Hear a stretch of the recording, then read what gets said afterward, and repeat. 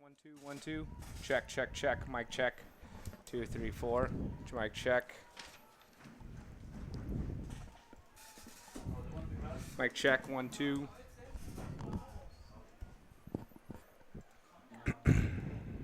Check, check, check. 1 2 3 4. Got it. Check 1 2. Score 1 2. Yeah. PSJA.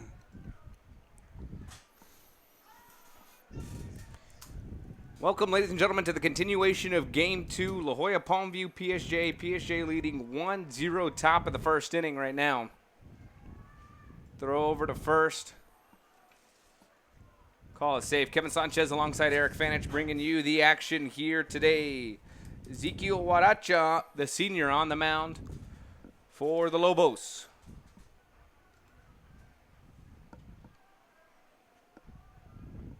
Huaracha deals. That pitch swung on.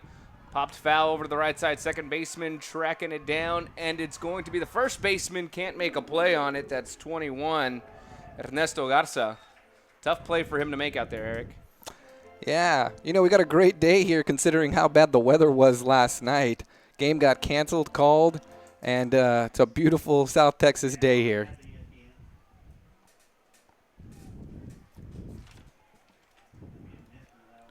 Lucero's back to the batter's box. 2-2 the count to Lucero.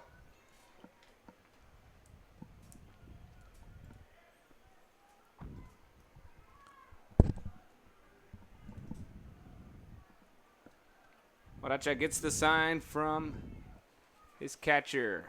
Comes set, delivers. That pitch swung on, pop fly to the right side. The right fielder in, tracking it. And that'll do it for the Bears here in the top of the first inning. 1-0, PSJA leading over La Jolla Palmview. We'll be back after these messages.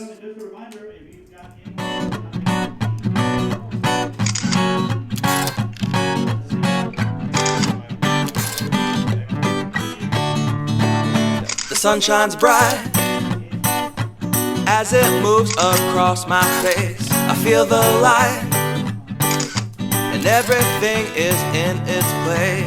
Oh, I woke up feeling great. Today was made for me, and life is good the way it should.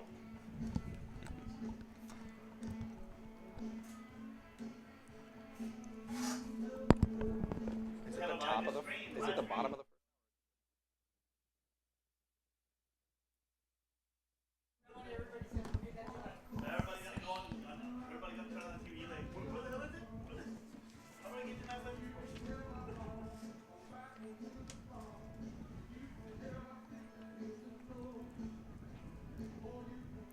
Welcome back, folks. Bottom of the first inning coming up.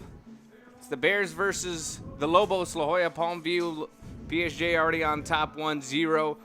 It was Palmview winning game 1 of this series. Game 2 yesterday postponed. I believe they got through about 2/3 of an inning, then called it quits and decided to come back today, Eric. That could be the longest first inning ever in history. We might have to check that one on the books, actually.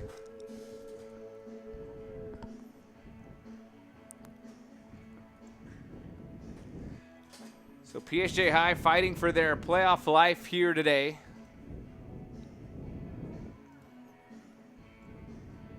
And talk a little bit, Eric, about how hard it is to just get emotionally up for a game, everything that takes, especially for a starting pitcher to get ready for the game, and to come out, get about 2/3 of an inning in, and then have to shift it back into neutral, relax, and then get started 24 hours later. Oh yeah, it's a tough mentality. I used to play catcher actually in high school, and talking to those pitchers and being able to walk them through the game, it's just it gets very stressful, especially when you're the pitcher. I mean, you're controlling the ball game, and to be able to mentally prepare yourself like yesterday, have the game canceled and have to re-prepare yourself, I mean, it's going to be a lot more difficult for a team, especially like PSJA, who's down, to get excited about this because they need the win. Rogelio Salinas on the bump for the Bears. Stepping up to the plate, number 6, Edgar Salinas, the junior.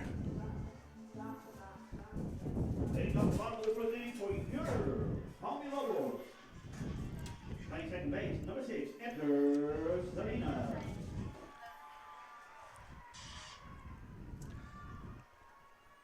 Salinas in the back of the batter's box. Pitch gets in there for a called strike, 0-1 the count.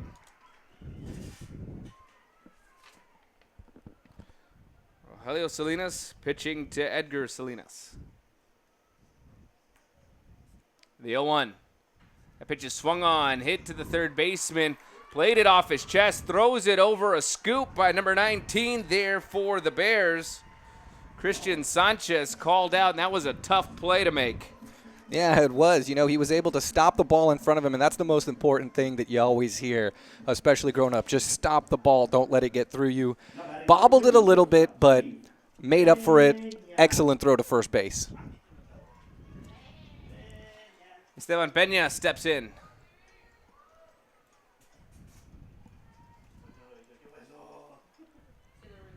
They're calling time for some reason. Umpire out at 2-bag. Stop and play for a second. They're looking at home plate, it looks like, Kevin.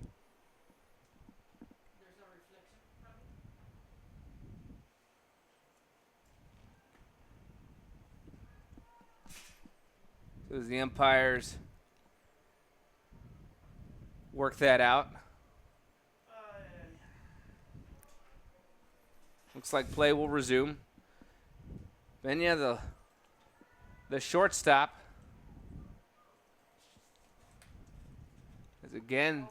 Down on the first baseline, Kevin, it looks like there's a little bit of a stoppage. Looks like the first base coach in the umpire's ear a little bit. The wind here is out of the east today, so any of these batters that are, especially the ones that are batting left-handed, they've got to fight that strong Texas wind that's coming from the east.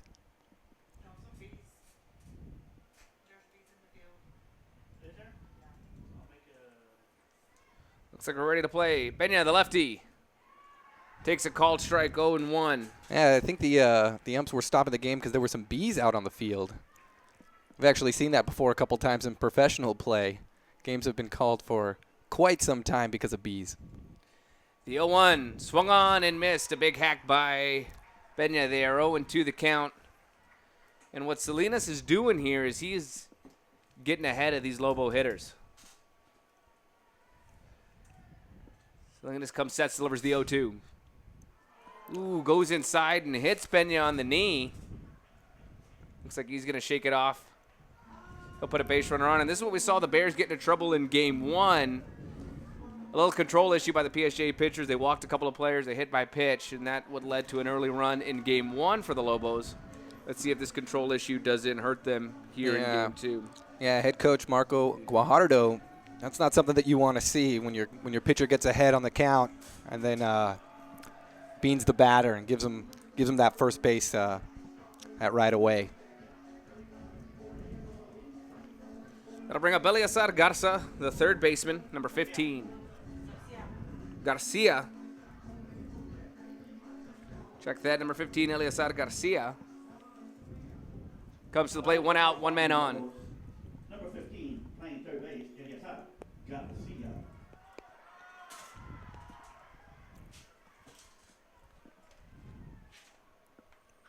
Garcia fouls one off down left field line, 0-1. And like we said, Salinas doing a good job. We've seen at least with the first 3 hitters here, he's getting out to a first pitch strike. He is. That's what you want to be seeing, especially as the catcher out there. You want to see that your pitcher doesn't get a lot of throws and doesn't get a lot of pitch count really high.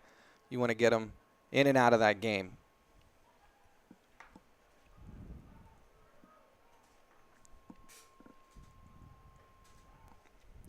And Peña over there, Kevin, he's getting a big lead. After he got hit by the pitch in the knee, doesn't seem to be affecting him very much. Look for him to possibly go on one of these next couple pitches here. I think Salinas was seeing the same thing you were seeing. Checks the throw over to first. Kind of keeping it a little bit honest over there on first base. The 0-1 to Garcia. Misses 2 balls and a strike. to the number 3 hitter.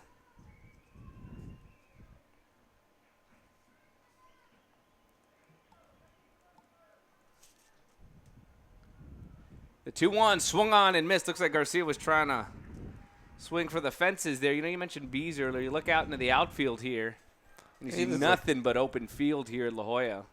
It's a beautiful ballpark. It feels like I'm in the movie Field of Dreams here just watching this game.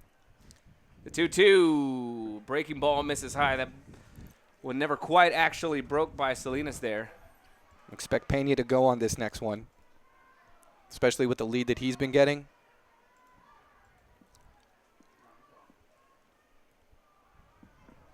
The 3-2 fouled off down to the right side. We'll do it again.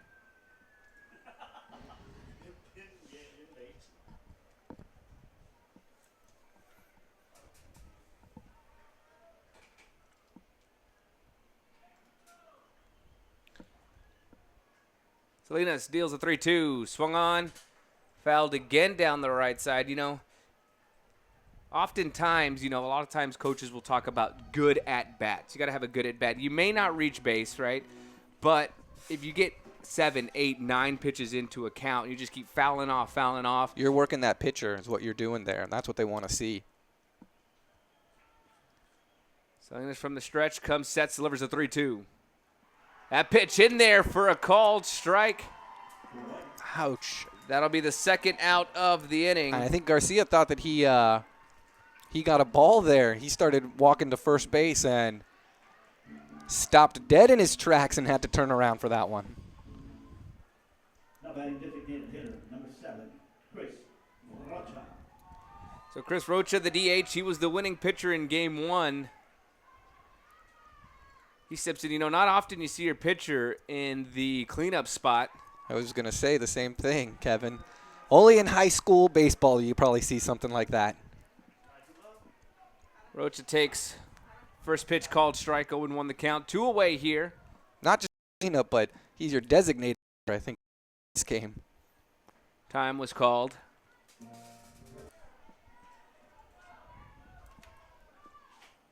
Rosales finds one right past a diving third baseman. They're going to hold up the runner at third as that ball was smoked down the left field side. And, that's one of those shots, Eric, that, you love to see the hard base hit, but it got out to left field so quickly. Right.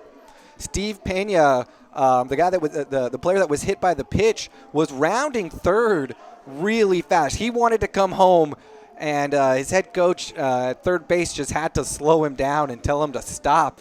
You are not running. Got himself, went back, and they got the bases loaded here. You don't want to give away the out, especially the last out of the inning at home plate like that. That's a terrible way to go out of an inning, especially after a rally like this. So the bases loaded is exactly what we saw in Game 1. The Bears were almost out of it until a bases loaded situation. Let's see if they can capitalize here. Into courtesy run, Fabian Pena in there for the catcher. One of those things in high school where the pitcher and the catcher, you're allowed courtesy runners trying to save their legs.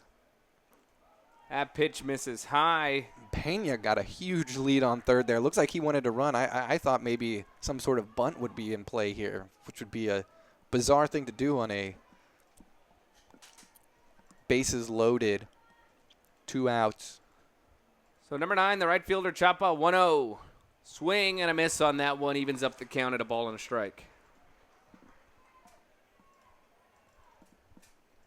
Bases loaded here for... They're really giving him a lot of space down that right field line, Kevin. Let's see if he can push it out there. They're making, as that pitch misses outside 2-1, they're definitely pitching him away. They don't think that he's got the power to go opposite field. As you mentioned, Eric, a lot of space out there in right field. Definitely playing him pull hitter.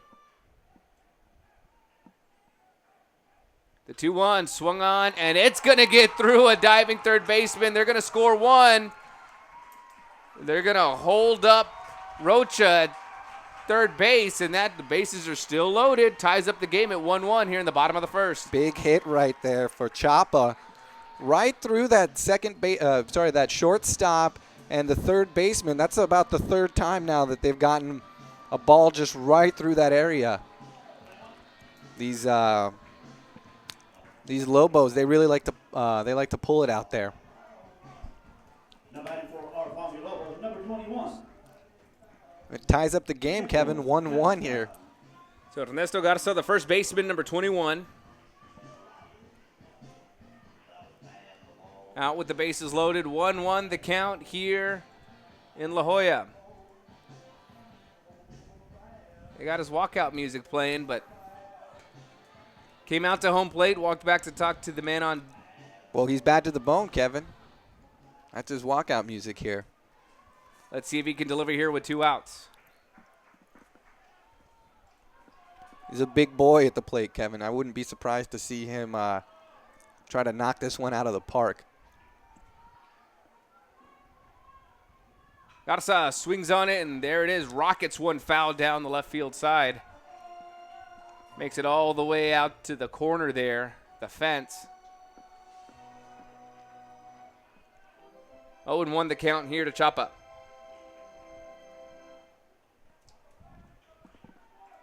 Excuse me, Garza, the first baseman. Salinas comes, sets, delivers the 0-1 pitch. A breaking ball behind the head of Garza. You know, that's twice we've seen him in this inning so far, Eric, miss with that breaking ball. Well, he's crowding the plate a little bit. I think the pitcher, I don't think he lost control of it, but I think he's trying to let him know, hey, back off. The 1-1 from Salinas. Goes outside on that one, Kevin. Pitch misses way outside. 2-1 now the count.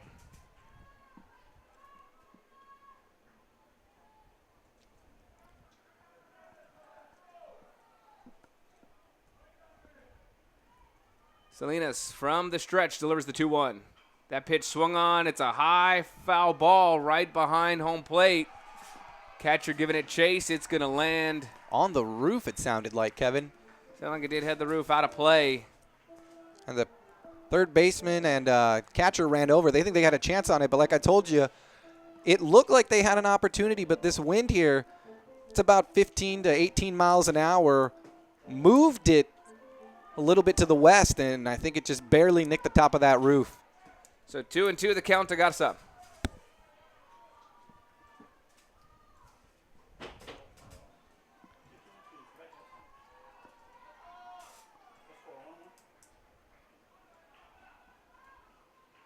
The 2-2 from Salinas. Swung on. That pitch fouled off. This time the right side. He's staying with it, though. That's what you want to see. He keeps fighting it. He's going to find his pitch.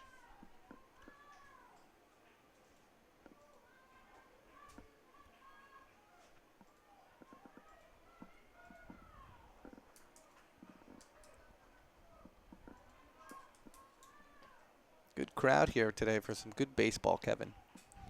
You know, Salinas already in the stretch looking in. Garza wasn't even in the box. He's ready to move through this inning.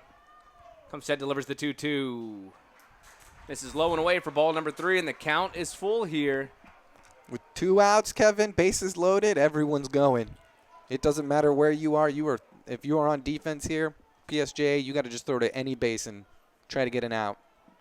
2 outs, full count, and you got to expect the runners to be moving on the pitch. That pitch is swung on. A lot foul down the left side. A lot of room out there.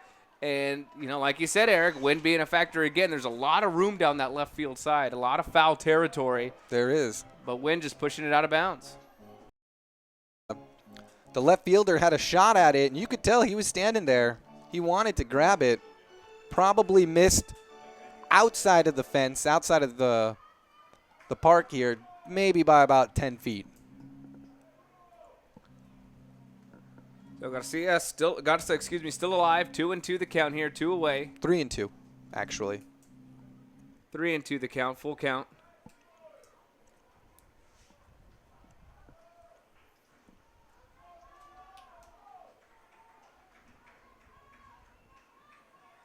You know, normally when you see with the bases loaded, the pitcher sometimes will go back to the windup. That's where they feel more comfortable. Salinas sticking with the stretch here as he throws. Check throw over to third base. Not really trying to make anything happen to see if he can catch somebody asleep.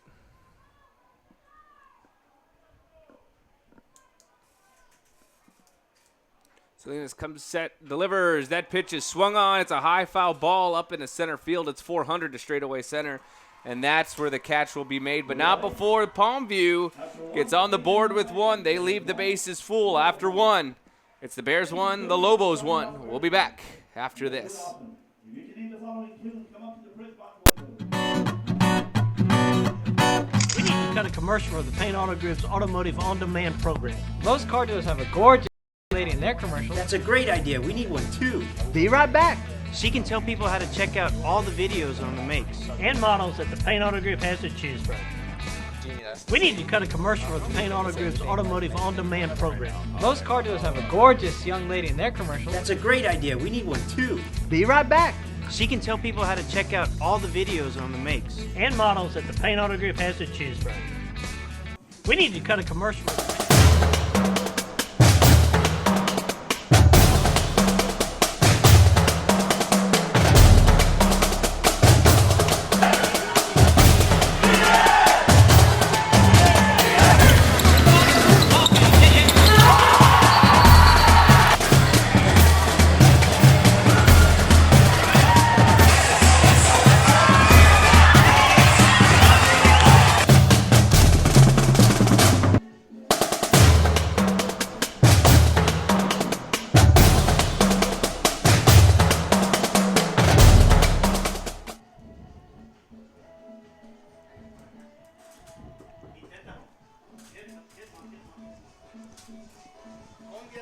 Welcome back here to La Jolla, where we got the Palmview Lobos taking on the PSJA Bears 1-1 as we head to the top of the second inning. Baracha on the mound for Palmview. In his first real inning of work, like we said, they only played 2/3 of an inning yesterday. And as we just found out, Eric, you know, a lot on the line here for Palmview. And when we said that digs in, that pitch misses from Waracha. 1-2 the count.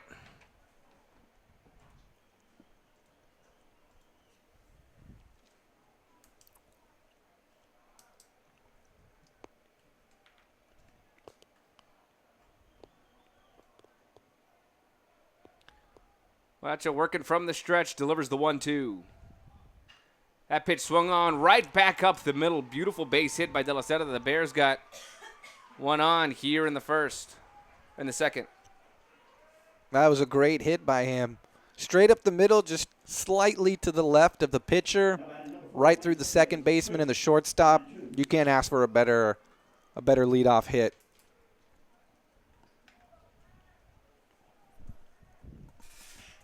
Chris Menchu, the batter.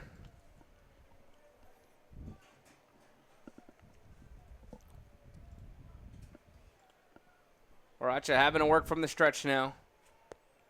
De La Cerda over at first, threatening to steal. He takes off. Menchu shows bunt. Rosales not able to hold on to that one as De La Cerda takes second base. Yeah, Manchuja was showing the bunt there, Kevin. We saw the third baseman come all the way in. The catcher just lost it on his throw to second, but a good jump by De La Cerda to steal second. Let's see if you still see that bunt here. Will he show it? So runner in scoring position for the Bears, no outs.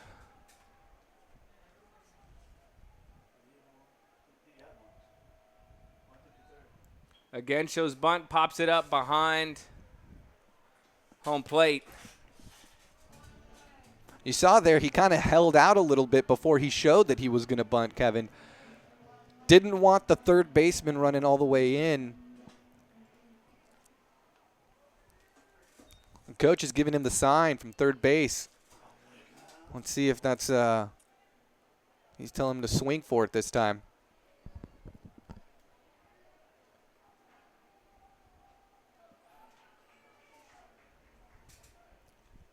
Racho working from the stretch, comes set, delivers, still showing bunt, puts that ball on the ground, but called foul. That gives him 2 strikes. We're going to have to swing away here because, you know, if you bunted foul with 2 strikes, obviously an out.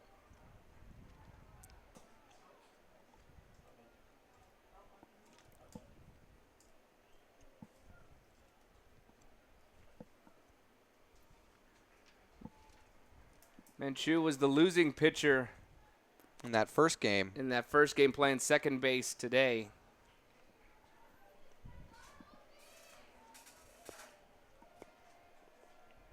Salinas comes set, steps off, takes a look at De La Cerda over there on second base.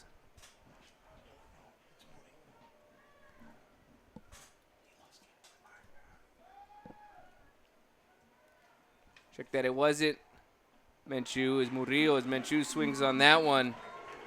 Out number one of the inning. And, you know, that's what really hurts you, Eric, is when you're trying to play the type of baseball. You can't get the bunt down. You can't do those fundamentals. And now they got the runner in scoring position, which is what they wanted off the steal, but they would really like to have him on third base.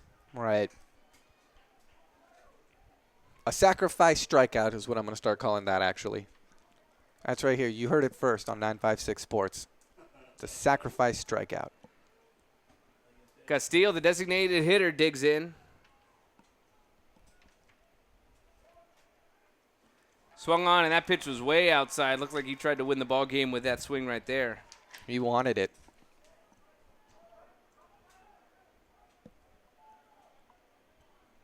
Castillo's the designated hitter here. You normally don't see the DH this far down in the lineup.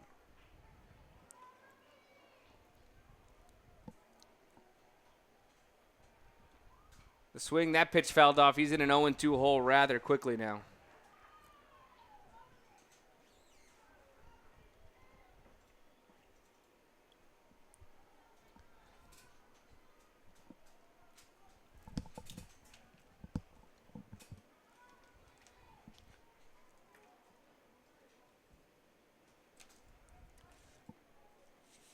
Salinas looking in, getting the sign from Rosales. Checks the runner over at second, delivers. That pitch is swung on, high fly ball left field. That's Hinojosa giving it a chase. He makes the out. And a strong throw into third base. What a throw. Completely skipping the cutoff man. Straight to third. Not even a one-hopper. That landed perfectly in his glove. You know, that was one of those, you know, there was no threat of De La Cerda taking it, you know, tagging up on that play. That was one of those, just so you know, I got that arm out there. You better stay back, exactly. I think he was sending a message to the entire PSJA lineup with that one. That'll bring up number 21, Mark Castillo.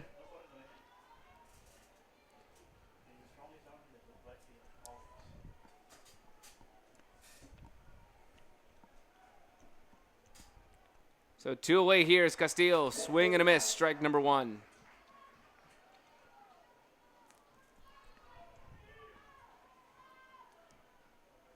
Salinas working out around a no-out single.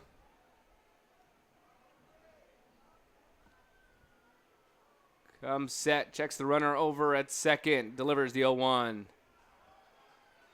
Good block by Rosales. You know, Castillo at bat right now really needs a good hit. You don't want to leave that runner stranded, especially after your leadoff runner was able to get to second. You had 3 cracks at it to bring him home. Salinas checks the runner, delivers. Pitch misses again. 2-1 to count.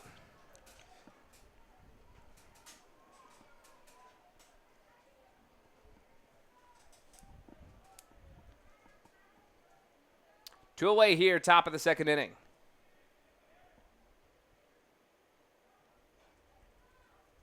De La Cerda doing a lot of dancing, but doesn't look like La Jolla's holding him on. That pitch swung on, fouled back. It'll play off the roof here. 2-2 the count. You know, beautiful facility that they have here. A nice roof covering this grandstands. When that ball comes crashing down on it, it's got a loud thud to it.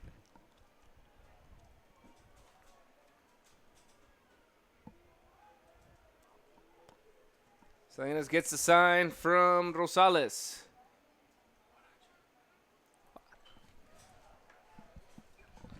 Delivers. That pitch fouled off. Huarache, the pitcher for the Lobos. Salinas is, of course, the pitcher for the Bears.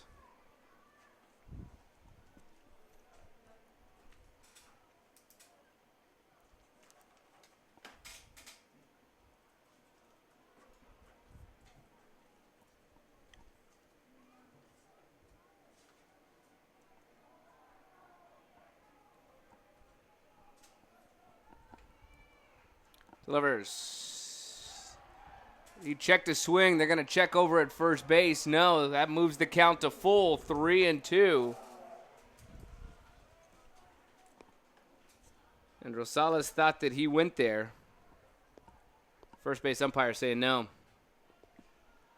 It's a full count here, Kevin. 2 outs. Got to expect that runner to go. Shortstop and the pitcher trying to keep him in check. Watch out, delivers. That pitch is going to miss off the pads of Rosales, gets away from him a little bit, and the runner able to advance on that. Now runners at the corner, 2 away here for the Bears. Excuse me, you're right. He was on second. He didn't have to run on that play. But he did, and got him in the corners, first and third. That brings up number 8, Quique Rubio. Flied out in his first at-bat. Which was yesterday. Which happened to be yesterday. So we can almost count this as his first at-bat of the day, although it's his second bat of the game.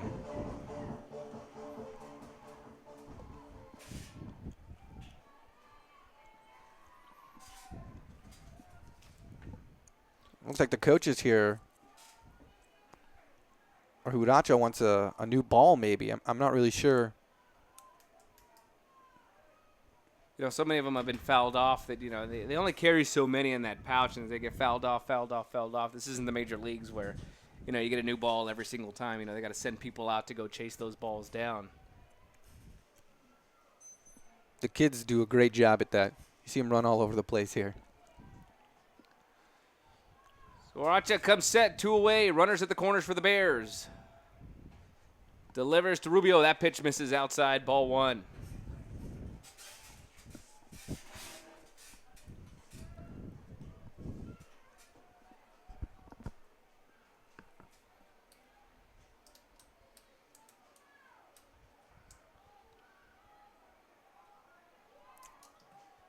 The 1-0 pitch in there for a called strike, 1-1. You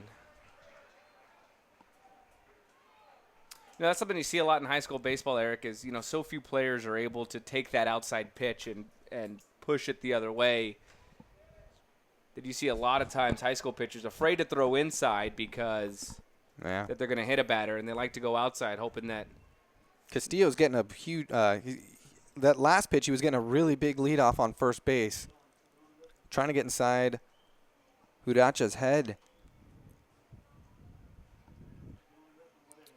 Especially when you got those 2 players on the corner, Kevin. It kind of gets you looking both ways here.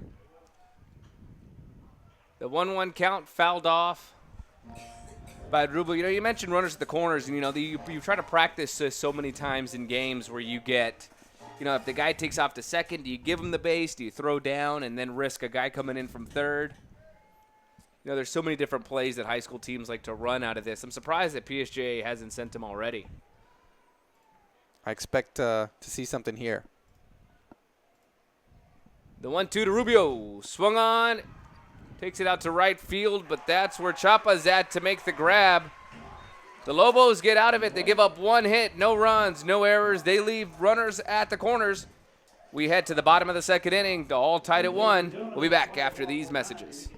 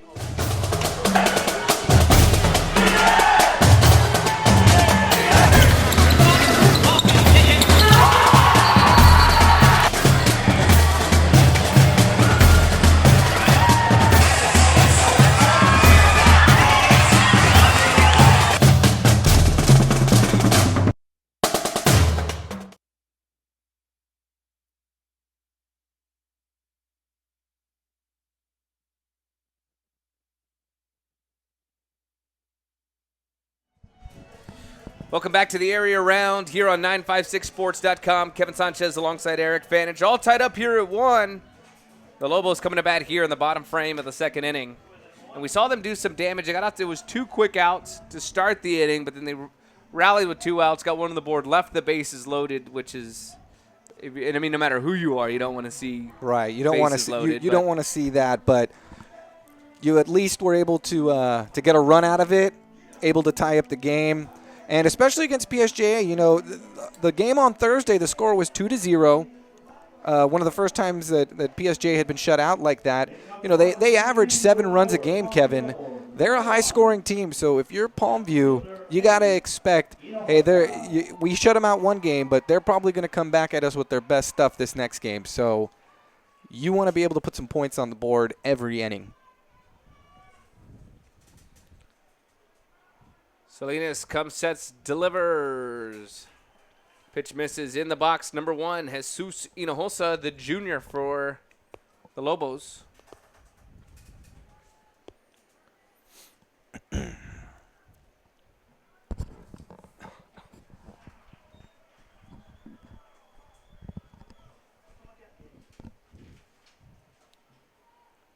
One 0 the count to Hinojosa.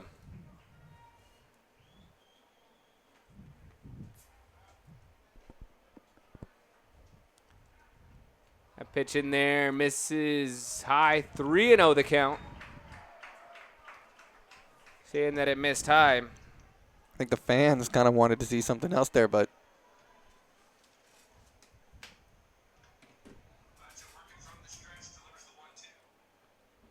that pitch in there. It's a leadoff walk for Hinojosa.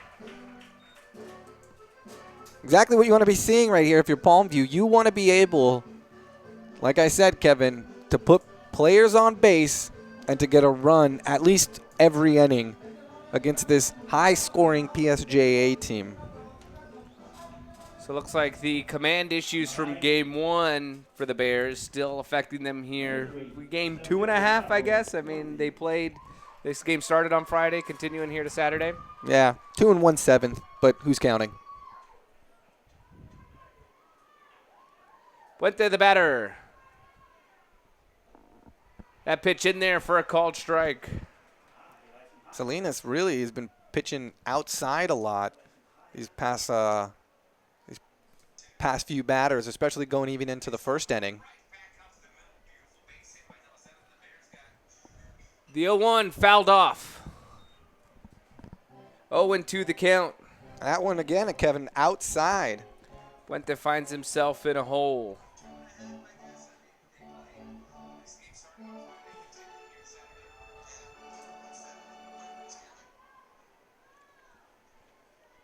Salinas comes set at the eyes, delivers the 0-2. That pitch misses high. Kind of, you see a lot of times pitchers when they get into an 0-2 lead, they kind of wait. I hate to say waste a pitch, but throw a pitch that's either a little higher or a little outside. They like to gamble a little bit more. Yeah, we want to see if they can get the batter to chase it.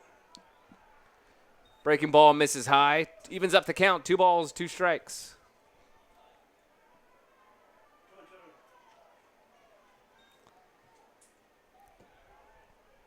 Nobody out here. Bottom of the second inning. Lobos with a runner on first. The 2-2 pitch. Going way outside again. You got to be thinking, is Hinojosa at first base, who's the center fielder for the Lobos, is he getting in his head? You know, he's got a lot of speed, center field. He can cover a lot of ground out there. He's got to be thinking, is this guy going for 2 on me?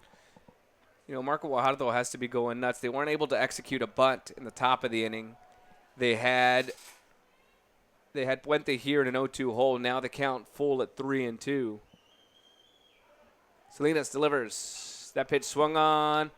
A grounder to shortstop. Could it be 2? They're going to fire over, and they're going to call him out. Oh, no, they're going to reverse the call. They're going to call him safe. Yeah, number 19 on PSJA. Christian Sanchez dropped the ball while he pulled it out of his glove. You know, they called him out, and I think that Sanchez has an argument here. I think it should have been an out. I thought it was on the transfer. They originally called him out. Right, and you can see Guajardo is out there talking to the first base umpire. Let's see what the call is going to be on this. He's talking to him. You know, you're allowed to. I mean, the ball can come out of your glove if it comes on a transfer. And they're going to have a meeting here at a powwow of the behind the plate ump and the first base ump.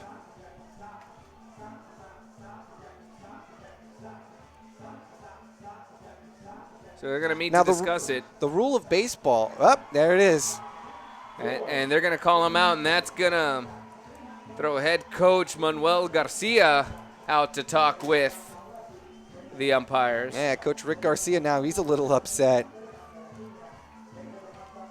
But I believe the rule in baseball is if you make the catch and you're going for the throw, if you lose it in the transfer, it's still considered an out. If you lose the ball in the transfer, and you know, I think that the umpires got the call right here. Yeah, it's a good thing that they talked about it, especially in playoff baseball. Every out means it could determine the game, and you want to make sure that you get the right call. So Coach Garcia not happy about it.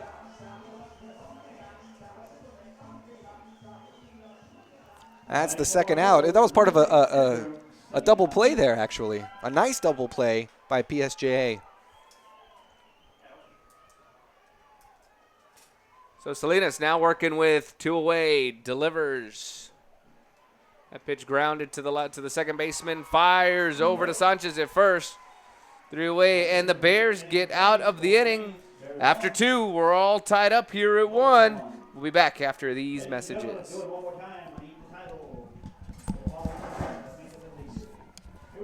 Hi, this is Amanda with 956sports.com. Check out this week's show where we take a look at soccer, basketball, and football from the past week.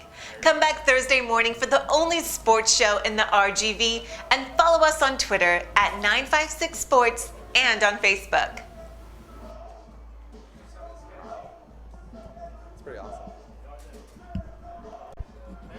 Automotive on-demand program. Most car dealers have a gorgeous young lady in their commercials. That's a great idea. We need one too. Be right back.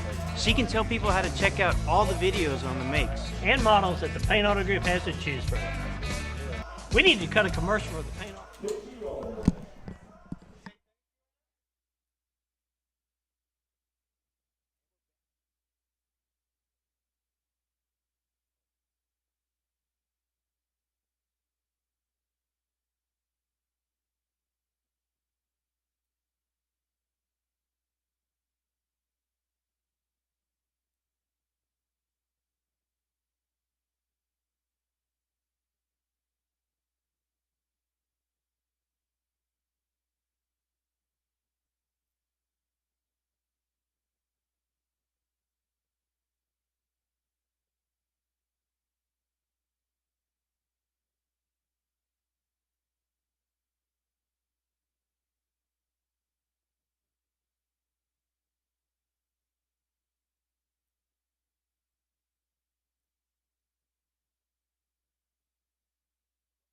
Playoff baseball here on 956sports.com. Kevin Sanchez alongside Eric Fanich. Leading off for the Bears here in the top of the 3rd inning, Rogelio Salinas.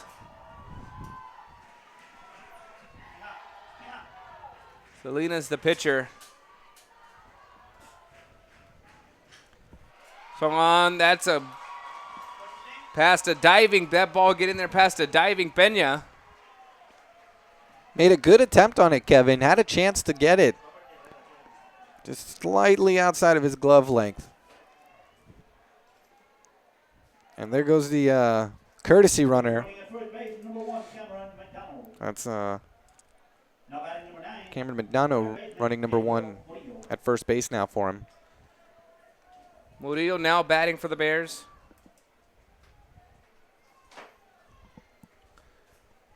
One on here for Huarache.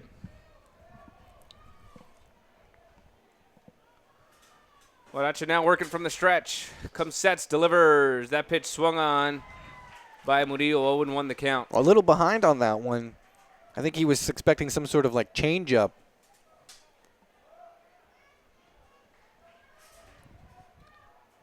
Murillo back in the 1st inning. Singled, reached second base on an error. Fire over to first base. Salinas getting there back in a hurry. Called safe.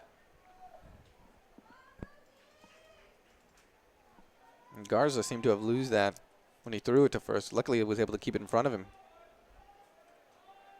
Waracha paying very close attention to the runner over at first. Here's Sam Murillo, checked his swing, 0-2 the count.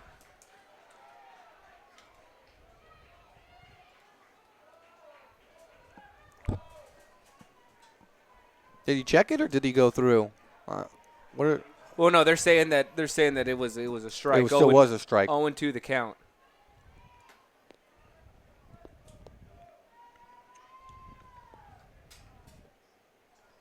Waracha delivers the 0-2. The runner goes.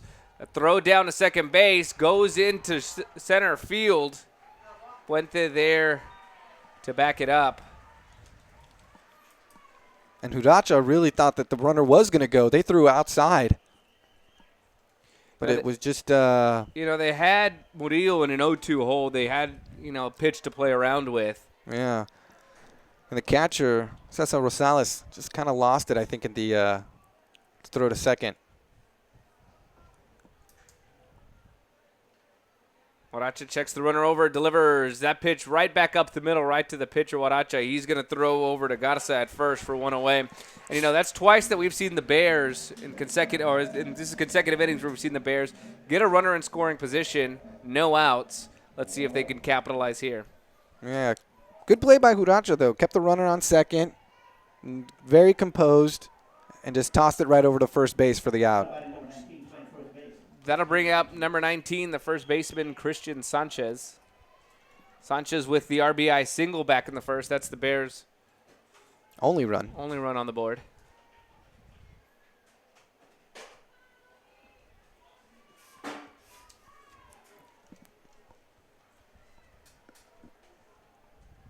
They're really leaving that right center field open for him.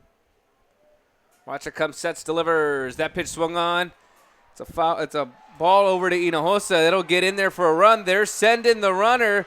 Throw to the cutoff, throws it home. Not in time, and there we see the Bears get on the board. Another RBI single by first baseman Christian Sanchez. Great hit there, Kevin. Right to the left fielder, just placed it right over the third baseman, but just short of the left fielder so they wouldn't be able to get him on a pop-up. And the Lobos, they knew where he was going. The left fielder moved all the way over, and their center fielder was playing more of a center left. They really left a big gap between center and right field open, but Sanchez was still able to find that sweet spot and get his second RBI of the day. That'll ring up the catcher, Mark Licerio. 2-1, Bears taking the lead here. Licerio kind of checks a swing there and knocks it foul on the right side, 0-1 the count. Yeah, it looks like it kind of hit the inside part of that baseball bat. I think he would have got a little bit better full contact. That probably had a good chance to get out of the infield.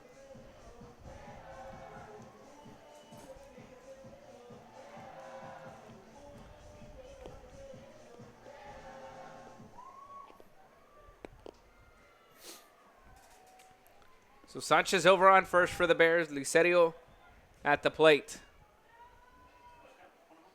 Waracha working from the stretch, comes set at the eyes. Delivers the 0-1. And Sanchez is going to take second base without a throw. There wasn't even an attempt there. I don't think either the second baseman or the shortstop thought that he was going. Usually a big guy like that, you never see steal a base, but stand-up steal. 0-2 the count to Licerio. Big swing and a miss for out number 2 of the inning.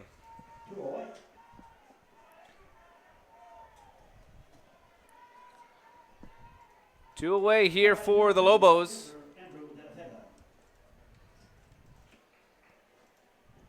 That'll bring up number 2, Andrew De La Cerda, the right fielder. Aracha checking over on Sanchez over at second, delivers. Misses outside. Good block by Rosales to keep that ball in front of him.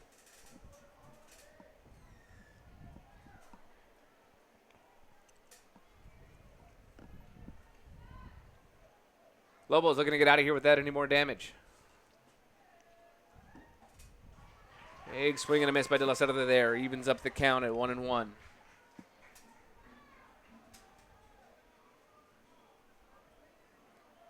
2-1 Bears, top of the third inning here at La Jolla.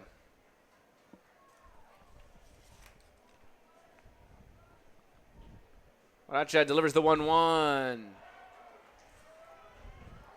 Misses outside, 2 balls and a strike. You know, they're making a concerted effort here to pitch these Bears hitters away. You know, they've caught him a couple times trying to check their swings.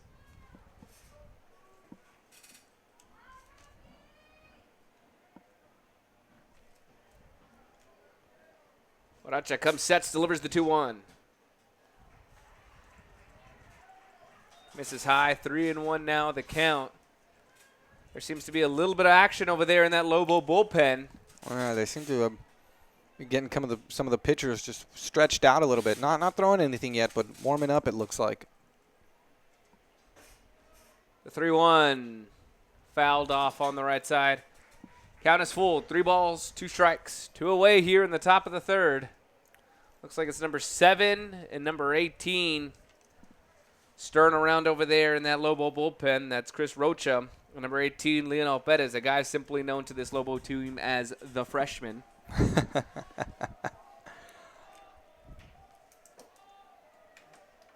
Full count here. De La Cerda. Aracha deals. That pitch swung on, popped right side. Chapa giving it chase. He'll come in underneath it and make the out for number 3. And the Lobos get out of the inning. They give up 2 hits, 1 run, no earned. And we just got a breaking news right now. Edinburgh North is up 13-2 against McAllen Rowe. And they're in that 3rd game of the series for them. So Rowe is down 13-2 to Edinburgh North. Looks like Eagle Pass also defeats Harlingen South 3-2. Looks like they'll play what looks like to be Edinburgh North, who looks to be in comfortable control of that Rowe game. Bottom of the 3rd, up 11 runs, I'm sorry.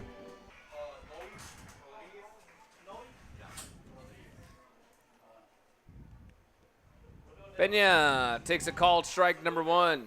Like I said earlier, PSJA, they like to score a lot. They average 7 runs a game. So they're a little bit, down on what they should be averaging out right now, but 2 still very good. The 0-1 swung on and missed. Pena finds himself in an 0-2 hole.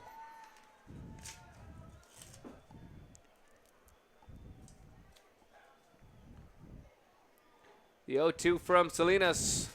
Swung on. That's Castillo out there in left field. Makes the grab. 1 away here for the Bears. And those pop-ups here, Kevin. Now to Garcia. Ooh, breaking ball. And, we haven't seen him have much control of that breaking ball all day long. He's missed high. He missed behind the head of a hitter. And now he hits a batter. And it looks like his catcher is going to go. No, I thought he was going to have a word with him, but trying to let him play his game. That'll bring up number 7, Chris Rocha. Designated hitter, Chris Rocha. Rocha singled to left field back in the 1st inning.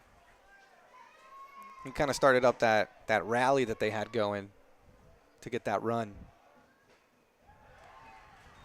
Paints the corner for a called strike. 0-1 the count.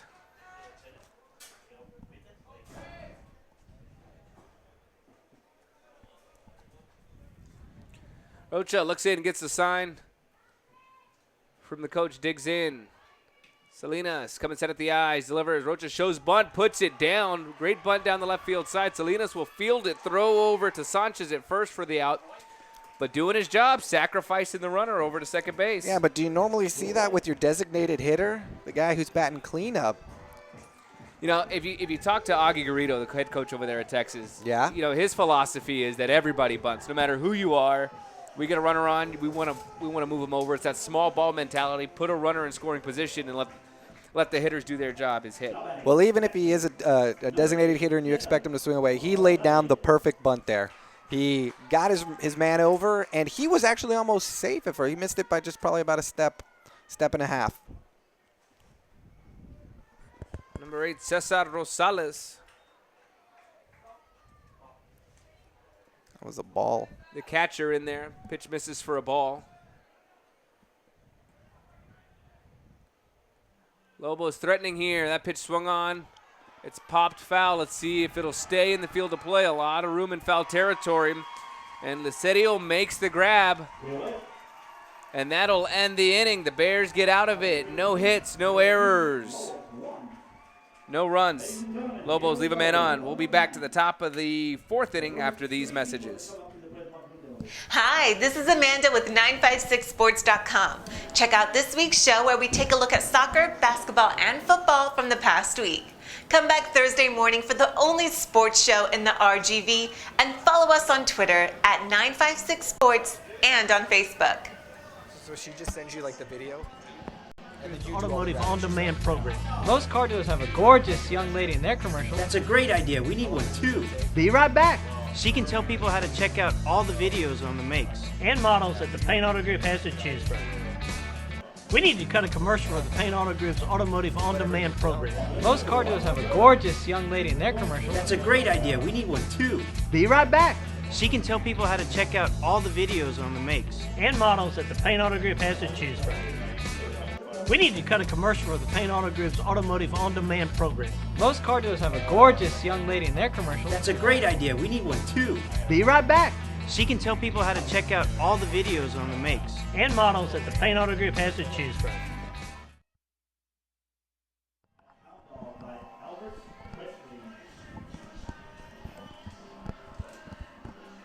Welcome back to playoff baseball here on 956sports.com. Head to the top of the 4th inning. The Bears leading the Lobos 2-1.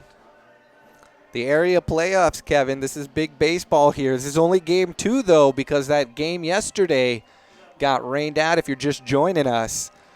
So if PSJA does pull out the win here, there's going to be a 3rd game, which was supposed to happen today, will still happen today, but it'll be 30 minutes after this game is over. So if you're just joining us, grab yourself some popcorn, get a couple sodas, and you're in treat for some good Texas high school baseball.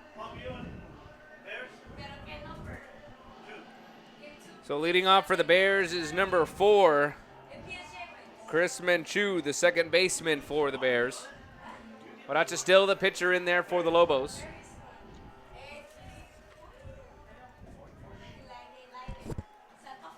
Leading off the top of the 4th inning for PSJA Bears. Playing second base, number 4, Chris Manchu. Going outside a lot. I don't know if enough of them feel comfortable with going inside, and they got enough control of their...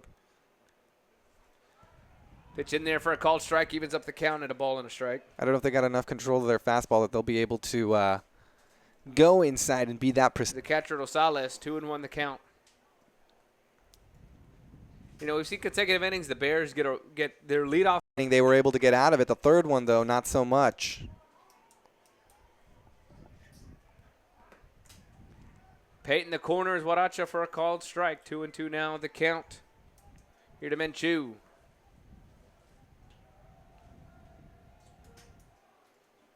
Ooh. Swing and a miss from Menchu there as he strikes out for the 2nd time in this game. For the first out here in the top of the 4th. Far outside, got him to chase it. Menchu, he was swinging heavy there. So that'll bring up number 6, Michael Castillo, the designated hitter. He flew out to center field back in the 1st. And that was a long fly out that I think he had to center field. Swing and a miss by Castillo.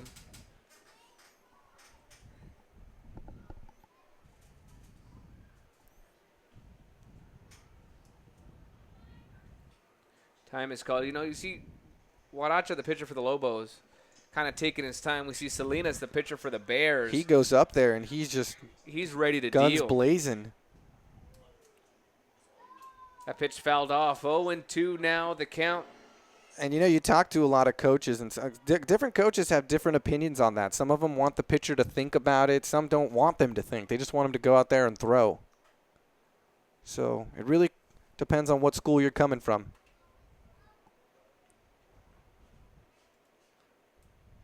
Let's see if Waracha gets him to chase here on the 0-2.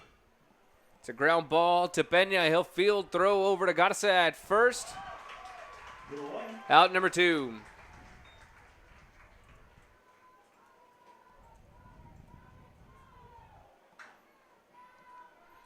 Good play on that ground ball, keeping the ball right in front of you. You know, we haven't seen very many. I think we've only seen one error here today off both sides. It's been some pretty good baseball. That'll bring up number 21, Mark Castillo.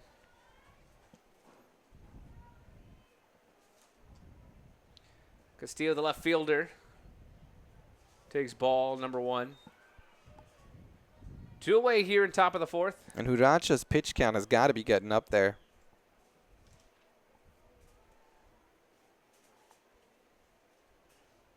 One 0 from Huaracha. That pitch misses outside.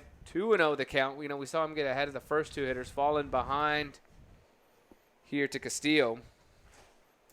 The way he's pitching, though, I wouldn't be surprised to see this somehow get to a full count. Castillo walked in his first at-bat, pops that one up in the infield.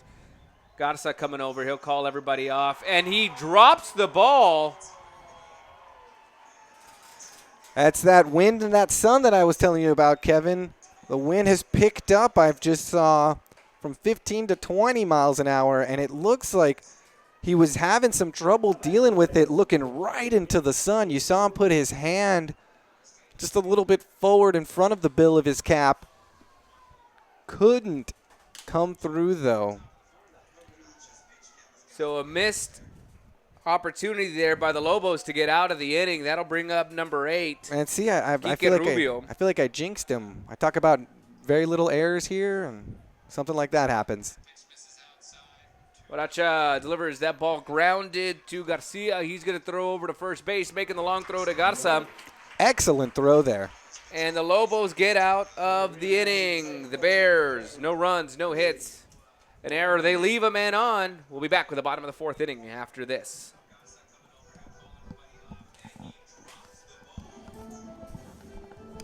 Oh, crikey. You wouldn't believe what I just found in South Texas. 956sports.com. It's probably the best sports website in the Rio Grande Valley. It's an elusive little website that makes bigger websites scared. It changes news every day and has some of the best stories around. It also has videos, games, and in-depth articles about the teams you care about. And they have their only sports show in HD in the 956. Mate, if you get... PSJA is playing that left field very heavy for him, giving him pretty much the whole right field line. That pitch swung on, ground ball to Rubio. He'll field, give her over to Sanchez for out number 1.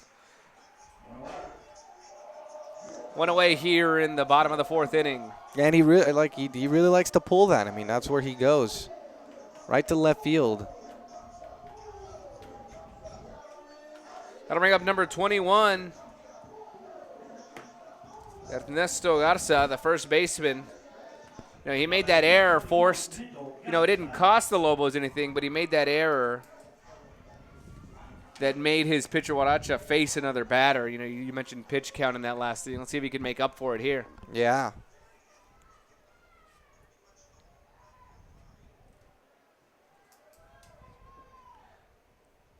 Salinas sets and deals in there for a swing and a miss by Garza, strike number 1.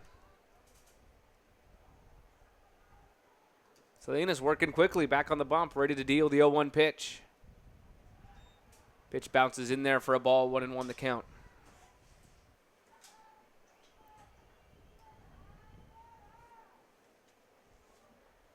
It just amazes me at how quick Salinas likes to work here for the Bears. The 1-1 pitch. Yeah, you see the batters for Palmview have, they keep looking over to their third base coach trying to get the sign, and they've got to take a second, maybe call timeout just to get the sign on what that play's going to be. Pitch misses outside. 3-1 now the count to Garza.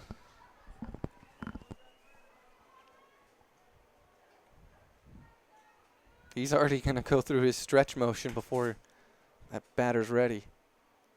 Garza hammers that one to left field. Little bounce in front of Castillo. Solid base hit. That's where he went. Well, he popped up with the bases loaded in the first inning. But that's where a lot of these Lobo players have been going, is just right down that left field line. They're getting some good hits out there. Let's see if they can convert one of those into a run here. Let's see if Coach Garcia. Yeah, Coach Garcia is going to make a move. He's going to send in a pinch runner. Now, it's not a courtesy runner because Garza is the first baseman. Looks like they're going to send in number 11, Andrew Puente. He's also listed as a freshman. Not the freshman. He's not the freshman. Just a freshman. Freshman 1 and Freshman 2, like the Dr. Seuss book.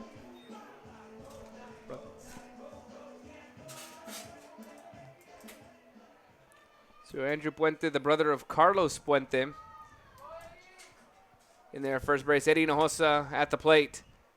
Swings on that one. Tapped foul, 0-1 the count. Now here's the question, Kevin. Do you think the pinch runner is going to be going here? And we saw him get a big lead there. It's interesting what Coach Garcia is going to do here. I would imagine that he would re-enter Garza. The fourth inning seems a little early to... Especially take out your captain. To start burning a pinch runner. The 0-1 popped up foul. It'll land on the roof behind us. And Hinojosa's in an 0-2 hole here. Yeah, I would imagine that Garza's going to re-enter the game for Puente, but then you can't pinch run for Garza anymore unless you want to lose him for the entire game, which I doubt they'll do. And that means that freshman Puente, Andrew, will be done for the game.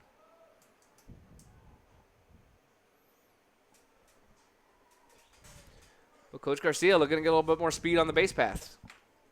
They need it right here. The 0-2 pitch, Hinojosa misses outside, ball number 1. And he's getting a big lead over there on first base, Kevin. Catcher's really trying his best to keep Puente in check. The 1-2 pitch. And you saw the catcher there. The last second moved in, and they went really far inside on that one. 1-2 the count, 1 away here, bottom of the 4th. Lobos with a runner on first. Trail here 1-2.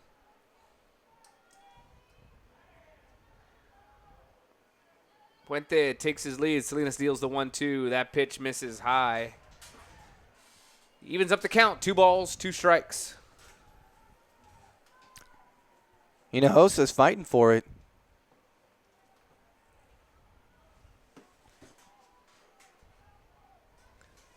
Salinas working from the stretch, comes set at the eyes, delivers the 2-2. That pitch misses outside, 3-2. Yeah, you think he was gambling with that one, trying to get him to chase it, or you think he just lost it? On a 2-2 pitch, you'd hate to gamble to get somebody to chase. That's something you'd like to see in an 0-2, maybe even a 1-2. Especially with the runner on first. Full count, 1 out. That pitch misses, and it's a walk to Hinojosa after Salinas had him in an 0-2 hole. Lobos with something cooking here in the bottom of the 4th. They got 2 on, 1 out. Puente didn't even have to steal. It was given to him. Second base. 2 on for Palmview. So that'll bring up number 3, Carlos Puente, the brother of the freshman Andrew Puente, that's running on second base right now for first baseman Ernesto Garza. And in the second inning, he hit into a double play, so definitely hoping Coach Garcia does not want to see that right here.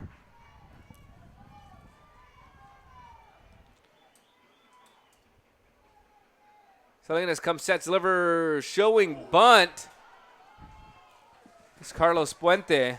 That pitch gets away, and the runners advance to second and third. Now you got 2 runners in scoring position. Let's see what. Now do you still do that bunt that they were showing? What do you do here if you're Coach Garcia, Kevin?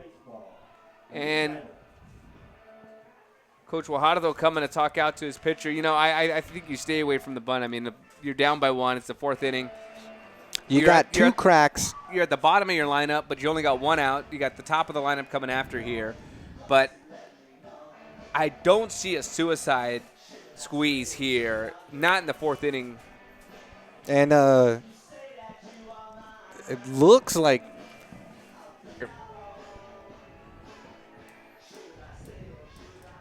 so 1-0 the count to Puente. No danger of grounding into a double play now that there's no force.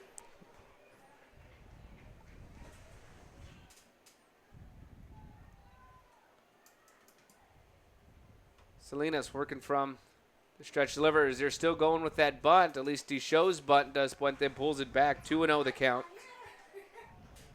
You look at the defense for the Bears. Everyone in on the grass. They are definitely playing. If a ball's hit in the infield, they're definitely going home with it if Puente decides to take off from third base. They got everybody in tight.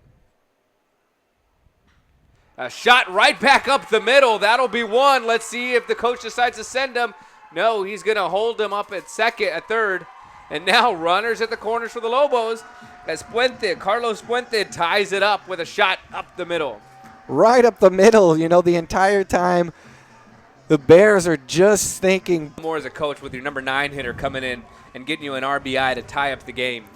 Not just the RBI, but now you've advanced that runner from second to third.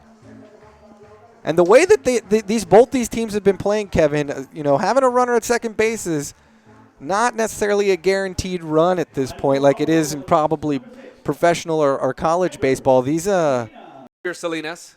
He showed bunt there too. That pitch in there for a called strike, 0-1 the count. Runners at the corners. Let's see what Coach Garcia decides to do here to see if he sends Puente.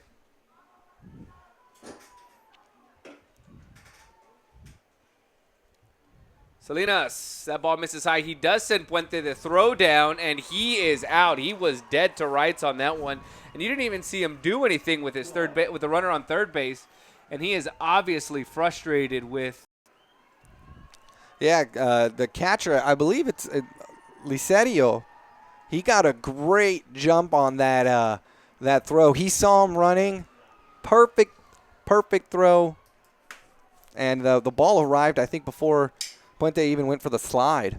You know, there's some obvious miscommunication with Garcia and his runner over on third base. He didn't even budge on that throw. You'd like to see him at least, you know, fake like he's going home, at least do something. Obviously frustrated. 2 away now. As that pitch is swung on, lifted to the right side. Manchu giving it chase, going to be called off by De La Cerda, and he'll make the grab. 3 away here as the Lobos get one back. After 4, we're all tied up at 2. We'll be back after these messages here on 956sports.com.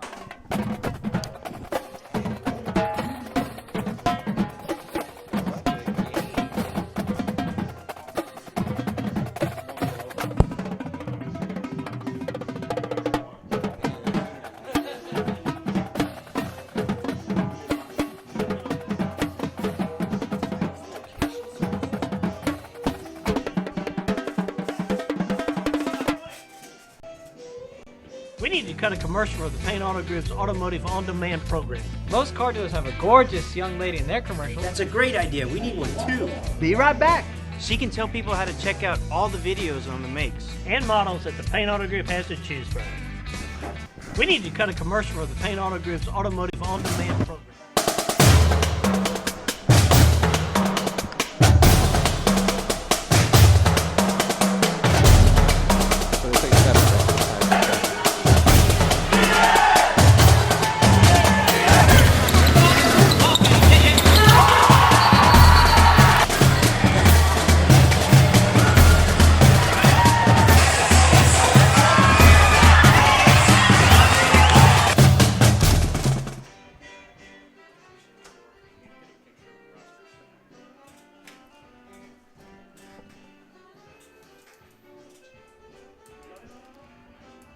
Welcome back as we head to the top of the 5th inning here in La Jolla. Kevin Sanchez alongside Eric Fanich bringing you all the action here on 956sports.com. The Lobos getting one back in the bottom of the 4th. Let's see if PSJA can answer. All tied up at 2. High school baseball, 7 innings. That's all you get. So it's going to be interesting to see how this one pans out. They got 3 left to play. You know, and anyone that knows baseball knows that games are won or lost in how you handle the last 9 outs, the last 3 innings. This is when, managers start to make their money, and it comes of pinch runners, relief pitching. Are you going to bring in a closer? We're all tied up at 2 with 3 innings left to play. Huaracha still on the mound. Called strike.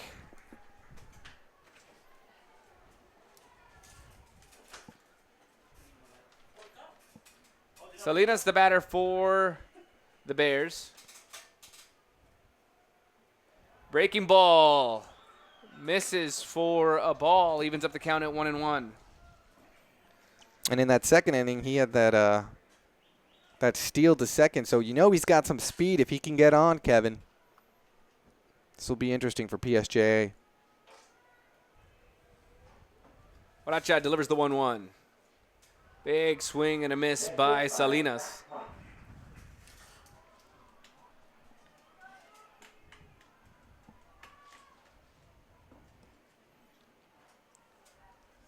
Huaracha ahead in the count here, 1-2.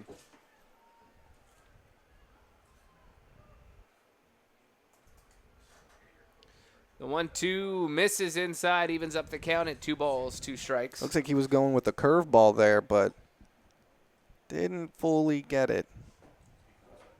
Didn't break enough. Now we start to see that shadow creep in over home plate, and it kind of makes it difficult for the hitters as they try to pick up that ball. Coming into the shadows. The 2-2 pitch. Salinas wanted to give it chase, but held up there. And as the game progresses, you'll see more and more of that. So will that affect the hitters? That's a good question.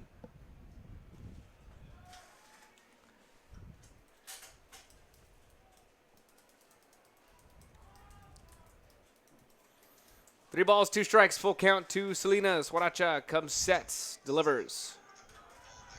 That pitch swung on. It's a high fly ball over to Hinojosa and left. He camps under it, makes the grab. Out number 1 here in the top of the 5th inning. That may be one of the longest hit balls we've seen today. You saw left fielder kind of run back a little bit. But no one has come anywhere really near close to hitting that out of this park today. That'll bring up the third baseman, Gabriel Murillo. He singled back in the first. Hit back to the pitcher in the third. 1 for 2 today. He was actually the first batter of today's game, not last night's, though.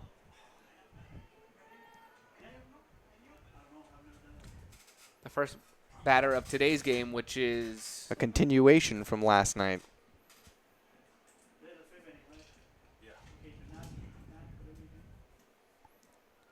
First pitch to Murillo, swung on and missed. Strike number 1. And like I said, it's a great day here. You got some really nice sunny weather. Glad to see the grass dried out. We had some pretty bad weather last night, so. The 0-1 pitch swung on, tapped foul down the left side. This is perfect baseball weather. We still got some guys up there throwing in the bullpen for the Lobos. They're not even on the bump yet. They're really just kind of warming up. And you think, could it be a strategy for Coach Rick Garcia if this game doesn't end up going their way and they've got to play a third game? Is he getting his pitchers already warmed up for that third game? That pitch misses outside. 1-2, the count to Murillo.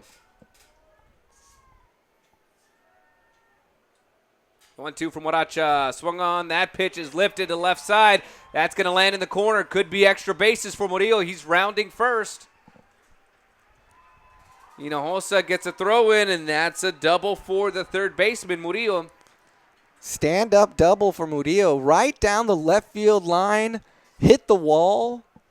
That's a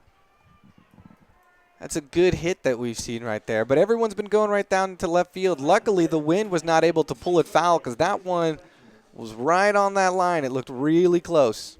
Now 330 down the lines here at La Jolla, 400 to straightaway center. It's a big park out there, a lot of room to run. Big. You know, a lot of foul area down left and right field, even behind home plate. You know, normally you don't see a backstop that far away. You know, if a ball gets by the catcher. He's got to go a long way to field it. Good thing both catchers been able to keep most of the stuff just right in front of them. I think there was one through ball that went through earlier when La Jolla was going for a bunt.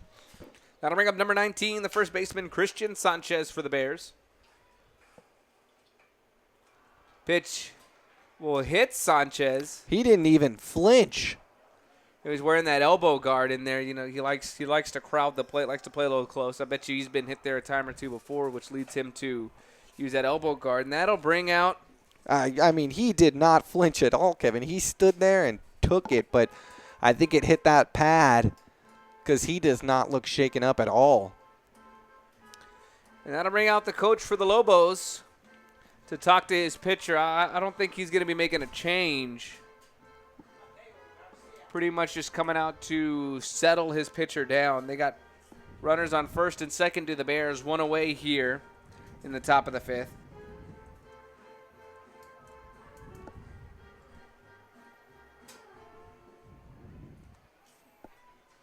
In case any baseball fans out there were curious, breaking news, St. Louis Rams draft Michael Sam. That'll bring up number 12, Mark Licerio. That's the catcher for the Bears. So 2 on, 1 away here in the top of the fifth inning. We're all tied up here at 2 in La Jolla. Guaracha's going to stay the pitcher. Comes hit at the eyes, delivers. That pitch swung on to the right side. Salinas will throw over to Garza over at first. 2 away, but the runners do advance. Good hit there, Kevin. Like we've seen a lot of the players today have been pulling the ball. One of the first players to actually push it, get it right through, causing the second baseman to kind of clear off. Not able to turn 2 on that. That'll bring up the right fielder, De La Cerda. Good way to advance the runners. He's 1 for 2 today. He singled back in the first inning, popped up to right field in the third. He's got 2 runners in scoring position.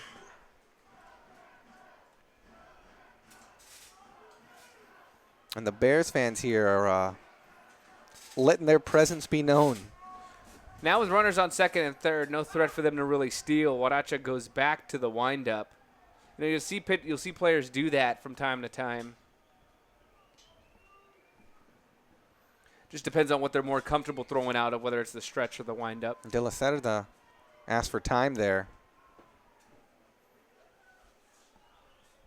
Guaracha out of the windup, delivers.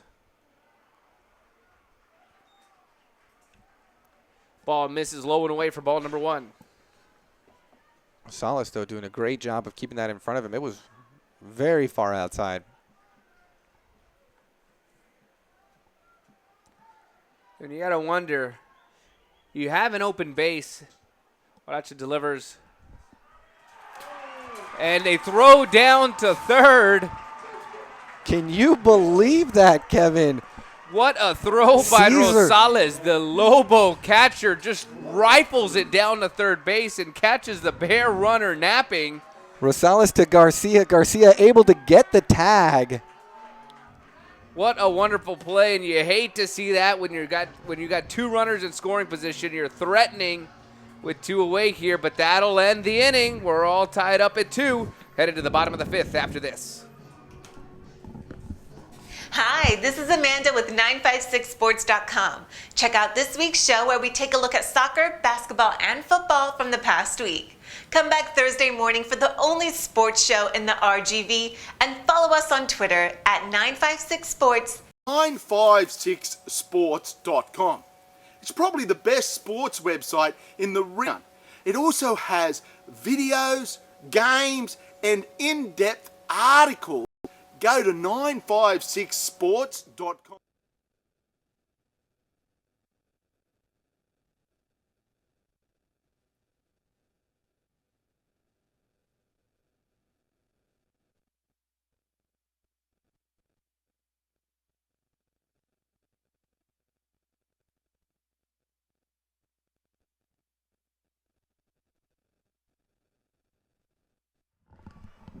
Puts down a bunt back to the pitcher, fires over to Sanchez over at first. Bring up Eliasar Garcia.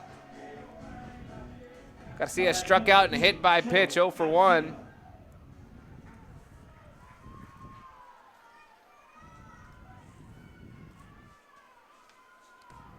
See if Palmview can capitalize on some of that momentum as that's in there for a called strike, 0-1 the count. You know, what a throw by Rosales in that last inning to get the Lobos out of that inning. That was something. That's a big momentum shifter. Let's see if they'll be able to capitalize on it on offense, though. Big swing and a miss. 0-2 hole. You know, Bears breaking the cardinal rule of baseball. You never want to make the first or third out at third base. Right. With 2 on. Salinas steals. That pitch fouled off by Garcia.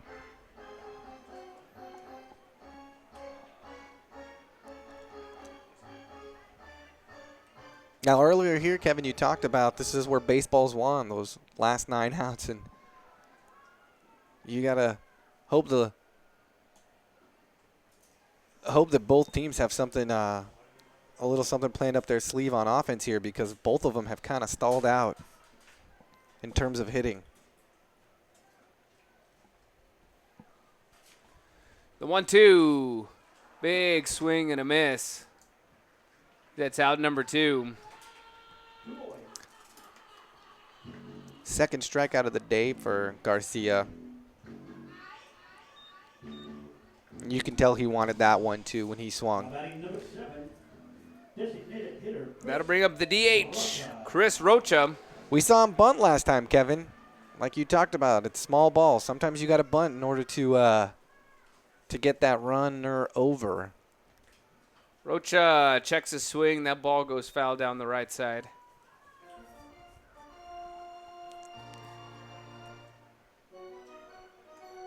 So Rocha called on to bunt in his last at bat. I think he'll be swinging away here with 2 away. With 2 down here in the bottom of the 5th.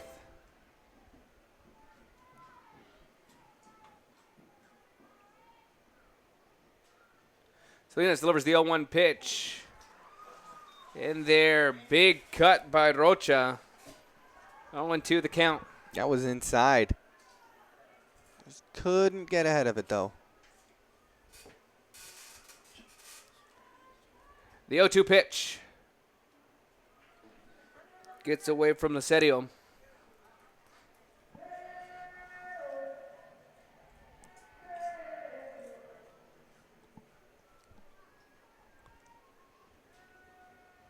One and 2 the count, 2 away here, bottom of the 5th. Lobos and the Bears all tied up at 2.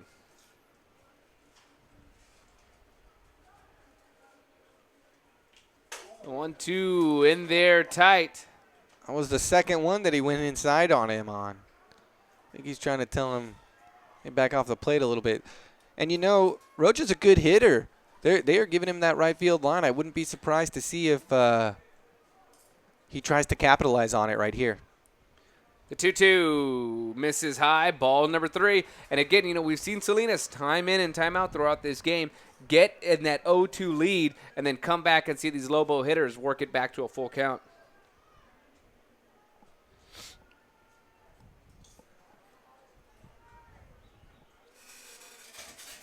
Salinas delivers the 3-2. Misses for ball number 4, and Rocha will take his base. Last thing you want to see if you're Coach Guajardo for the PSJA Bears, your pitcher get up that far, and Salinas just not able to come through. So that'll bring up number 8, Cesar Rosales. Now batting catcher, number 8, Cesar Rosales. Rosales singled and then popped up to the catcher in his last at bat. Let's see if that pickoff throw that he threw at third carries over a little bit here, and he's still got a little bit of adrenaline pumping through him to get a good hit. That pitch misses inside for ball number 1. 1-0 the count to Rosales.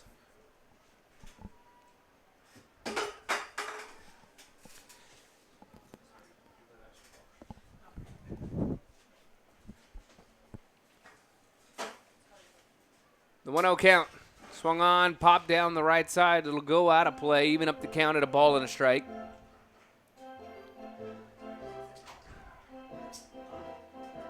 Two away, Rocha over on first.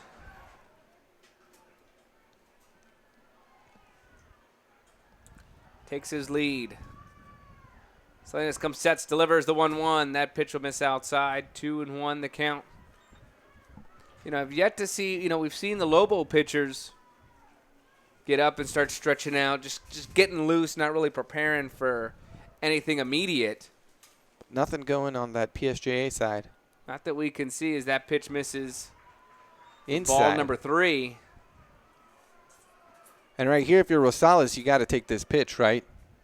Well, with a 3-1 count, you know, if it were 3-0, I'd say maybe you see take all the way, but with a 3-1 count, Swing away.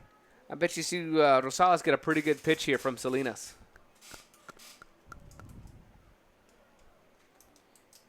And you have to wonder if Chapa on deck is, with 2 away, is playing into their heads a little bit. He does have one of their RBIs. Salinas comes set, delivers the 3-1.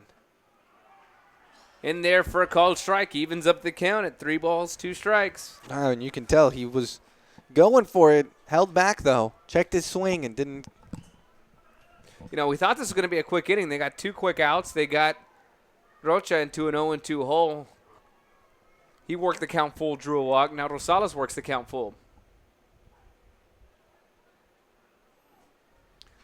The 3-2 popped up into center field. Flores Short. puts a dive on it. They're calling it safe. They're saying he didn't grab it. And he seems to be hurt out there.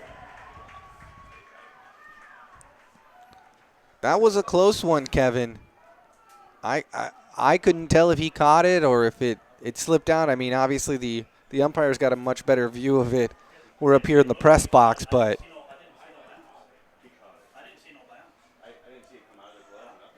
smart play, though, by that center fielder as soon as he did catch it to immediately throw it, even though he was injured, because you had Rocha rounding third and looking to go home, but he got it out, and looks like we're going to have a courtesy runner here, too, for Rosales. That's number 10 coming in, Fabian Peña.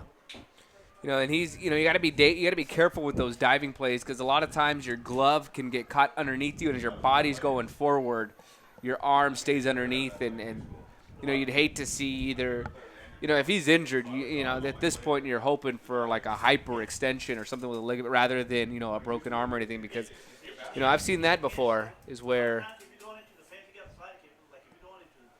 a player lays out for a dive and gets that glove hand caught underneath them and gets seriously injured. We hope that Flores is okay out there as they attend to him. But, you know, the second base umpire, you know, he had a good view, and he called it safe all the way with no hesitation. At least from our vantage point up here in the press box, I thought he was out, but We may have missed something. second base umpire seeing something completely different. There may have been a bobble. Maybe it, like, bounced in the glove, out of the glove. You know, normally they stayed work in front of him. It's hard to tell from up here. You know, for normal games, they work with 2-man crews, maybe a 3-man crew. Here they got a 4-man crew, an umpire at home plate, 1 at every single base. As they're paying attention to Flores out there. That's the last thing you want to see, too, is a player get hurt, especially on a play like that. But looks to be okay. Good to see that Flores is going to stay in the game. So now runners at the corner for the Lobos. Number 10, Fabian Peña. Fabian Pena into courtesy one for the catcher Rosales. At least, if you're PSJA, the way that you look at that is a run wasn't scored. You've still got an opportunity to stop them here. That'll bring up number 9, Jose Chapa, who does have one of the RBI today.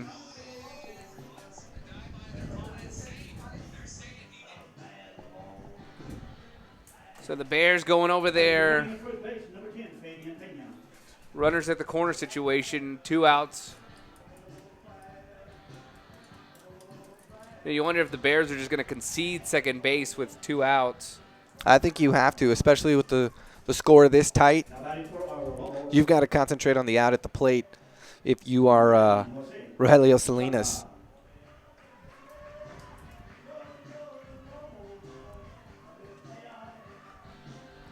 So that'll bring up Jose Chapa.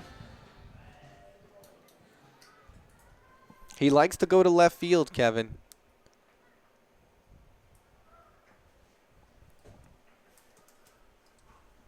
Salinas looks in, gets the sign. Comes set, delivers. Misses low for a ball, 1-0 the count. I'm surprised I'm not seeing the pinch runner, or the courtesy runner, I'm sorry, Fabian Pena, get kind of a bigger lead than that. Oh, I spoke too soon. They're checking Pena over there at first.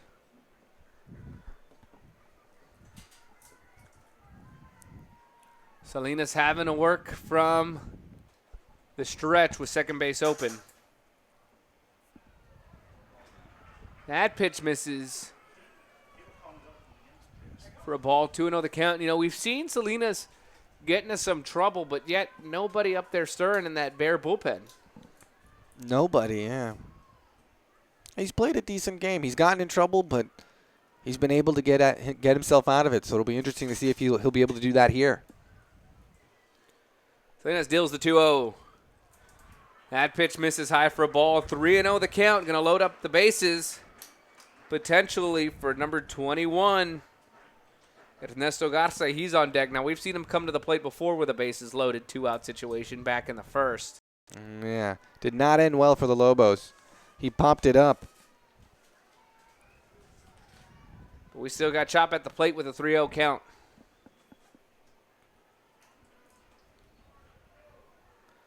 Salinas comes, sets, delivers the 3-0. And that misses way outside, not even close. As now the bases are loaded, Chapa takes a 4-pitch walk for number 21, Ernesto Garza.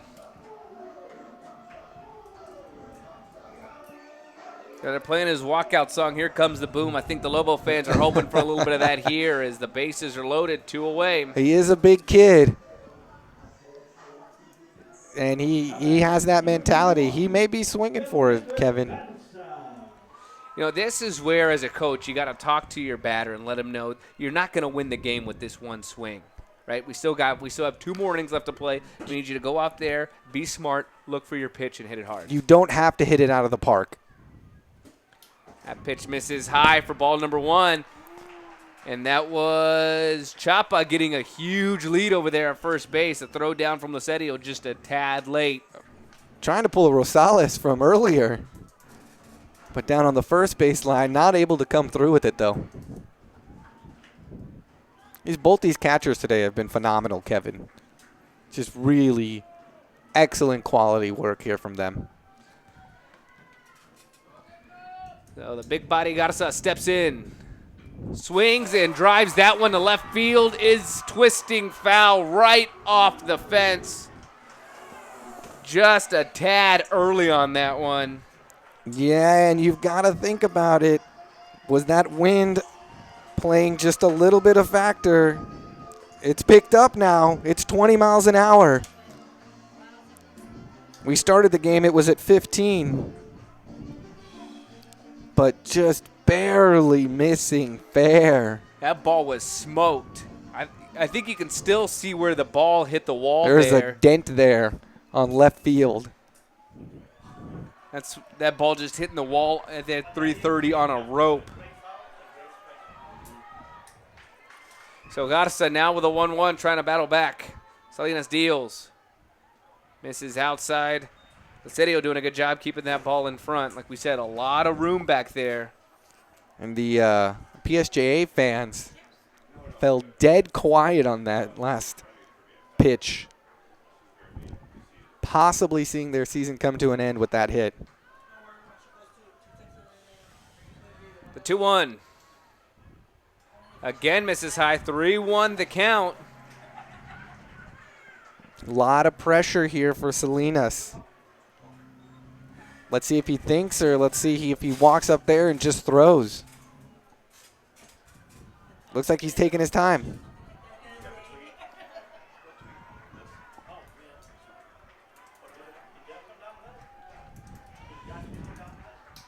Ernesto Garza steps back in. 3-1 the count. That pitch fouled off straight back. And you know when you see pitches fouled off straight back, Eric, you know that the hitter just got a little bit under that. Man, he just a little bit higher, and that ball smoked right to that 400 sign. You know, It's a game of inches. Even though they say that about football, I think you can say the same thing about baseball, especially when you're a batter and a pitcher. Count is full. Bases are full. The score tied. Bottom of the fifth. 3 balls, 2 strikes, 2 outs. Runners moving on the pitch. And in there for a called strike. Wow. And the threat is ended like that. The Bears Rogelio Salinas there. working out of a bases loaded. Jam gets out of it with no damage done. We head to the top of the 6th inning after these messages. All score tied up at 2. Ooh, the best website in South Texas. The lead.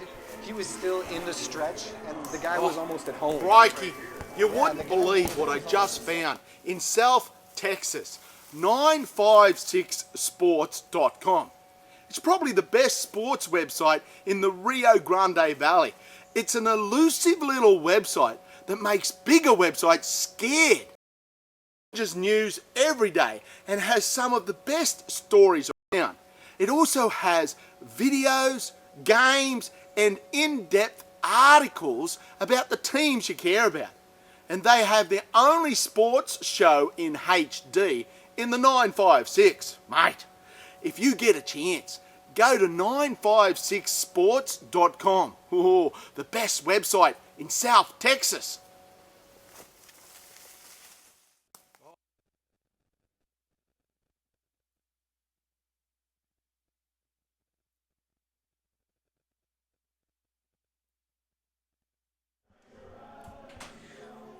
Welcome back, 956sports.com, bringing you all the playoff action here as It's La Jolla Palmview tied up with the PSJA Bears 2-2. We head to the top of the 6th inning. You know, Is there? I know there's a 7th inning stretch in baseball. Is there a 5th inning stretch or something in high school? We just went through it. That was it. It's the 5th to 6th inning stretch that we had going on. What a inning though, especially for PSJA, the Bears. Well, you know, the Bears got off to they got 2 quick outs, and then they had the 3rd out in an 0-2 hole. The batter works the count full, draws a walk, another walk, a 3rd walk, and then Ernesto Garza out on a called strike. Score stays tied at 2. Bears coming to bat here. Number 2, Andrew De La Cerda to lead things off. And he popped up to right field his last at bat.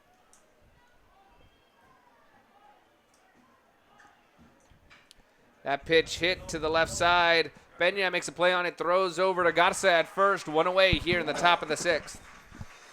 And you know, Kevin, in that last inning, when Salinas went for his windup and pitch, the runners from La Jolla, the Lobos, one of them was almost at home plate by the time the ball was released from his hands. They got a huge lead there, and they just ran. Chris Minshew, the batter for the Bears. Minshew with 2 strikeouts today.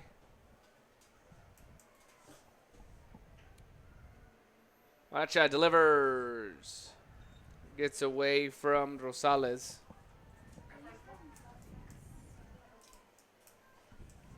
Want to know the count.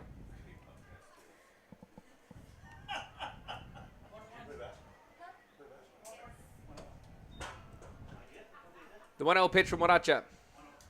That pitch swung on again, hit to Peña, stays down on it, fields it, throws over to Garza. 6-3 for the second out of the inning, just like the first one. And Peña's had a monster game out there defensively for the Lobos. Really been solid. Nothing's got through him. Great precision throws to first and second.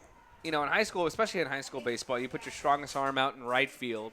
You put your best defender probably at shortstop. You know, that's what's where you're going to see a lot of action, especially in high school.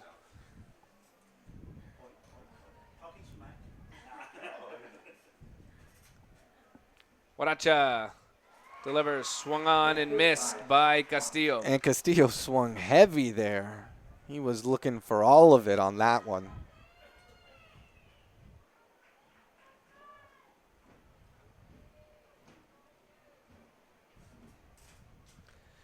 The 0-1 pitch. Misses for a ball, 1-1 the count to Castillo.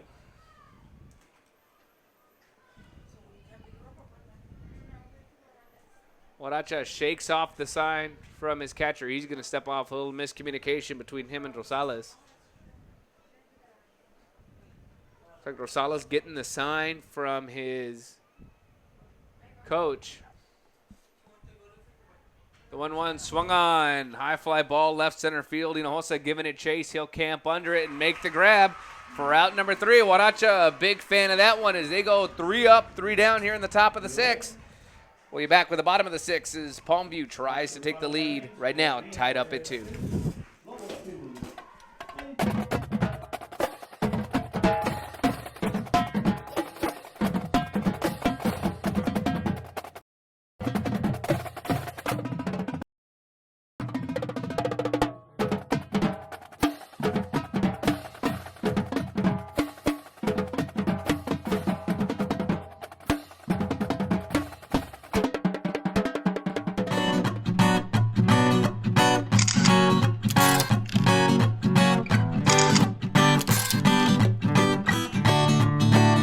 The sun shines bright as it moves across my face. I feel the light and everything is in its place. Oh, I woke up feeling great. Today was made for me and life is good though. Hi, this is Amanda with 956sports.com. Hasn't been able to do it too much today. Salinas comes, sets, delivers the 0-2. Misses high for ball number 1. That one was really high. I'm not sure if there's something that gets into his head or he just tries to get the batters to chase it. 1-2, swing and a miss by Puente there. Another quick 2 outs for the Bears. In the 6th inning, just like the 5th inning, with 2 quick outs. Let's see if they can finish this inning out. It's another strikeout for Salinas. That'll bring up number 6 for the Lobos, Edgar Salinas. Playing second base, Edgar Salinas.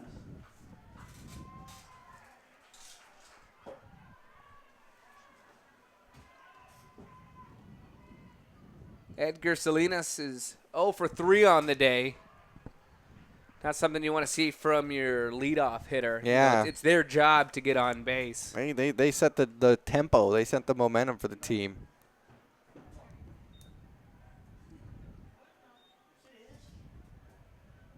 That pitch swung on, grounded to Murillo over at third. He fires over to Sanchez over at first. And just like the top of the 6th inning, the bottom goes exactly the same. 3 up, 3 down. We head to the 7th here in La Jolla, all tied up at 2. PSJA in a winner-go-home game. We'll be back after these messages. It should.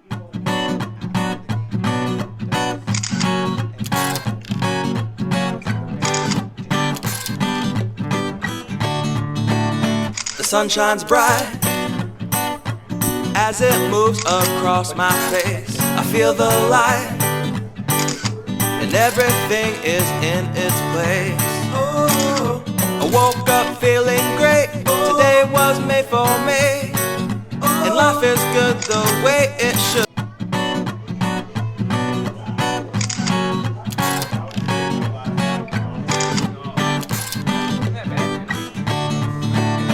The sun shines bright as it moves across my face. I feel the light and everything is. Crikey, you wouldn't believe what I just found in South Texas.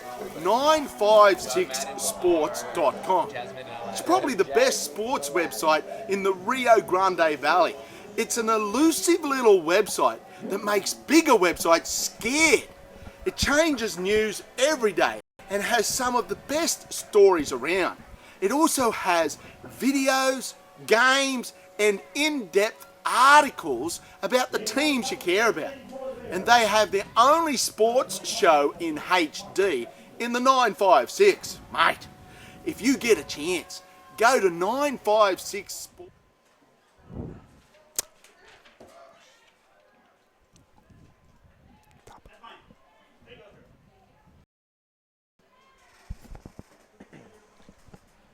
Welcome back to La Jolla as we head to the top of the 7th inning. Number 21 up to bat, Mark Castillo for the Bears. Kevin Sanchez alongside Eric Fanich. Here bringing you all the action from La Jolla. Knotted up at 2 as we head to the final frame. Top of the 7th inning. Guaracha still the pitcher for the Lobos. That pitch gets in there and hits Castillo, the leadoff runner on for the Bears here in the top of the 7th. It's what you want to see if you're from PSJA. Get a runner on. You need a score here desperately. The last thing you want to see is this game go to extra innings, especially if you're PSJA with this whole season on the line. Go through that emotional roller coaster only to have to play a second game 30 minutes after this ends. So what they want to do is they want to close it out right now. So that'll bring up Kike Rubio for the Bears.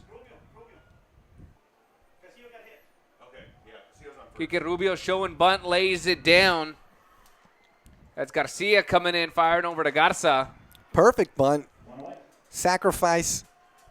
It didn't get enough push behind it.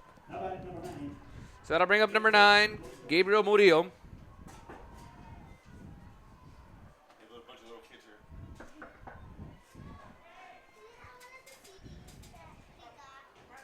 Murillo hit that double to left field, looking for that power. Here to score that runner. He's 2 for 3 on the day.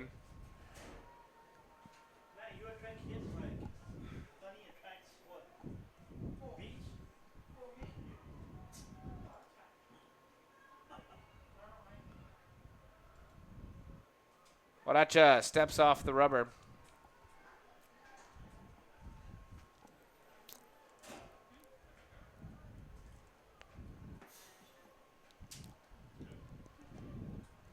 Comes, sets, delivers. That pitch over the head of Murillo. He ducked down. If not, that would have clocked him right in the head.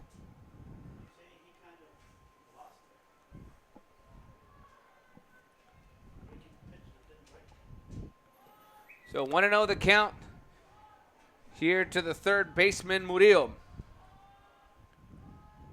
Runner on second for the Bears. Guaracha checks him out, delivers. That pitch swung on. Bounces back, hits him while he's still in the box. Yeah, one of those is not what you like to see. It looks like it got him on his right hip. He's grabbing his hip, and I don't think he's doing that because he's disappointed. I think the ball bounced back off and nicked him there. His third base coach is walking over just to make sure he's okay. Giving him the thumbs up. And he's still good.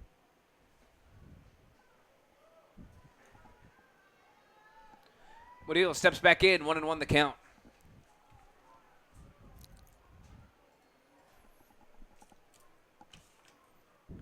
Racha checks the run over at first, delivers that pitch high, fly ball to left field. Puente giving it chase, camps underneath it, and will make the grab for out number 3. We head to the bottom of the 7th with a chance for Palmview, La Jolla Palmview, to advance.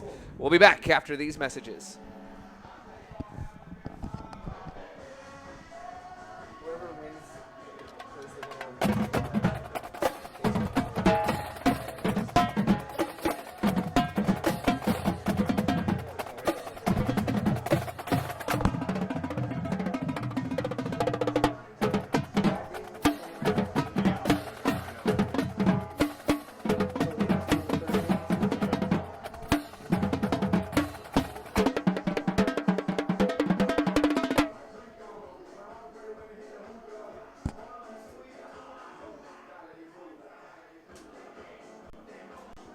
Hi, this is Amanda with 956sports.com.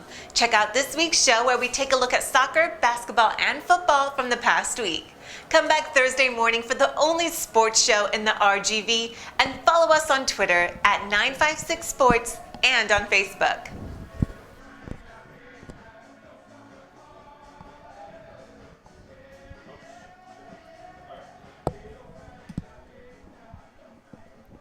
Welcome back to La Jolla as we head to the bottom of the 7th here. La Jolla Palmview just needing 1 run to continue their season, and in that of the PSJA Bears.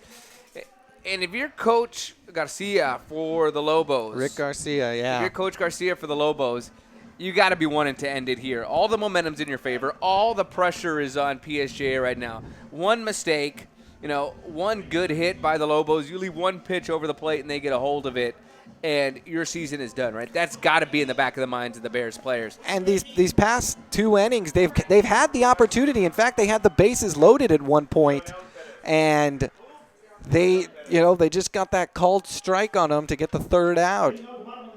So if they can keep the momentum going, they've got a good chance. And the winner of this game, Kevin, we obviously know is going to be playing the winner of the Weslaco-Alexander game. So we have a pinch hitter here, number 18, Leonel Perez. This is the freshman. This is the freshman. Not a freshman, but the freshman. 2 freshmen on the Lobos team, and one of them is just referred to as the freshman. Perez pushes that one right side. Will it fall in? No. It looks like Manchu will give a chase and make the grab for out number 1.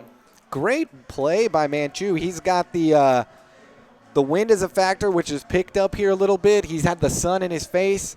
On the run, catches it with his offhand. On his offside, and is able to secure the first out for PSJA. That'll bring up number 15, Garcia, for the Lobos. Salinas deals to Garcia. That pitch up and away for ball number 1. Got Chris Rocha on deck. You think Coach Garcia there was trying to pull out some magic with his freshman, and that's why he had him substitute in on that and pinch hit on that last play? They like to bring him in as a relief pitcher, so it's going to be interesting what they decide to do with him. The 1-0 pitch in there for a called strike. It's going to be interesting to see what they do with him, because they like to use him in relief situations a lot to see if they burn him by re-entering in the player or that he checked in for, or if they keep him in there defensively. That pitch fouled off. Back against the screen. 1-2 the count now.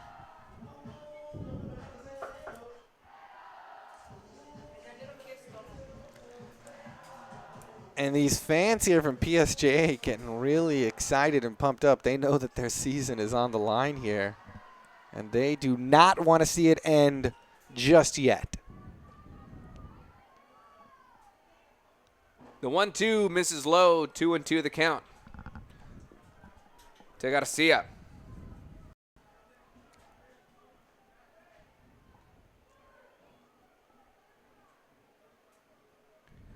The 2-2 swung on. That pitch is fouled back.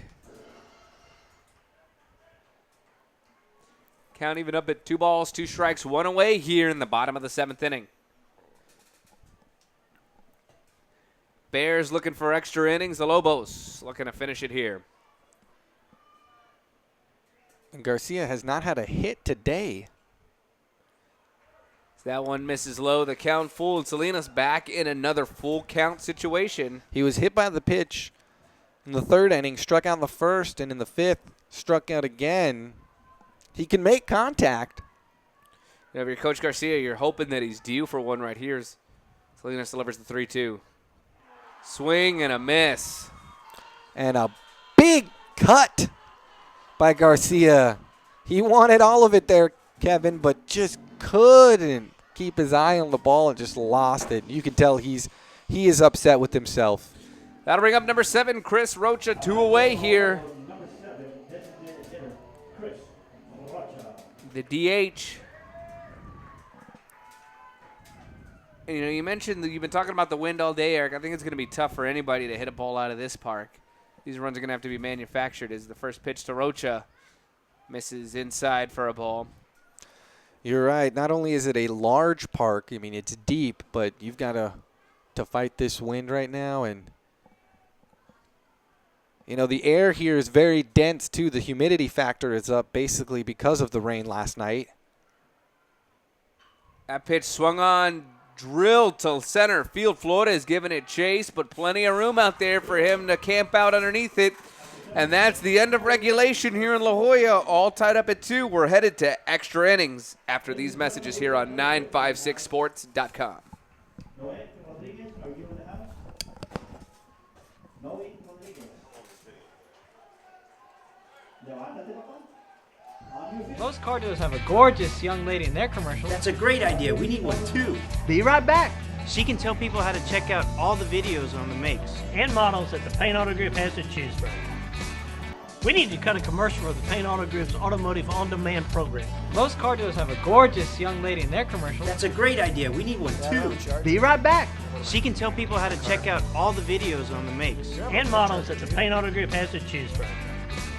We need to cut a commercial for the Paint Auto Group's Automotive On-Demand program. Most car dealers have a gorgeous young lady in their commercial. That's a great idea. We need one too. Be right back. She can tell people how to check out all the videos on the makes And models that the Paint Auto Group has to choose from. We need to cut a commercial for the Paint Auto Group's Automotive On-Demand program. Most car dealers have a gorgeous young lady in their commercial. That's a great idea. We need one too. Be right back. She can tell people how to check out all the videos on the makes And models that the Paint Auto Group has to choose from. We need to cut a commercial. I'm going to say that. Welcome back to La Jolla as we head to some free baseball here, top of the 8th, extra innings. PSJA fighting for their playoff lives. You know, the last time I saw extra innings baseball with you, Kevin, we were at the house that Steinbrenner built.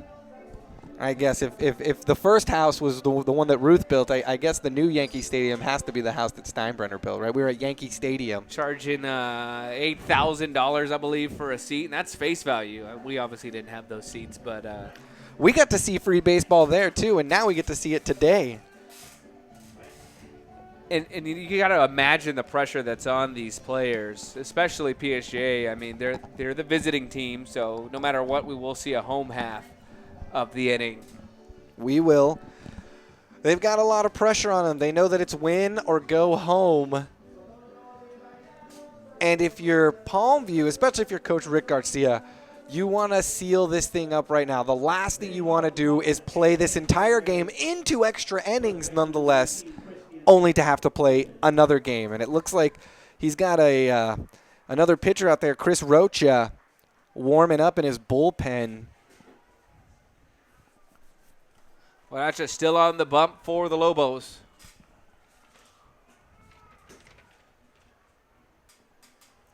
Christian Sanchez, the first baseman. Going to lead things off here in the top of the 8th. Way outside was the catcher, Rosales, there. I mean, you saw him right before that pitch was thrown, Kevin, take a big step to the outside.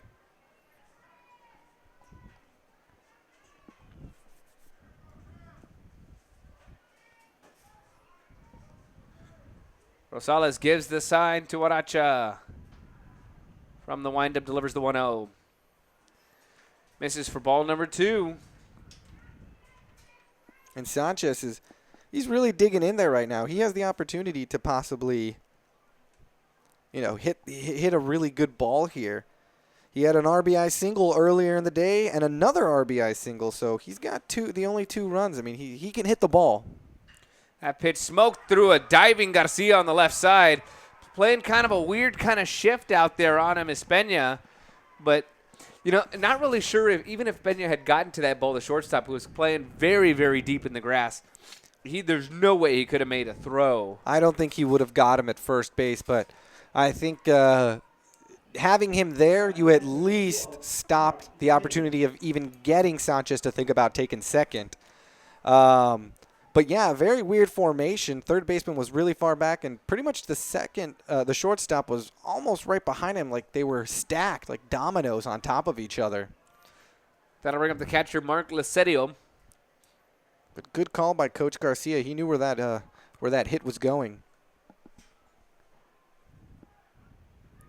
Watch it, throwing over to first, keeping him honest. And Sanchez Christian Sanchez for the Bears is perfect today with a 3-3, and he was hit once too, so he has been on base every single time he's been up to bat. Christian Sanchez having a great game today. He's over at first. That ball gets away. It was a bunt attempt by Lacerio. Rosales threw it all the way to second to see if he could catch Sanchez snoozing after he turned the corner.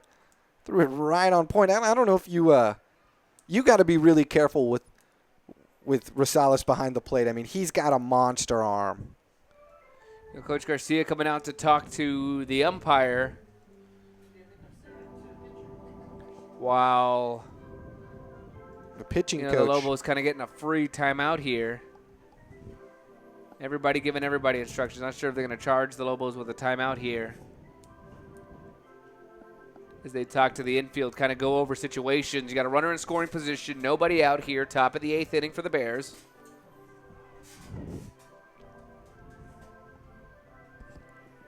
This is a scary situation to be in. But it looks like Coach is going with the one that brought him to the dance. He's not taking him out of the game. It looks like Huaracha staying in there. Sometimes I think it's they have meetings like that, not necessarily to talk strategy, but more so to just calm the nerves of the pitcher, relax him a little bit, let him know that he's got his teammates behind him.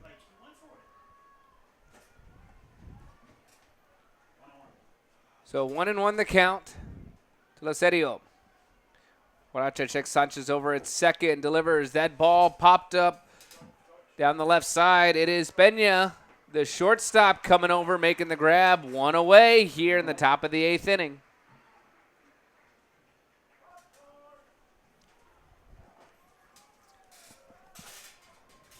Good grab by the shortstop there. Playing some good defense this whole game. That'll bring up Andrew De La Cerda, the right fielder, number 2 for the Bears.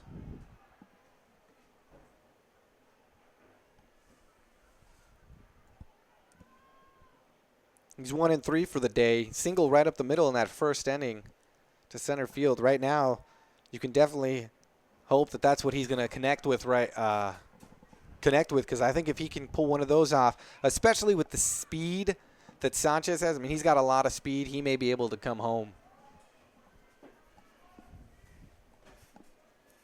Pitch misses for a ball. 1-0 the count to De La Cerda.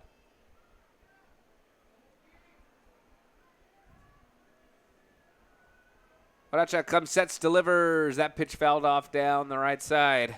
Evens up the count at 1-1.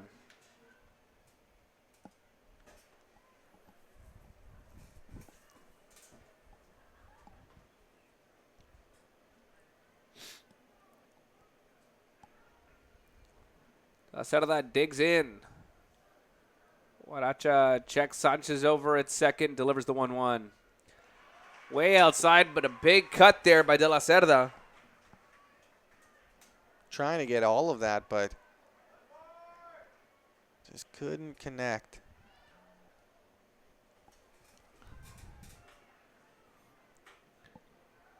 Huaracha way ahead here, 1-2. Time called by De La Cerda.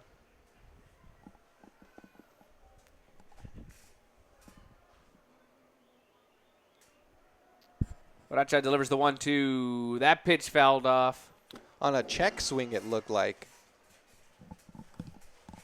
You know, when you get 2 strikes, when you're behind in the count 1-2, you know, that's what you're looking to do there. Is you're looking to just fight pitches off until you get the one that you want right down the middle. He's been today.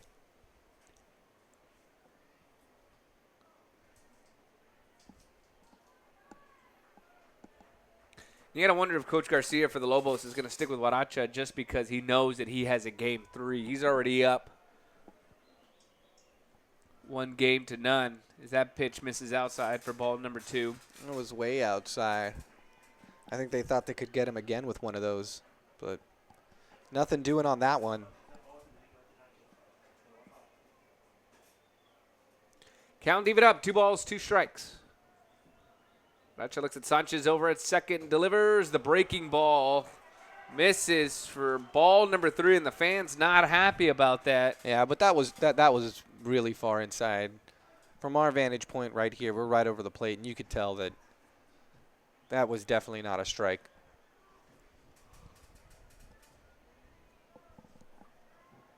De La Cerda with the count full, digs back in.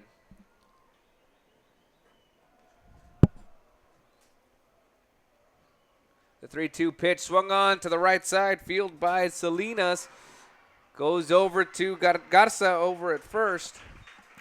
2 away here, but it does advance the runner. The Bears with a runner on third base. And you've talked about how, you know, a runner on second is not a guaranteed score on a base hit. It's not. So the fact that Sanchez was able to move over really going to help out PSJA here.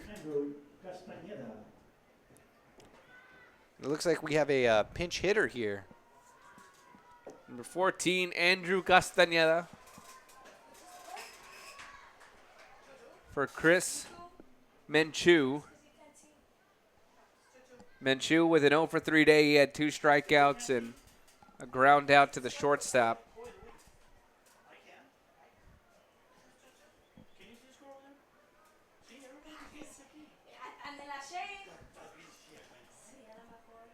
So, Andrew Castañeda, the sophomore. I wonder if they refer to him as the sophomore. Sometimes you need that young spark in a situation like this. He's just gutsy enough to maybe make a hit. Big lead over there by Sanchez. A diving play by Garcia. Throws over to first. Then the scoop by Garza. And what a defensive play to keep the Bears off the board. Garcia with the dive. Strong arm over to Garza. Garza with the scoop. High fives all around for the Lobos as they head to the bottom of the 8th with another chance to win this. The score's tied at 2. We'll be back after these messages here on 956sports.com.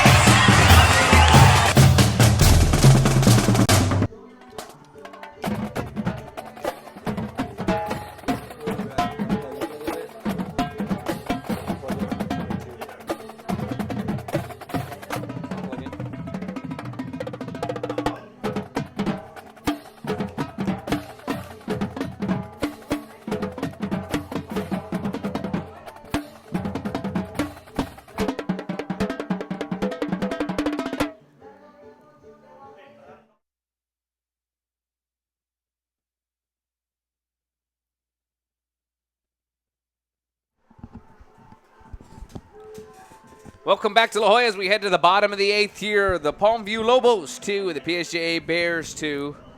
And we saw a great defensive play by Garcia. The third baseman. At the top of the 8th inning to keep the Bears off the board. That keeps Andrew Castaneda for the PSJA Bears had a really great hit right down that third base line, but better defense stops the play and gets him out of the inning. Cesar Rosales takes ball number 1. And Salinas is still in the game too. Both these pitchers have gone the distance.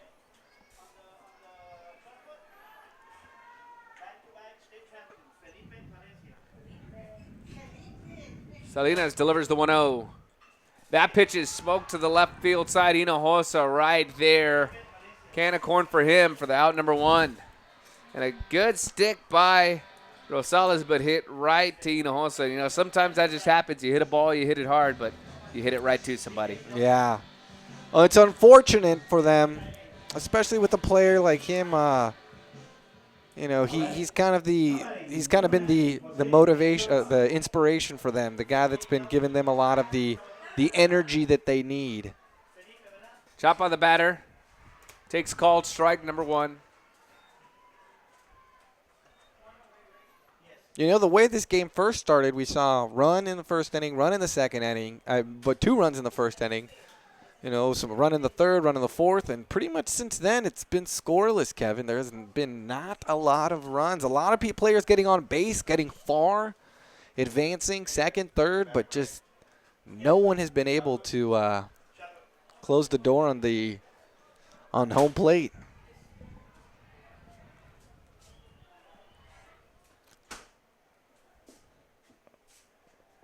The 0-1 to Chapa. Swing and a miss. Strike number 2. Let's check that 1 and 2, the count to Chapa. And you got number 21, Ernesto Garza on deck. Now he's going to have a chance to bat in the inning as Salinas delivers the 1-2. Misses for ball number 2. Now he's been at plate with the bases loaded, 2 outs twice, and has not delivered. One time he popped up in the infield, another time he struck out looking. The 2-2 to Chapa. Swung on, fielded off the chest of Murillo. Fires over to Sanchez. Safe over at first. An error right there by the third baseman. Just not able to field it cleanly.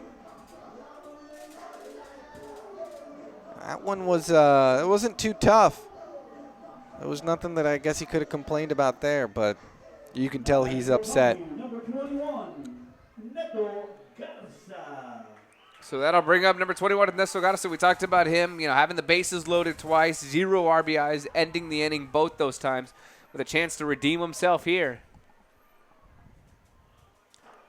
Big swing, fouled straight back to Ernesto Garza. You know, he's making good contact with these balls. You know, we saw him foul off a couple of good pitches. We saw him just hit a laser out to left field. You know, on a frozen rope to that, just to the left of that foul pole. That could have sealed the deal for the Lobos, but just couldn't do it. 0-1 the count to Garza.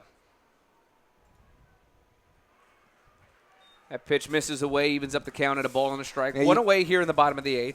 You got to wonder, if you're Salinas here and you're Coach Guajardo, do you want to pitch to him, or are you going to pitch a little bit outside, make him chase it, don't give him anything good over the plate?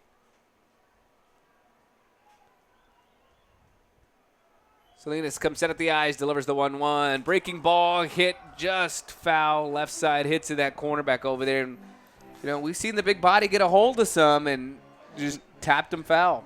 Not as good as the first one that he hit earlier, but probably just, you know, just a little shy, and that one went hooked very far foul.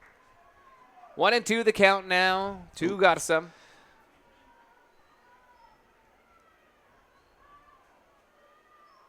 Just a little too far in front of those pitches. That pitch misses low, evens up the count at a ball. 2 balls, 2 strikes.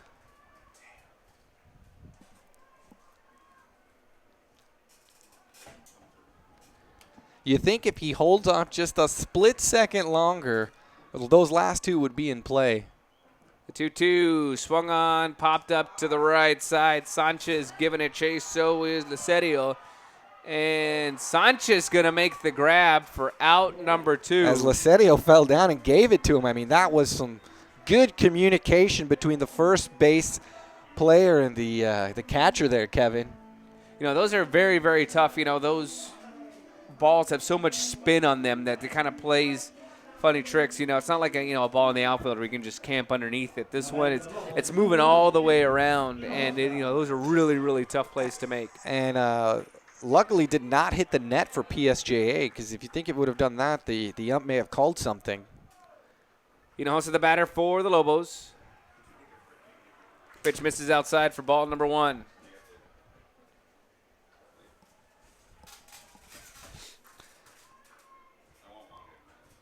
Want to know the count to Hinojosa. Lobos with a runner on first.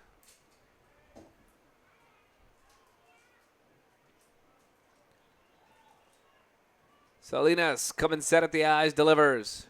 That pitch swung on, popped up over to the right side. Manchu camping under it in the dirt. Will make the grab right before the grass, and that'll end the inning. They said, let's play 9. We head to the top after these messages here on 956sports.com.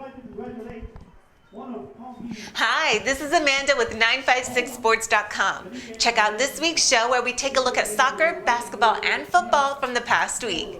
Come back Thursday morning for the only sports show in the RGV, and follow us on Twitter at 956sports and on Facebook.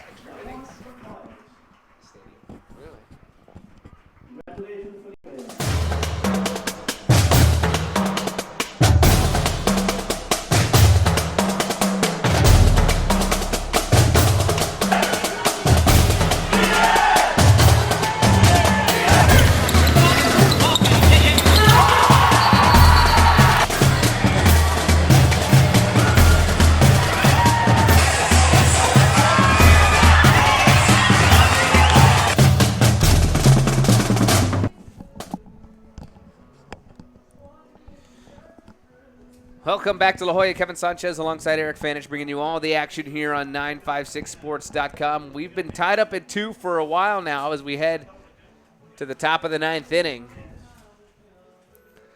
Extra baseball. I said it the last inning, the last time I saw some extra baseball, we were in Yankee Stadium. You played baseball in high school, Kevin. Last time you played extra baseball in high school, where were you?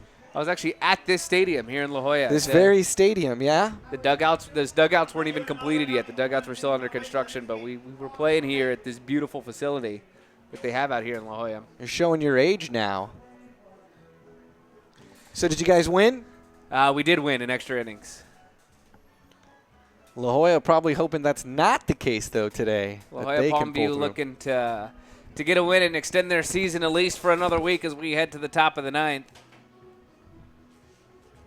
Leading off for the Bears will be number 6, Michael Castillo. Leading off the top of the 9th inning for the Bears, designated hitter number 6, Michael Castillo. Castillo, the DH.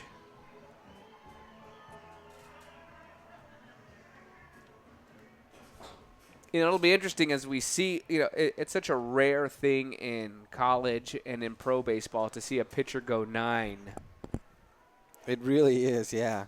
Here's Huaracha working in technically his 8th inning. I guess he got 2/3 of an inning out of the way yesterday. Yeah. I guess that's true, right? He didn't really go the full 9.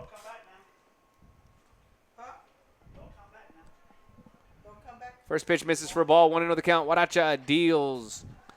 Ground ball over to Peña. Fields it, throws it over to Garza, who's unable to make the scoop. This isn't like the last play that we saw, Kevin, where they got it, but it was the transfer where he lost it. He just couldn't pick it up, and ball went in the dirt, and Castillo on base to start it off for PSJA, who's trying to get a little bit of a rally here. Their fans are getting a little bit excited. I look down in the dugout, and it looks like a lot of their players got their rally caps on. And so it's a leadoff hit for Castillo. That'll bring up Number 21 for the Bears, Mark Castillo. I wouldn't be surprised to see Mark bunt here. He shows it, squares around, pops that one back up. And, that has been the Bears' MO all game long. You get the leadoff runner on, you bunt him over to second, and hope that the two guys behind him, at least one of those two, can score you a base knock to bring in the RBI. Hasn't worked out so far too well. So the fact that they're going with it still is a little surprising.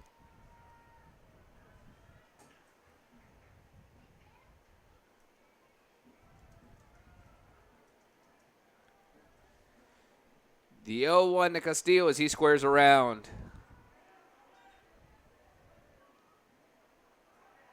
And it looks like Rosales was looking to throw to first there, but Castillo diving back. You have Mark Castillo, 21 at the plate. You have Michael Castillo, number 6 on first base, excuse me. Senior on first, freshman at the plate as Castillo squares around. Puts that one on the ground right in front of the catcher. He's going to pick it up, throw over to Garza at first, one away. And a runner in scoring position for the Bears. Able to move over Michael Castillo, though, to second base. That'll bring up number 8, Quique Rubio. He's flown out twice and did a sac bunt, so 0 for 2 on the day is Rubio.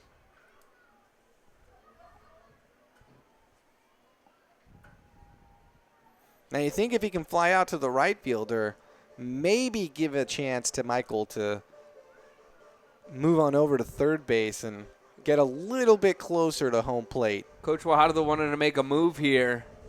He's calling in a pinch runner. He's going to call number 1, Cameron McDonald, into pinch run, hopefully getting a little bit more speed on the bases. McDonald is senior.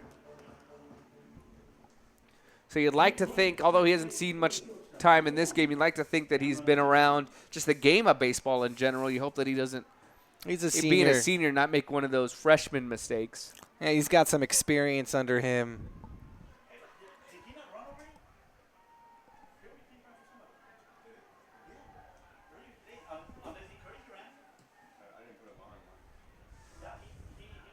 So Quique Rubio at the plate for the Bears.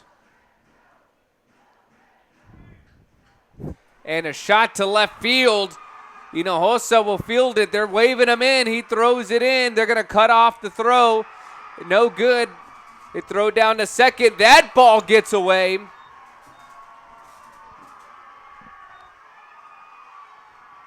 Another throw home, and it's on third base for number 8, Quique Rubio, after a couple of errant throws. Get away from the Lobos. What a beautiful hit, Kevin. Right to left center field. Over the shortstop. You couldn't ask for a better hit. And a great run by Michael Castillo. I told you, he's got the legs. He went from second all the way home.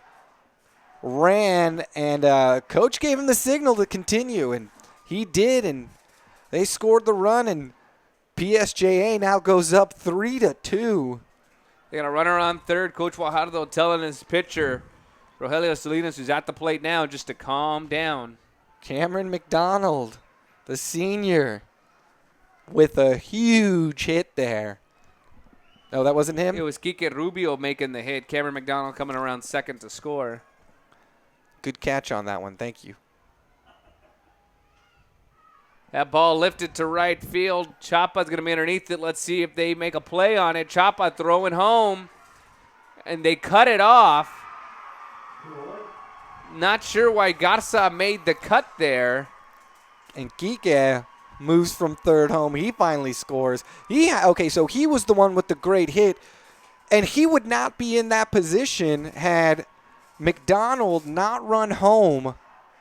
The Lobos throw it into home plate. He advances to second on an errant throw, gets to move to third, and now sac flies, runs it in, and gives them the 4-2 lead. You want your best arm in right field. That's where Chapa's at. You have to wonder why Garza cut that off. It looked like it had the strength to make it all the way there as that pitch misses inside for ball number 1. And all the momentum has just shifted sides. Number 9, Gabe Murillo at the plate for the Bears.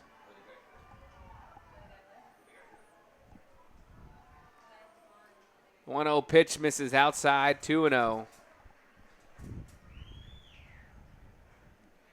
We still have a home half of the inning. 2 away here in the top of the 9th.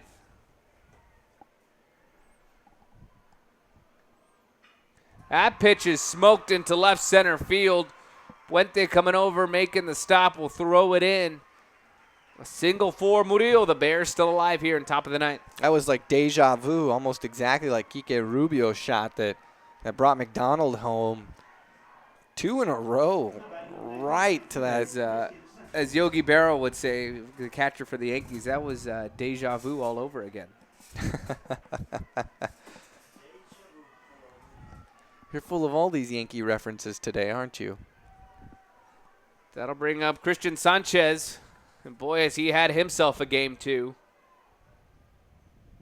That pitch misses, gets away from Rosales. Murillo advances on the pass ball. Christian Sanchez has just played fantastic today.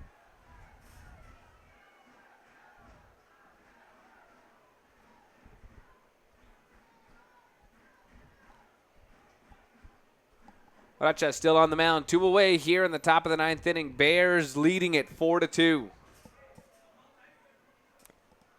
Uh-oh. What happened? And it looks like they are going to intentionally walk him. It's one of those things in high school where you don't have to actually do the intentional walk. You just say, give him the base. And you could tell he was upset. He threw his bat into the dugout, and there goes his gear, his armband. He wanted to hit it. He's upset. You know, not a bad move if you're the Lobos. I don't think, he's killed you all day long. You got a runner in scoring position for the Bears. Yeah. You had an open bag over at first. I think when Murillo got to second base, I think that's when they decided we're going to intentionally walk him, and we do not want to have him be the person that sticks the fork in us. That'll be number 5. Hector Canales now at the plate. Swings at the first pitch, lifted into left center field. Hinojosa will make the grab, and that'll end the inning. But we still have a home half of the inning. Palmview Lobos trailing by 2 as they come to bat here in the bottom of the 9th. We'll be back after these messages here on 956sports.com. Sports.com. Ooh, the best website in South Texas. Oh, crikey. You wouldn't believe what I just found in South Texas. 956sports.com. It's probably the best sports website in the Rio Grande Valley. It's an elusive little website that makes bigger websites scared. It changes news every day and has some of the best stories around. It also has videos, games, and in-depth articles about the teams you care about. And they have their only sports show in HD in the 956. Mate, if you get a chance, go to 956sports.com. Ooh, the best website in South Texas. Oh, crikey.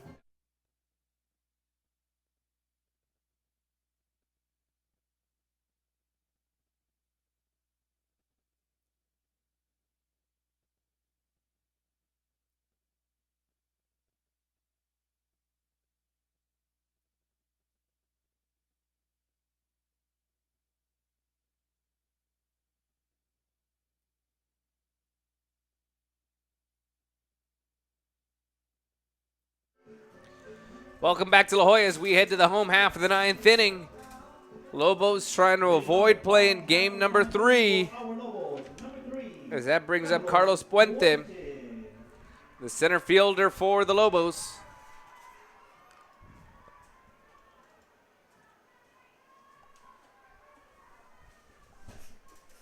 Salinas still the pitcher for the Bears. Went fouls that one off down the right side, 0-1 the count. And PSJA, Kevin, they've got all the momentum right now. You think that they just got 2 big runs there in the top of the 9th. They want to end this right away and prepare for a second game that we're going to have. Breaking ball misses inside for ball number 1, evens up the count at 1-1.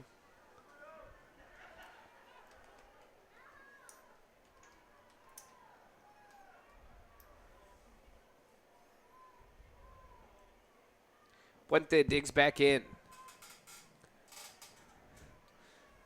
Salinas, the 1-1 pitch in the dirt for ball number 2. You got to think he's got to be getting a little bit tired here, especially playing all 9 innings. And he's got a lot of full count pitches out there. Well, he started as well with a 4:30 start time. In this 90-degree South Texas heat, you've got to be worn out by now. The 2-1 pitch. In there for a called strike. Evens up the count at 2-2. He's going to be icing that arm tomorrow no matter what happens.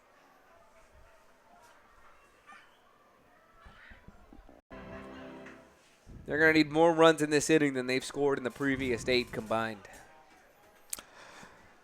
It's going to be tough.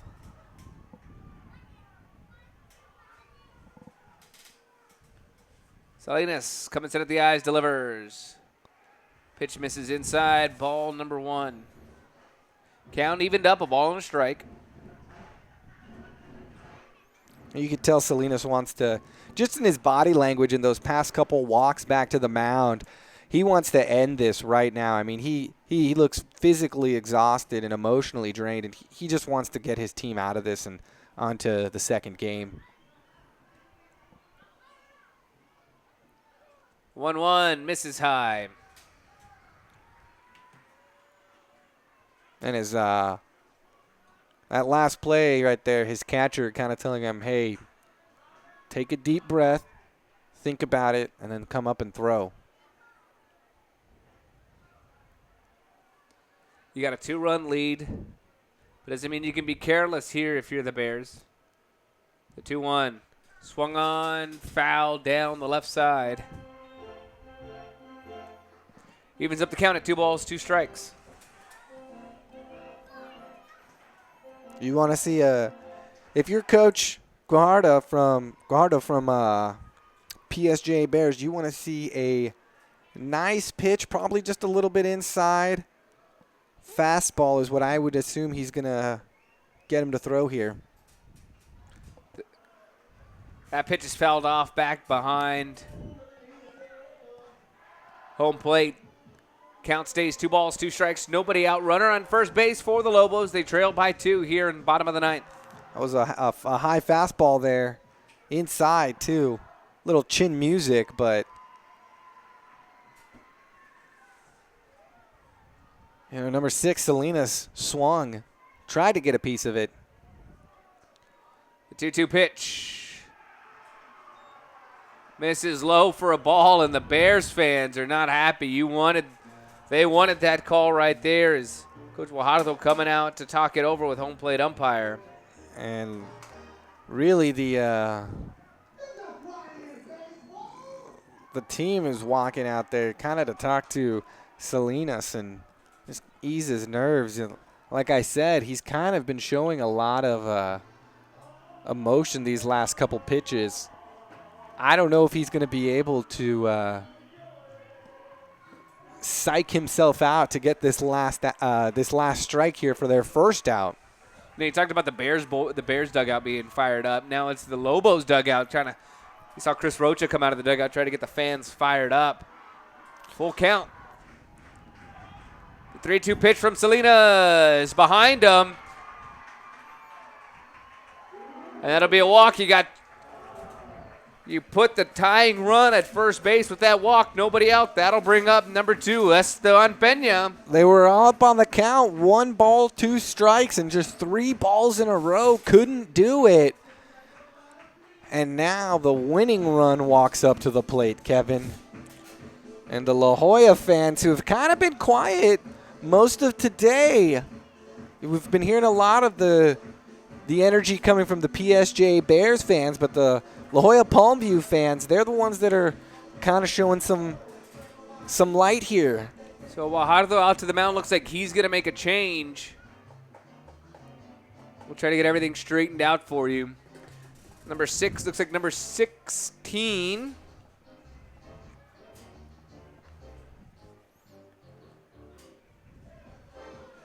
Number 16 for the Bears, who's not on any roster we have.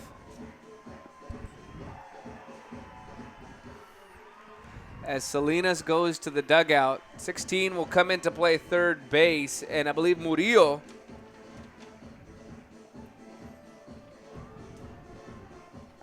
will come in. You know, they like to go to Murillo in those.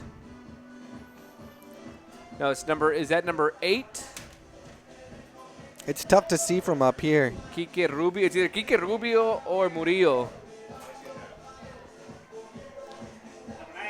It's number 9, actually. Number 9, Gabriel Murillo. So 16 will go in to play third base. Third baseman Gabriel Murillo. Yeah, Rogelio Salinas really had a great day pitching. Held the these Palmview Lobos to just 2 runs. Really got out of some jams there, but kind of you could tell by his body language it was he was physically drained.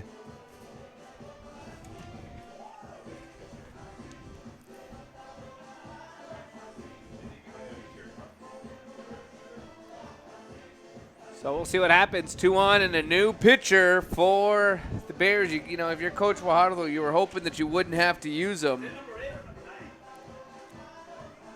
You could see Coach Rick Garcia for the Palmview Lobos. Number 8, Quique Rubio, the pitcher. Yeah. We originally thought it was Murillo, but it's Quique Rubio is the pitcher for the Bears. And Coach Rick Garcia, Kevin, had all of his players that are on base or in the hole or on deck kind of get a couple good looks at this pitcher. Check out his style.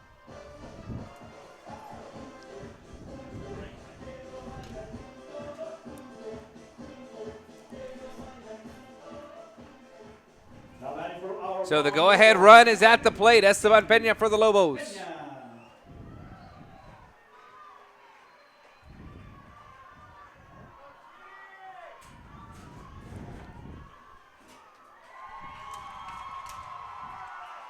Rubio delivers, misses outside for ball number 1. You know, it's got to be tough for Rubio, who's been playing shortstop all game, who probably hasn't, you know, thrown just to step in on the mound and kind of take over here. He didn't get a chance to warm up.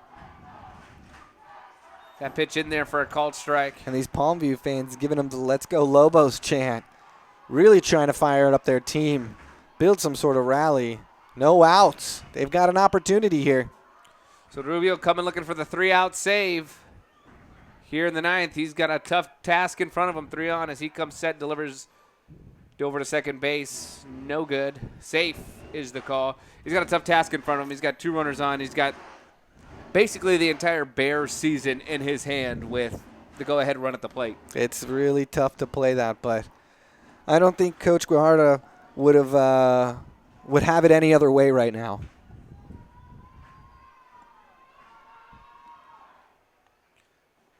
The bunt by Peña fouled straight back, 1-2 the count. The 2 strikes kind of takes the bunt out of play now if you were the Bears.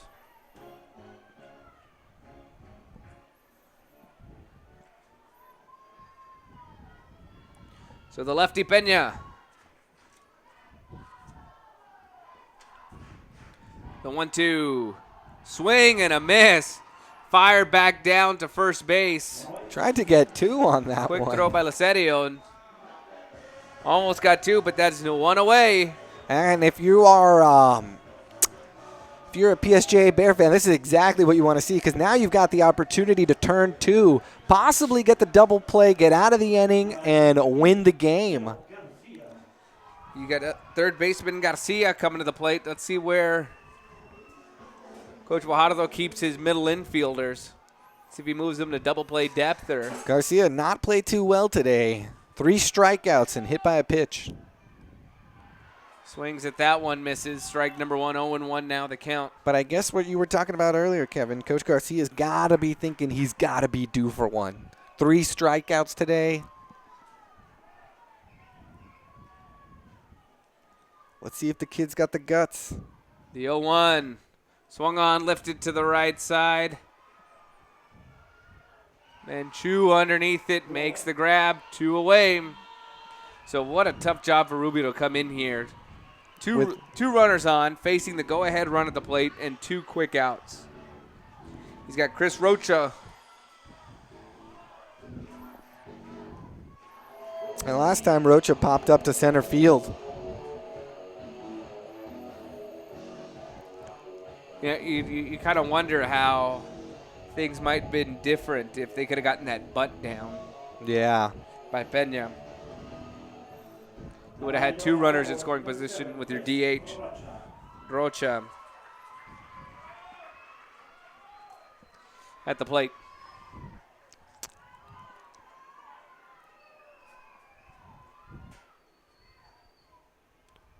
Rubio delivers, misses outside for ball number 1.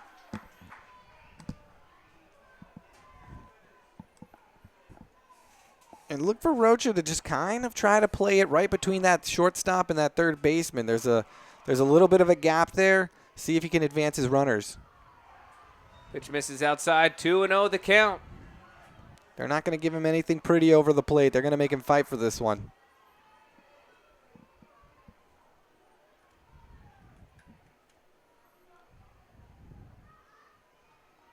The 2-0 pitch from Rubio in there for a called strike.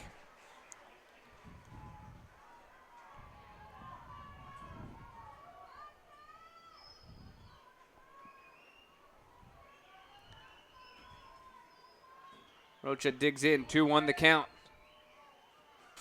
Pitch misses outside, 3-1. Scary position to be in right now, Kevin, as a pitcher. Number 8, Cesar Rosales on deck. You don't want to give him anything nice, but you also don't want to walk him.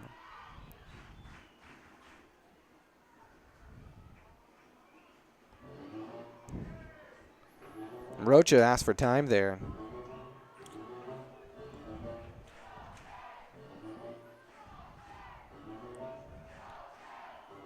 So Rocha, the DH, digs in, 3-1 the count. 2 away. Tying run at first. Bottom of the 9th here in La Jolla.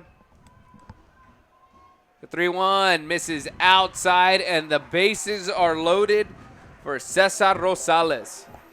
The tying run now in scoring position. Go-ahead run at first base.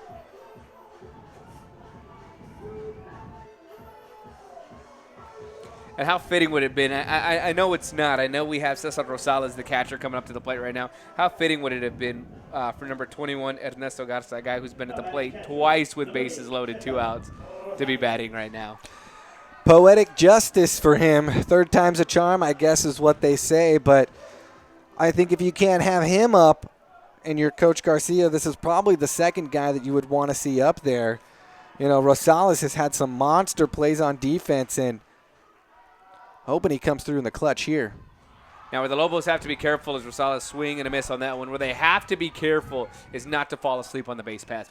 They can't get picked off at third base or at first base like we saw the Bears. And if Rosales makes contact, you got to be smart too with your running. You remember you're down. In there, breaking ball gets in there for a called strike. Yeah, you say you're down. You're down 2 runs here, so don't try to force the 2nd run if you can get the first one. Be patient. Don't blow it. An 0-2 count. That pitch swung on, lifted to left field. It is going to land foul. A lot of room out there as Castillo gave it a chase. He may have had a chance on it. I mean, he was playing deep left, and he had the length on it, but not necessarily the distance. As that wind, you can see the American flag here, Kevin, is just pounding away with that east to west movement. Everything you would have expected from a playoff game here tonight. PSJA fighting for their lives. They lead 4-2, but the bases are loaded here in bottom of the 9th.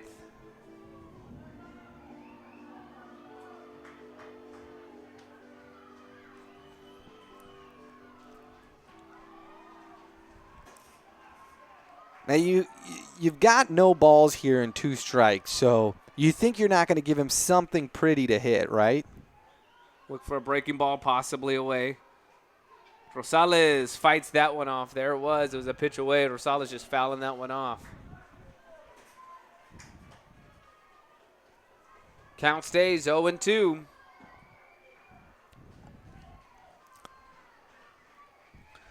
Rosales a hitter up there, not looking to draw a walk. The PSJA fans here, Kevin, are all on their feet. They know that their future is on the line here. This one pitch right here could decide it for them. Lots of pressure. The Bears 1 strike away from game 3. The 0-2. Swung on, hit to the right field side. De La Cerda. No, it'll be the first baseman. No! He dropped it! Are you kidding me? Sanchez, who's had a fantastic game all day. That's in his glove, falls right out of his glove. And the Lobos still alive here. Runners at the corner. They got 2 on that one. And they just tied up the game. Oh. Could be one of the best finishes we've seen in baseball right here. Wow, what a tough way. The game, you were on your way to a game 3. You were already starting to call it. You had looked down, and the ball falls right out of his glove. I mean, in and out. Wow. Wow, what a play. You know, you'd hate to see, especially from a guy who's had such a great game at the plate all day, just to make a mistake like that here in the bottom of the 9th and give these Lobos hope. Now you got number 9, Jose Chapa. And some really heads-up running by the Lobos. I mean, they just ran it out. They knew that, hey, we got to get both these runs in, and they went all the way in and scored. So all 2 tied runs. up here at 4. That pitch misses for ball number 1. Jose Chapa at the plate.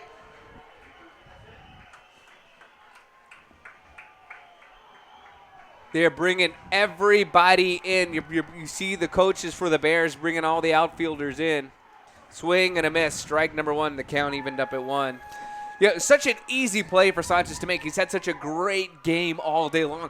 I figured we're moving on to a game 3. And it's exactly what you said, Kevin. Those pop-ups, they got a lot of spin on them. That one was hovering, too, right on the foul line. Pitch looked a bit outside. Called strike number 2. 1-2 now the count. And it's one of those plays, Kevin, that was this close to going foul, but he makes the grab on it and just falls. The defense playing a little weird here for the Bears. The 1-2 swung on and missed. As this game heads to the 10th inning here in La Jolla. All tied up at 2, now all tied up at 4 as we head to the top of the 10th here on 956sports.com.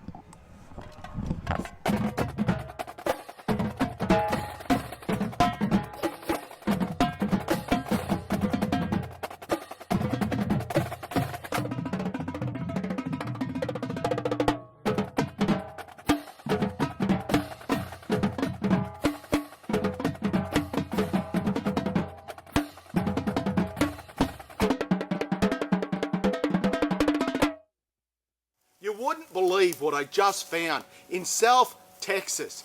956sports.com.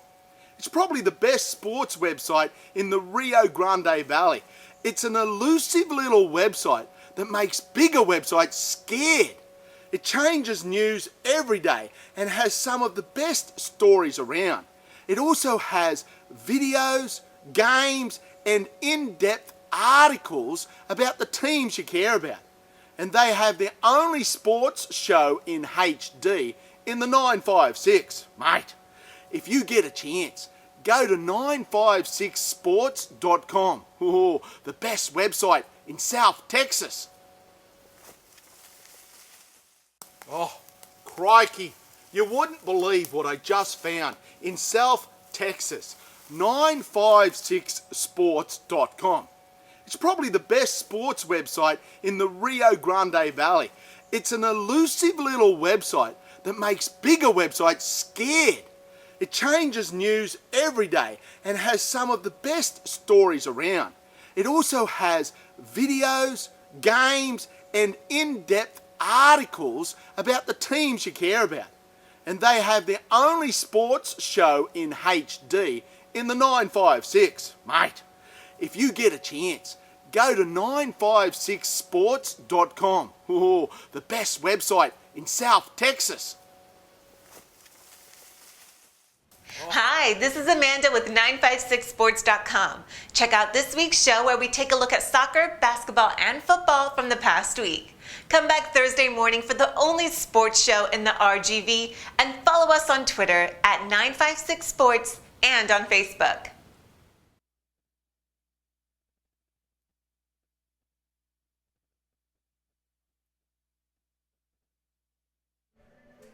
Welcome back to La Jolla as we head to the top of the 10th inning.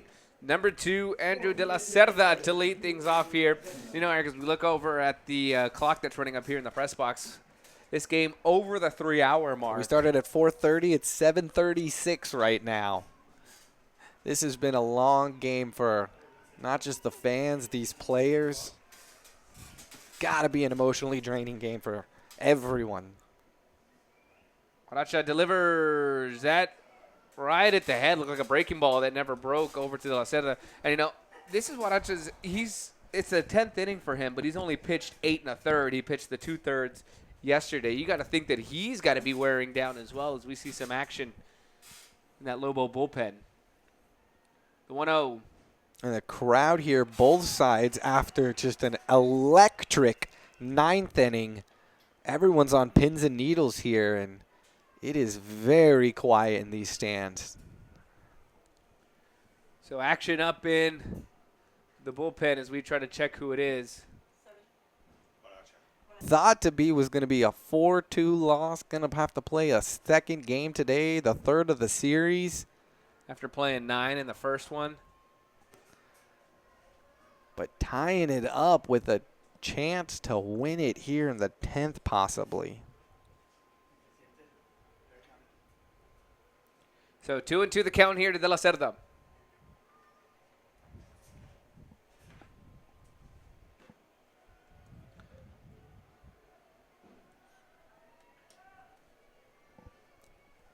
The 2-2 count misses. Count now full 3-2. And I think we're kind of seeing the fatigue that we saw from Salinas last inning. I think we're starting to see in Huaracha now. Yeah. He's pitched a lot. I think I wouldn't be surprised to see Coach Garcia, put in number 7, Chris Rocha, as a reliever for him. The 3-2 misses inside. Ball number 4. And now a leadoff runner on for the Bears, de la Cerda. It looks like Coach coming out to make a change. Yep. Looks like it is number 7. Huaracha is going to hand off the ball to Rocha. And the crowd giving him a standing ovation. Rightfully deserved. Played a great game today. Getting a big hug from all his teammates. And I think he wanted to finish this game, Kevin, deep down inside. But going 10 innings now, I mean, it's tough on an arm, especially a young arm like that. So we'll see Rocha come in. And unlike the Bears situation, Rocha looks like he's got some heat behind that ball. I don't know if we just got so used to a fatigued arm getting him tired. But we're getting reports that he throws in the low 90s, 91, 92. That's his fastball. He comes and he throws heat. And the other thing about this is Rocha has not been in the game today. So you know he's been sitting there. He's fresh. He's been DHing. He's done a couple hits, right, but he hasn't had to really do anything too much on defense. Hasn't had any throws, hasn't been out in that sun. So he's kind of coming out here pretty much fresh, as opposed to Pena, who was the reliever for the Bears. It was Kike Rubio was the reliever for the Bears, Oh, who had played an entire game and didn't get all Excuse the me. warm-up pitches and all the warm-up stretches that Rocha's been able to get. Yeah, we've seen him in the bullpen since I think about the 6th inning, just kind of stretching out. Getting loose. God, and he's got some heat behind that. You know, it's going to be, you know, as a hitter, it's tough to see that change of pace. You know, you've seen the same pitcher 3-4 times. Now you come in there and you see something completely different. You know, it takes a while to get used. You know, you see hitters, their pitchers become less effective their second or third time through the lineup. When you bring in a new pitcher, you know, it's tough for those hitters. Yeah. And Rocha, he was the Game 1 winner. He's the one that shut him out. He's the one that was able to stop their strong offensive 7-run scoring team and pretty much made him lay up that goose egg. So you got to wonder that this is a move that Coach didn't want to make unless he absolutely had to. He was probably going to save him up for a third if necessary. Yeah, well, we see 4s on that scoreboard, top of the 10th. That seems one of those if necessary situations. I think right now you can't hold anything back. You got to bring him out. Go for the win. You don't want to play another 7. You know, I mean, if you're the Lobos. Now, if you're the Bears, you want to play another 7. In fact, you'd be here all night if you could. If that's what it takes. So Rocha in there. Manchu will be the batter for the Bears. And Rosales, the catcher, directing his third baseman to move in a little bit. I think they're suspecting bunt here. So he's bringing Garcia in. Garcia in on the grass. He is in very, very tight. That's what the Bears have been doing. Manchu squares around, shows bunt. Now with the high-speed fastball like Rocha throws and, you know, a bunt being laid down, there is the possibility that bunt can get hit, essentially, a little bit farther than a bunt should go. Is there a chance to turn 2? So it puts it down. Third baseman throws over to second base, gets the lead runner. They're calling him out. I think that was one of those transfer situations that we saw from earlier. Let's see if there's an argument from PSJA. There doesn't seem to be an argument. And it's exactly what I told you, Kevin. The third base player ran in pretty far. Garcia, like you said, Rosales told Garcia, come in very, very tight to expect the bunt. And Rocha threw a hard fastball, and that bunt just wasn't really placed down like a perfect bunt should be, straight down. It went out a little bit, just right to him. That's not something you like to see. Rocha comes, sets, delivers. Check swing by number 6, Michael Castillo, and they're going to say he went. Yeah, and that's one of the troubles that you face as a hitter. When you come in and you see a pitcher that starts throwing in the low 90s, it's just a completely change of pace, especially if you've been seeing a slower pitcher all game long. Boy, that 92 starts to look a lot like 98. Throw over to first. Checking the runner back safely. And it's not just his fastball. He's thrown a couple here that I've seen so far. Slider, I mean, just a killer slider that moves a little bit too much, especially if you're that batter. And it's kind of scary to stand in there. Rocha throwing back over to first, checking the runner. Just trying to keep him honest. You know, the Bears like to put their runners in motion. They like to have that runner on second base. No outs, 1 out. We've seen him do it all game long. Rocha very aware of that. You know, a couple throws over will make you start thinking about your lead for a second. That pitch fouled off straight back. 0-2 now the count.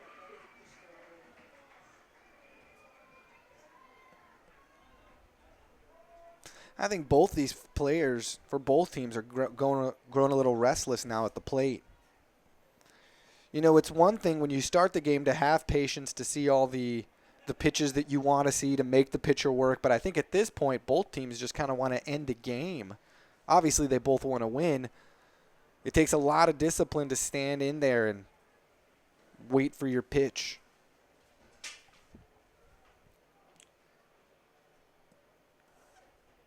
Rocha coming set at the letters. Looks in, delivers the 0-2. That pitch fouled off on the right side.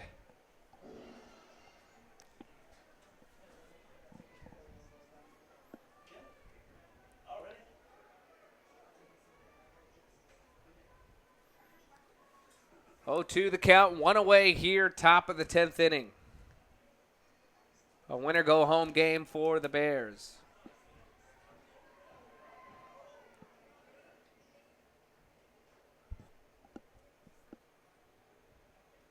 The 0-2 pitch. Way outside. 1-2 now the count.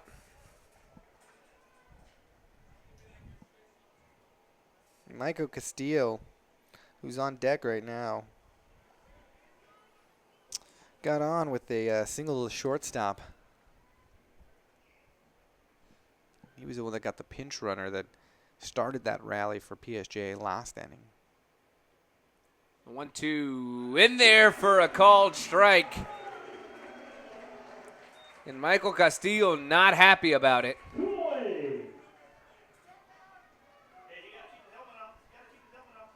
He takes his helmet off before he gets to the dugout, throwing the bat. Not happy with that call, throwing your helmet down. Number 21, Mark Castillo now the batter. Any relation to Mike? You got to think one's a senior, one's a freshman. Probably brothers. Just speculation here on our part up here in the booth. Castillo, the runner takes off, the throw down. Could not get it out of his glove. Rosales, that's the second time we've seen a Bear runner take second base. When Without an Rosales is attempt. having trouble getting that ball out of his glove. In there for a called strike, 0-1 the count to Mark. You know, you got to think that's got to be tough for a freshman coming in a spot like this. Top of the 10th, you've probably played Pee Wee your entire life. You know, you played Pony, you've played Colt, and now you're coming in to see a 92 being hummed at you. The 0-1 count, the 0-1 pitch. It's a humbling experience, especially if you're a pitcher in there against him. You know, those pitchers batting against another pitcher, there's always that sort of psyche that's in the back of your head. You don't want that other pitcher showing you up. Rocha coming set at the ladder, checks the runner over at second, delivers the 1-1. Swung on, fouled back. You know, you can tell at least at the early part, it's a tough time these Bears hitters are having, at least catching up to that pitch. I was going to say, there's been quite a few foul balls that have been hit here in this inning, specifically because that is just a very fast slider that he's throwing.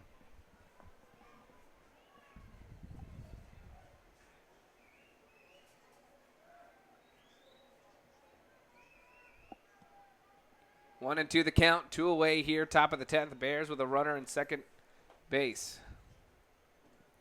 The freshman, Mark Castillo, up at plate.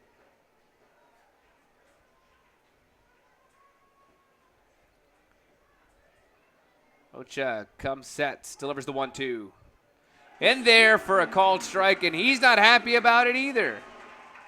You know, you got to be careful. If you're Coach Guajardo, you got to talk to these players and not tell them to show up that umpire too much. We head to the bottom of the 10th here in La Jolla, all tied up at 4. We'll be back after these messages here on 956sports.com.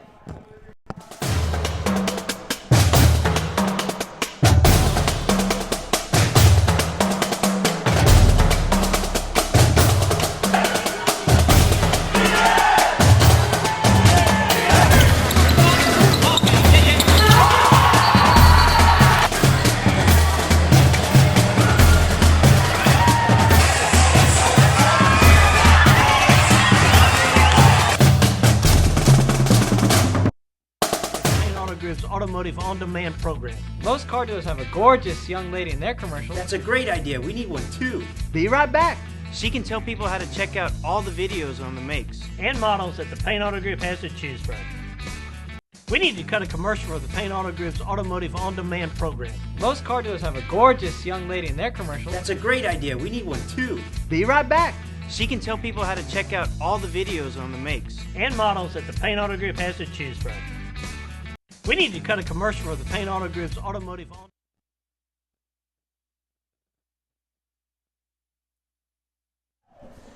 Welcome back to La Jolla as we head to the bottom of the 10th inning, all notched up here at 4. Palmview Lobos 4, PSJA Bears 4. As we check out, I believe that's still Quique Rubio, the pitcher for the Bears. It's been quite a game here. You know, no matter, even if the Lobos do win, you got to think that this has put a lot of, this has really tired them out. And, you know, they're going to be playing the winner of that Weslaco-Alexander game. And this is just something that is physically and emotionally draining for a team. Coming up to bat number 1, 21, Ernesto Garza. Now, we've seen him at the plate twice with bases loaded, 2 outs. Not done very well. He now comes to bat with bases empty, no outs. Let's see if maybe the antithesis of the situations he's been in kind of works in his favor here. He likes going down that left field line, too. He's definitely power. It's a ball to the third baseman, fires over to first, tagged out for out number 1. That was a little anticlimactic. He swung on his first pitch right to the third baseman, who stopped it with his chest, threw a laser to first. That's Michael Castillo. And I think a lot of the fans they kind of all held their breath there for a second, especially the Palmview fans, because they really had a feeling that he was the guy that was going to end it. I think they must have been thinking walk-off there. And I think they're bringing the trainer out to just give him a once-over, make sure that he's fine.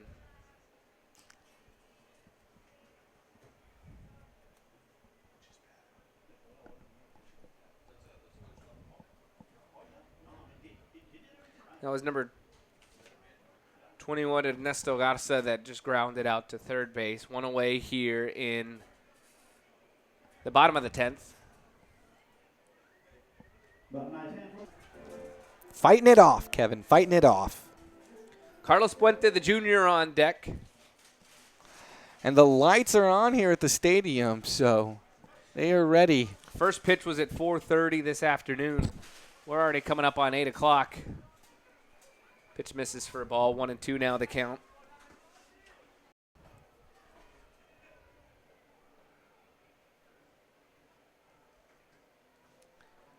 The 1-2 from Rubio. Again, miss. Some good movement on that pitch by Rubio. 1-2 the count to Carlos Puente. The 1-2 again, swung on and missed. 3 up and 3 down, Kevin. 3 up, 3 down for the Bears. We're going to the top of the 11th after these messages here on 956sports.com. Hi, this is Amanda with 956sports.com. Check out this week's show where we take a look at soccer, basketball, and football from the past week. Come back Thursday morning for the only sports show in the RGV, and follow us on Twitter at 956sports and on Facebook.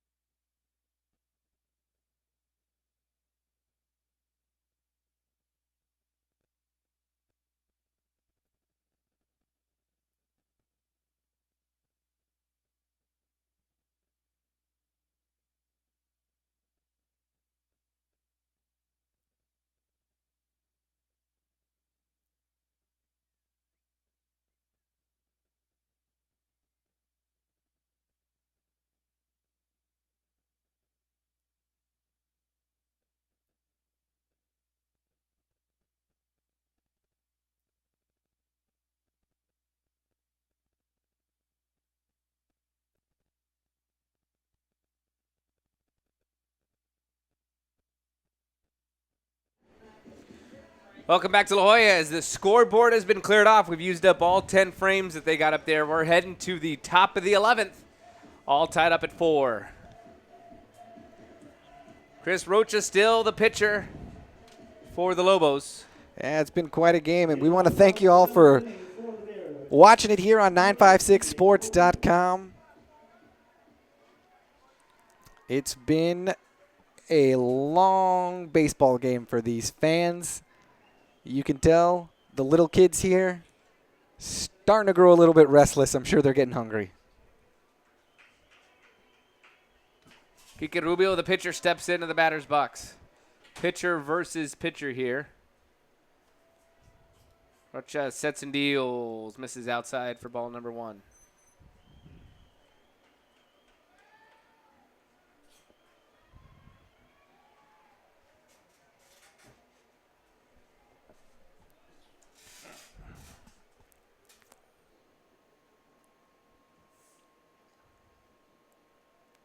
The 1-1 from Rocha.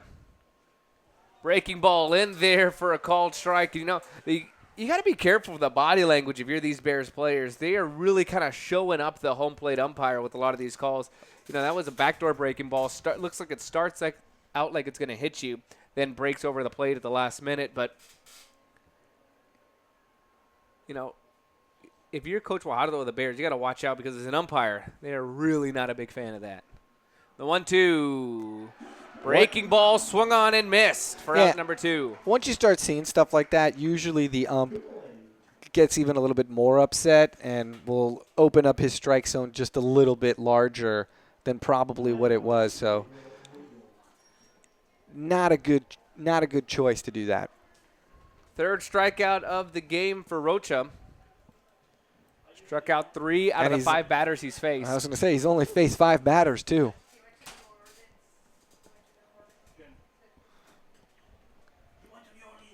Rosales, you know, kind of directing traffic out there, making sure that his guys are in the right position.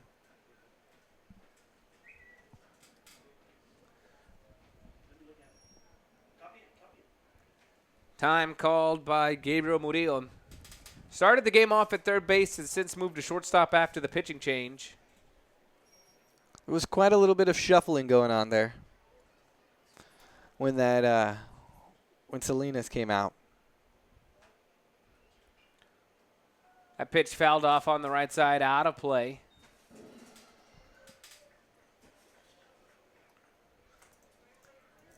You know, if you're the Bears, you figured, you know, Rocha's going to be a tough guy to get hits off of. He is. You know, they faced him in game 1. He was shut out by them. You figured you had to take your shots when you could get him against Huaracha. And now you're facing him. Now you're facing Rocha in the 11th inning. It's going to be tough. It's going to take a little intestinal fortitude for these PSJA Bears to try to get a runner even on. The 0-1, they said he went. 0-2 the count.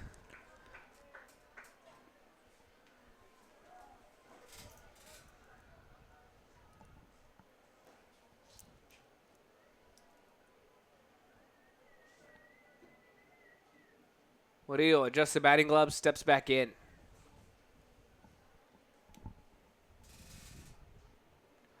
See if we see something off speed, breaking ball away. Rocha comes in, delivers the 0-2. That pitch popped up to the right side. Salinas giving a chase. Looks like it's going to be Garza who's going to drop it as well. Another drop by a first baseman. And the Bears have life here in the 11th inning. This one probably not as big as the last one, but still not something that you want to see. And these PSJA fans are giving it to him after the La Jolla Palmview fans gave it to their first baseman. So now batting number 19, Christian Sanchez. This is we saw him take an intentional walk in his last at bat. He was very upset. The Lobos had an open base. Let's see what they decide to do here. He has had a fantastic day at the plate. And you think with someone like Rocha's speed pitching to him, does he have a chance to hit it over these outfielders' head? With his power and the speed on those fastballs? Rocha working from the stretch this time. Delivers. That one popped up. Not what he wanted to do In there. foul territory. Looks like it's going to be the catcher who can't make a play on it. Rosales just slipped right through his glove. And that's twice. And this is something that you think the fatigue is coming into play here. We've seen pretty much spectacular defense all game today, except for the past 3 innings. There have been 3 crucial drops on easy routine plays.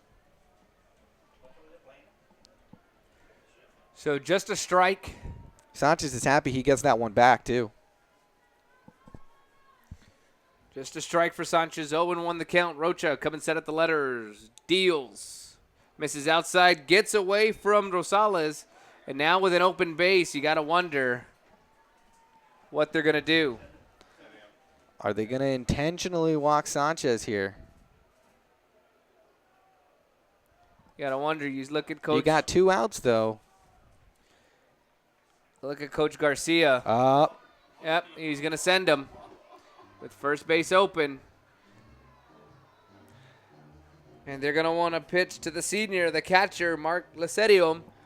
That's got to be one of the most honorable yet frustrating tasks of a hitter, is getting the intentional walk. When you want to do everything you can to help your team out, and they take it away from you, and you just can't do that.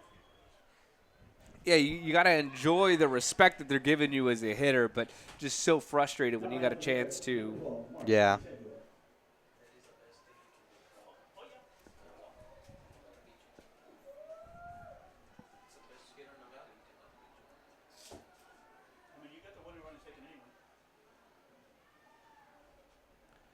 So that'll bring up Mark Lacerio, the catcher for the Bears. And what a hero he could be right now if he gets a line drive right onto that center right field hole that's pretty open. First pitch misses for a ball. The 1-0 pitch.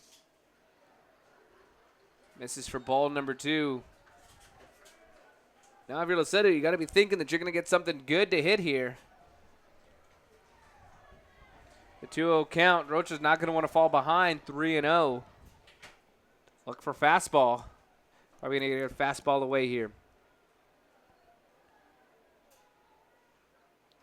And that ball gets away. Runner's going to be able to advance on it. The go-ahead run now 90 feet away. 3-0, Kevin. You've got to probably keep that bat on your shoulder. Especially with a base open, you're probably not going to see a swing here from Lacerio.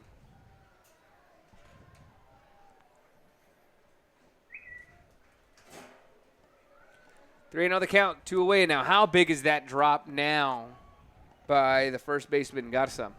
Huge. They walked him. Or that second drop by Rosales, the catcher who'd been playing fantastic up until that point on defense. The base is loaded, Kevin, right here. Now for number 2, Andrew De La Cerda. Number 2, Andrew De La Cerda.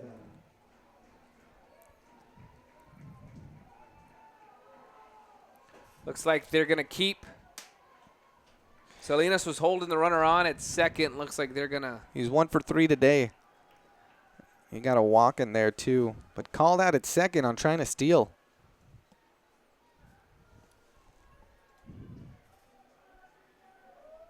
Rocha now working from the windup where he seems to be more comfortable. That pitch is popped up. Shallow center. And Puente underneath it to make the grab. Rocha able to work out of a bases-loaded jam here as we head to the bottom of the 11th here in La Jolla. We'll be back after these messages here on 956. Nobody captures the drama of competition like 956sports.com. But the Bobcats are gonna go! Our stories are not just about athletics, Guys, this is about life. This is not always about football. but about the human spirit you find in sports. You accelerate to the point of attack. I know it's going to be hard the next 2 months. What was I going to do for my family, for my brothers, for my sister, for my mother? 956sports.com. The Tigers win it! The Tigers win it! Be part of the experience. And then Coach Elsa pours it on here in the third quarter. Nobody captures the drama of competition like 956sports.com. Our stories are not just about athletics. Guys, this is about life. This is not always about football. But about the human spirit you find in sports. You accelerate to the point of attack. I know it's going to be hard the next 2 months. What was I going to do for my family, for my brothers, for my sister, for my mother? 956sports.com. The Tigers win it! The Tigers win it! Be part of the experience. And then Coach Elsa pours it on here in the third quarter. We're back here in La Jolla, heading to the bottom of the 11th, all tied up here at 4. Lobos working out of a bases-loaded jam in that last inning. We saw a couple of errors by the first baseman Garza and by the catcher Rosales. Able to work around it was Rocha. No harm done as we head to the bottom of the 11th. Lobos looking to end it here.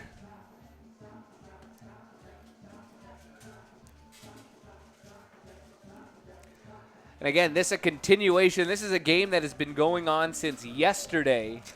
Yeah, we've been here for almost 4 hours in just today's game. So, but I don't know. I think they started at this time yesterday. This is a 24-hour baseball game. You know, and you got to wonder, PSJA, at least a good 30, 40-minute drive from here. They had to come all the way out here yesterday, go all the way back home. Probably got home late, got to wake up early. It's just very, very taxing for a visiting team. Came back all the way out here again today. So Edgar Salinas up to start things off here for the Lobos. First pitch in there for a called strike. And you know what's been interesting, Kevin, is since the Bears have put in their replacement pitch, their relief pitcher, you know, these Lobos have really been making him work. They're not swinging everything right away. They're letting his pitch count get high, as opposed to Rocha, who came in for Palmview Lobos. Whenever PSJ has a chance, they're cracking the bat on his first, second pitch. Whenever they see something, they swing right away. They're not making him work. The 0-2 misses outside. 1-2 now, the count to Salinas.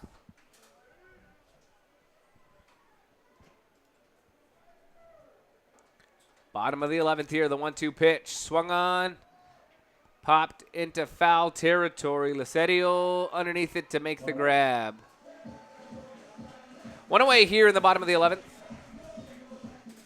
And you got to think that the Lobos do their best work with 2 outs.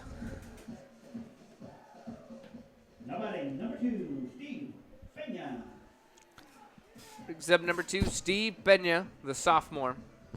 They do. A lot. 3 of their runs, like you said, have been scored with 2 outs. That's the position I guess they feel comfortable in. Rubio misses high and away for ball number 1. Now, Rubio does a great job when he gets out ahead of these hitters. You know, gets out, jumps on them, first pitch strike. And like you said, Eric, they are taking a lot of first pitch strikes. The 1-0 in there for a called strike. We've seen very few swings, at least early on in the count. Yeah.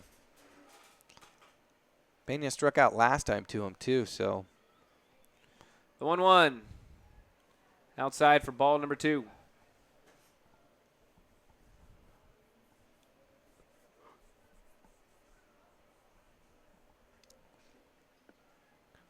The 2-1 from Rubio. Swung on. Shot into center field. Looks like Flores. Unless I believe, yes, that's 11. Salinas is now in there for Flores. Salinas, and the that was pitcher who started the game. And that's one of those hits that you talked about earlier. Great hit, and sometimes it just goes right to the player. He didn't have to move. I think he took about 2 steps. Easy catch for him. Didn't have to move to the right or left. Sometimes that's just the way the cookie crumbles. Elizar Garcia, number 15 at the plate. Number 15, Eliezer Garcia. 2 away here in the bottom of the 11th.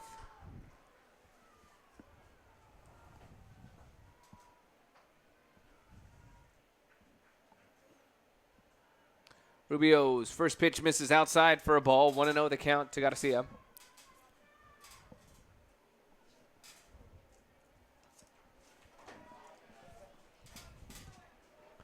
Garcia, the third baseman.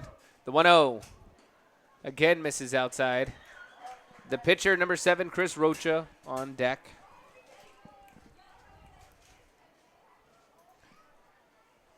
And we see the Bears coach and the Lobos coach talking over at first base. Pitch fouled off. 2-1 now the count.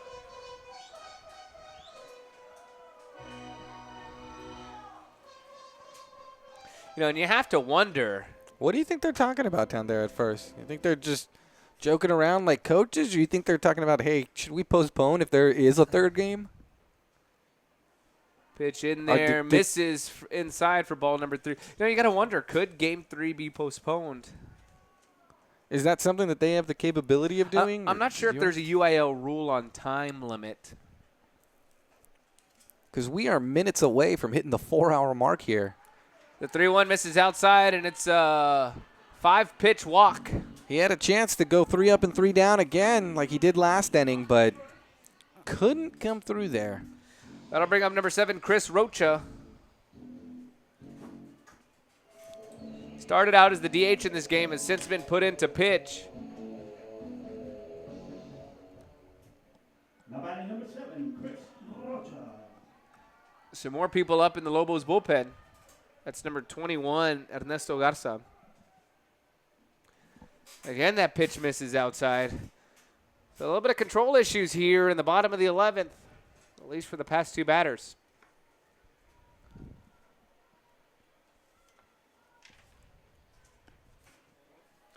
Rubio comes, sets, delivers. That pitch misses high, ball number 2. And looking to throw down was Lacerio.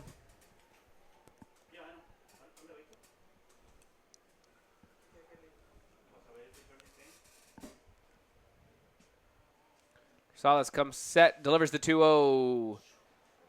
And that misses low for ball number 3. Down the pipe, but possibly just a little bit too low, Kevin.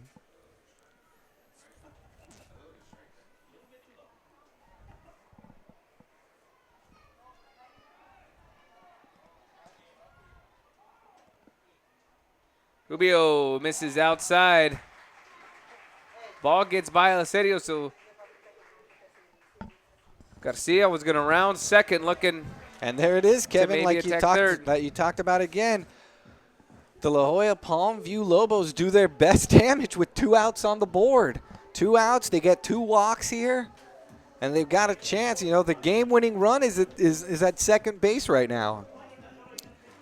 So we're going to see a pinch runner coming in, number 4, Emmanuel Garcia. I think it's a courtesy runner. Courtesy runner for the pitcher. That's right, he's a pitcher now, so he does get the courtesy of a runner, a courtesy runner. Is that how they came up with the name? They extended him the courtesy. So up to bat is the catcher, number 8, Cesar Rosales. And another runner. That's a pinch runner there. You know, we saw Coach Garcia go to the bench in like the 5th or 6th inning, like the 4th or 5th inning. First coach to do it, too.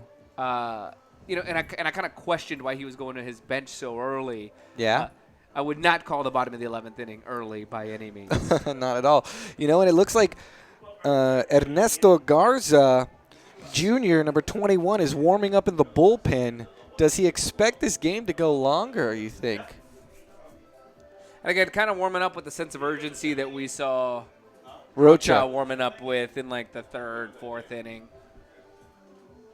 So a couple of pinch runners in for Coach Garcia. You got to think he got some speed out there, because if now with a runner in scoring position, you probably waited till he got a runner on second base before he decided to use a pinch runner. Yeah, I agree. And look who's coming up. Cesar Rosales, the guy who's been running it all on defense, now has a chance to seal the deal for him. That pitch fouled off back behind us here in the press and box. And you could tell after he hit that one, he thought if he got better contact, that was it. That was the game winner. He's looking for a walk-off hit right here. Probably trying to go center left. Ooh, that pitch misses for a ball. Evens up the count at 1-1. For the Bears, you got to wonder where that pitch Missed. It looked pretty good from up here. 1-1 the count, 2 away. Rubio comes, sets, delivers. That pitch popped up in the infield. Castillo coming underneath to make the grab, and 3 away. We're heading to the top of the 12th after these messages here on 956sports.com. Hi, this is Amanda with 956sports.com. Check out this week's show where we take a look at soccer, basketball, and football from the past week. Come back Thursday morning for the only sports show in the RGV, and follow us on Twitter at 956sports and on Facebook.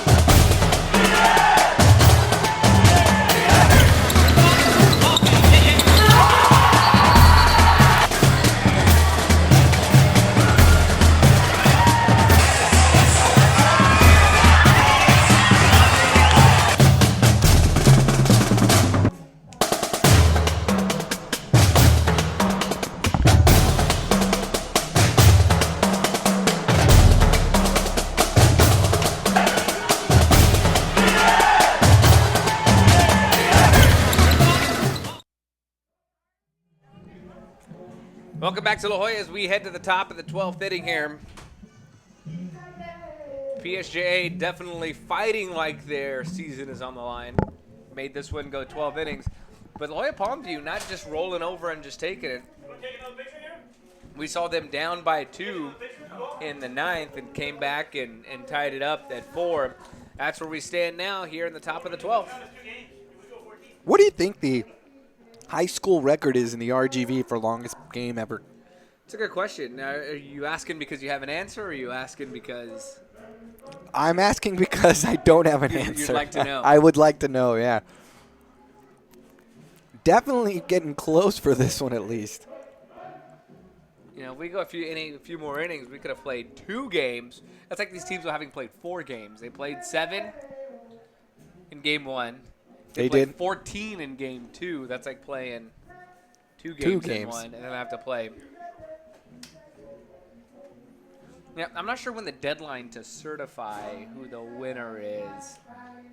I would think they had the option if they wanted to finish on Monday,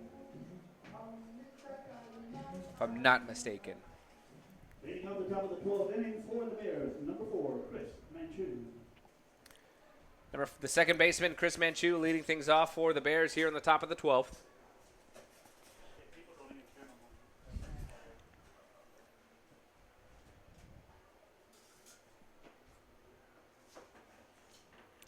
And the sun is officially gone now, Kevin. It's done. Chris Rocha still pitching for the Lobos. That pitch swung on, lifted to right field. Second baseman Salinas underneath it. He'll make the grab. 1 pitch, 1 out here in the top of the 12th. Just like I told you, Kevin, these PSJA Bears, they're swinging right away. They're not making the pitcher work. First pitch they see that they like, they're gonna hit it. And you know, it could be Coach Guajardo is probably telling him, swing away. You know, he's going to give you something good to swing at. You may not get another one. Take your opportunities while you can. Number 6, Michael Castillo up to bat. And looks like we had an administrator out on the field to talk to. An umpire. An umpire.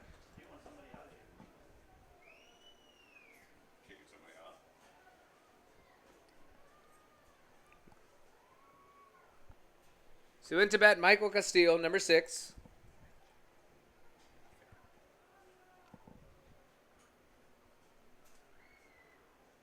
One away here in the 12th. That pitch swung on, fouled down the right side. You gotta give it to the fans who have stuck around for all 4+ hours of this game. Here's some die-hard family members and fans of both teams. The 0-1 pitch to Castillo. In there for a called strike.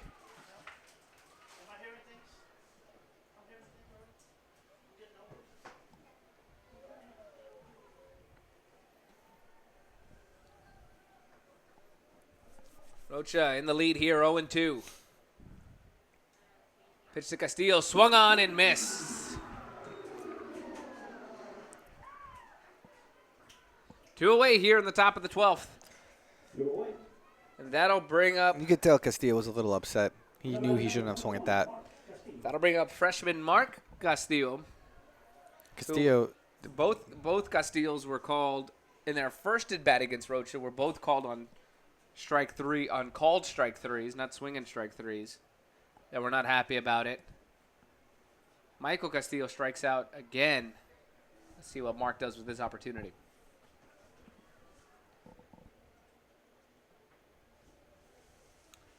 Rocha out of the windup. Swing and a miss. Strike number 1.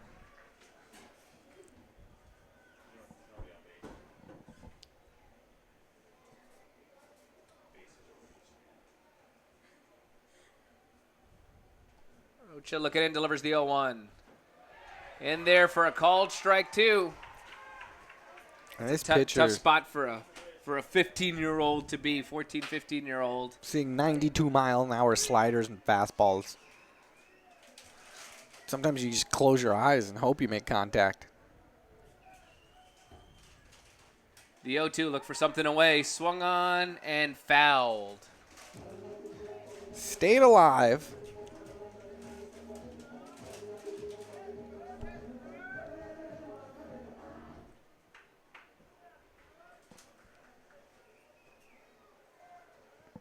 So still 0-2, 2 away here, top of the 12th.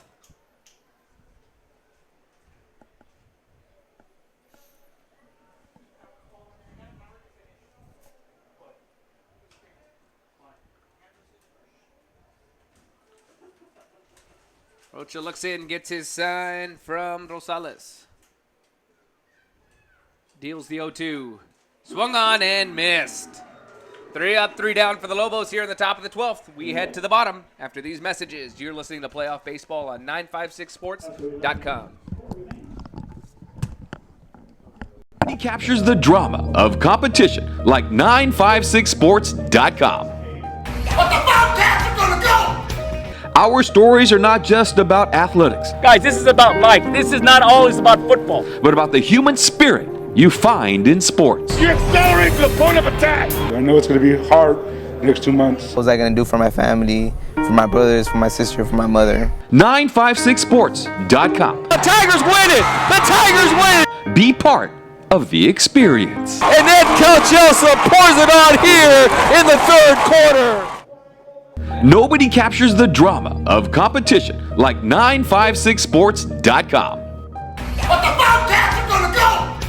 Our stories are not just about athletics, Guys, this is about life. This is not always about football. but about the human spirit you find in sports. You accelerate to the point of attack. I know it's going to be hard the next 2 months. What was I going to do for my family, for my brothers, for my sister, for my mother? 956sports.com. The Tigers win it! The Tigers win it! Be part of the experience. And then Coach Elsa pours it on here in the third quarter. Nobody. We're back here in La Jolla, headed to the bottom of the 12th. Now, we saw the Lobos getting something going last inning, Eric. I mean, but again, a lot of their work, like we've said, has been coming with 2 outs. They got to get some runners on in some earlier If they want here. to, they've got to do it with at least one out left. You know what? It's kind of fitting, Kevin. I've just gotten notice, confirmation. The score here is 4-4, and we've just passed the 4-hour mark of this game. Lucky number 4s. I know that's maybe your favorite number. It's definitely a number that I did favor when I was young, when I once wore a younger man's clothes. Number 9, we'll start things off here for the Lobos. Jose Chapa.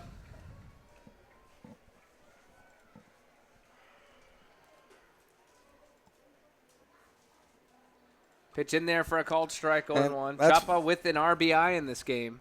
And that's one of those hits. I mean, like, He had an opportunity there for it. I think he knew it. It was a good pitch to hit, but didn't swing. The 0-1 misses away. They Evens take up those the count at 1-1. They take those first pitches.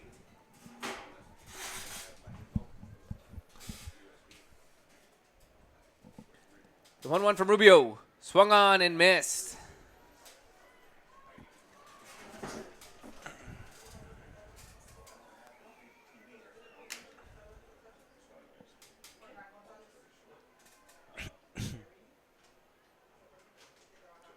That pitch fouled back. Stays alive at 1-2.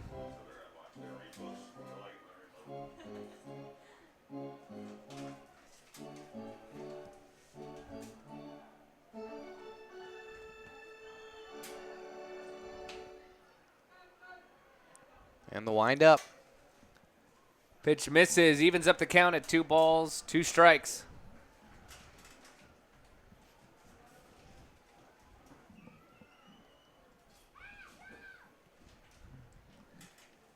The 2-2 from Rubio. That pitch misses outside. Count worked full to 3-2. He had him. 2 strikes. No balls and just can't close the door. The 3-2 pitch bounces in there for ball number 1. The leadoff man is on. The leadoff man also the go-ahead run here in the bottom of the 12th. Brings up number 21. He's become a favorite player of ours. Ernesto Garza been up in so many big opportunities. You'd like to see the big man deliver here. You definitely would.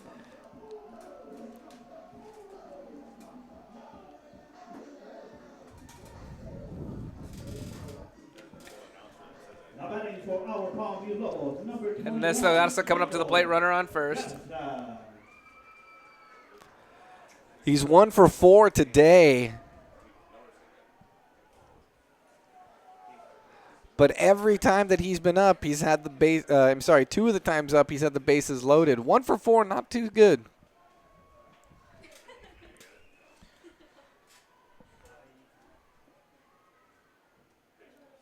Rubio looking in, delivers. Garza takes ball number 1. Now, we have seen him definitely get some good swings on some pitches. Like we said, he hit a laser to the outfield wall.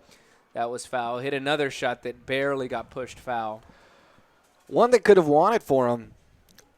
Bases loaded, long to the wall. Pitch misses outside. 2-0 the count. He's not going to give him anything good to hit.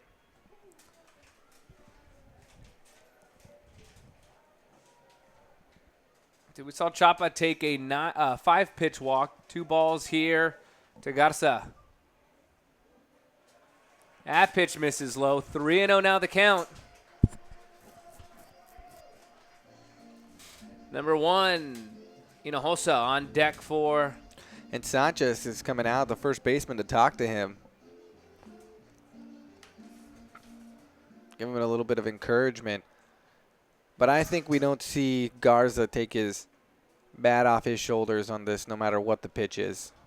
It's got to be a take all the way, at least with the command issues that we've seen Rubio have here in the bottom of the 12.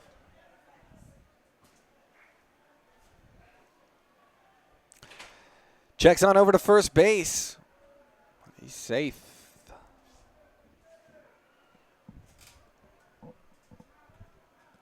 The 3-0 pitch in there for a called strike, 3-1. Like you said, Eric, taking all the way. That pitch looked a little bit outside, but home plate umpire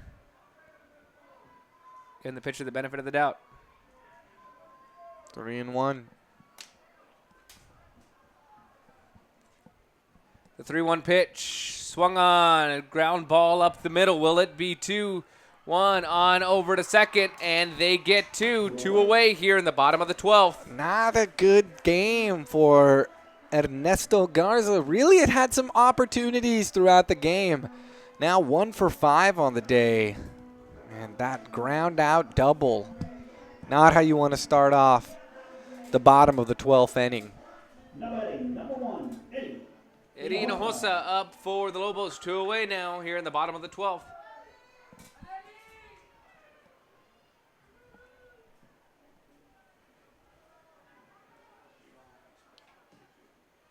You know, this is one of those games, Kevin, where coaches just get gray hairs from all the stress that this game puts on them. The 1-0 pitch misses outside, ball number 2.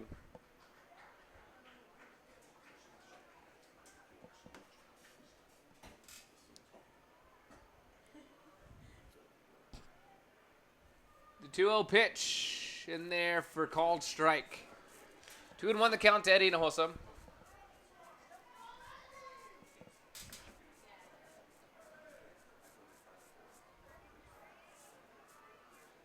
The 2-1 from Rubio, swung on again, hit to Murillo, booted, and Eddie Hinojosa will get on safely, 2 away. Making some magic happen with the 2 outs. Some 2-out magic, a little 2-out rally. They've used it all game. Will they use it here to end it in the bottom of the 12th? Well, let's see. They've got Carlos Puente up. He got out last time, but he does have one of their 4 RBIs.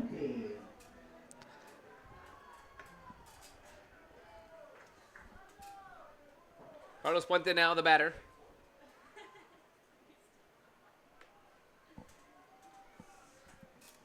Rubio dealing out of the stretch now. First pitch. In there for a called strike. 0-1 the count.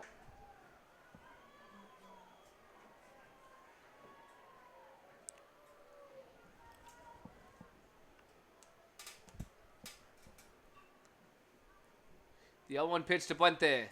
Breaking ball, swung on and missed. You know, we've seen a lot of these Lobos players just take really, really big cuts. They have been. I think they're all trying to win it with a home run instead of trying to play small ball and just get on base, let everyone do their job, and someone eventually bring you home. The 0-2 pitch foul down the right side.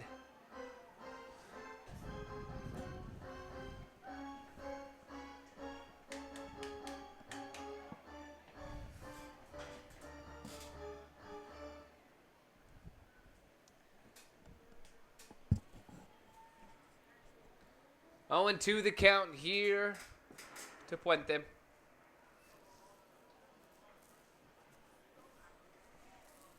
Rubio asking for a new ball.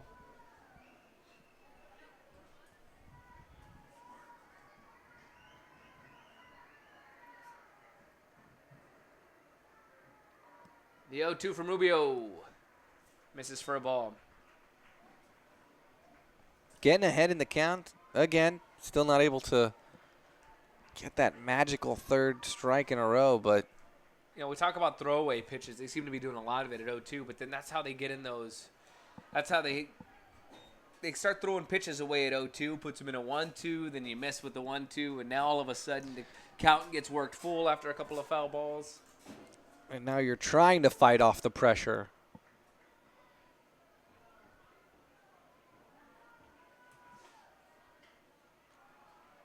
That pitch fouled over the right side. Sanchez giving it a chase, and he'll make the grab for out number Redeems 3. himself there. We'll move on to the top of the 13th after these messages here on 956sports.com. Captures the drama of competition like 956sports.com. But the Bobcats are gonna go!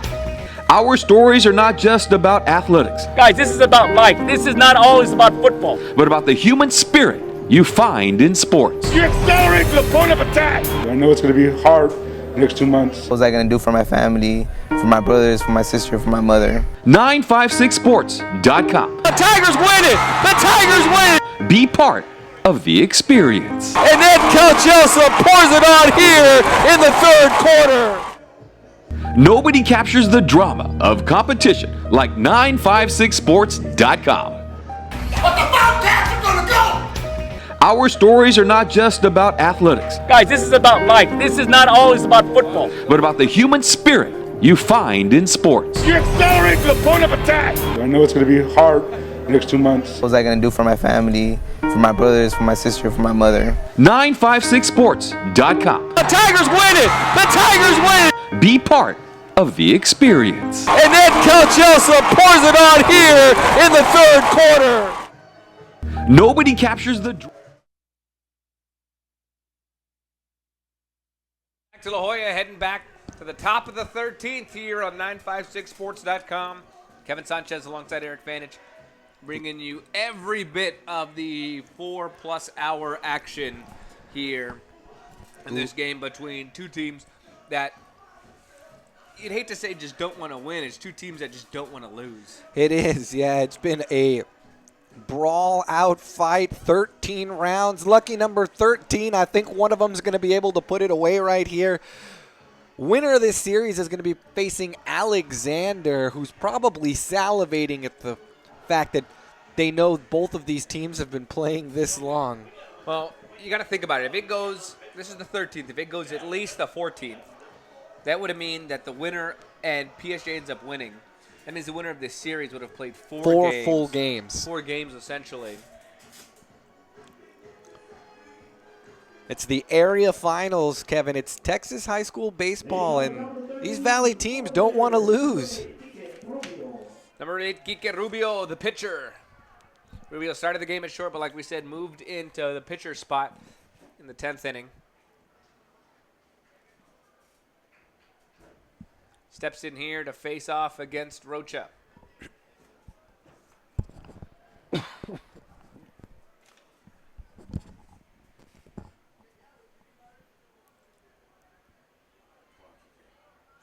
Rocha coming set at the letters from the windup. Delivers. Oh. That pitch swung on, smoked past a diving Benya. What a hit right there, Kevin. That's probably the first person that's been able to connect solidly with one of Rocha's fastballs. You know, Pena gave it all he could with that dive-out effort, just past the glove of a diving shortstop, and now the Bears in business here with one on. So you think possibly that Rocha's fastball may be dying out a little. Maybe it's not as fast as it was. I mean, he has been out there for about 4 innings now. Probably not throwing that 91, 92 mile an hour fastball that he was. Probably somewhere in the mid-80s. And these players have seen it a couple times now that they know what to do with it. Rogelio Salinas, the pitcher that started for him, but I don't know if he wants to do it now that he showed it, and these players know what to expect. Well, I mean, I think we've seen Coach Guajardo do it all game long. Is you get your leadoff runner on, you butt him over to second, and you hope for a penny tighter. You might want to think about showing bunt than pulling it back and just slapping it down that third base line. Not a bad plan, Kevin. Garcia looking over at Rocha saying, you know, third base coach trying to get an idea down. You may be right, Kevin. He may. Although Rosales went and talked to him, probably warning him, hey, this could happen. Be ready. Yeah, they saw Garcia crack to the dugout. Yeah, he was getting really. Now what's going on? Well, the umpire. I'm sorry. Have been moving up a little bit closer too. Possibly trying to steal the signs. I'm not really sure. 0-1 the count here to Salinas.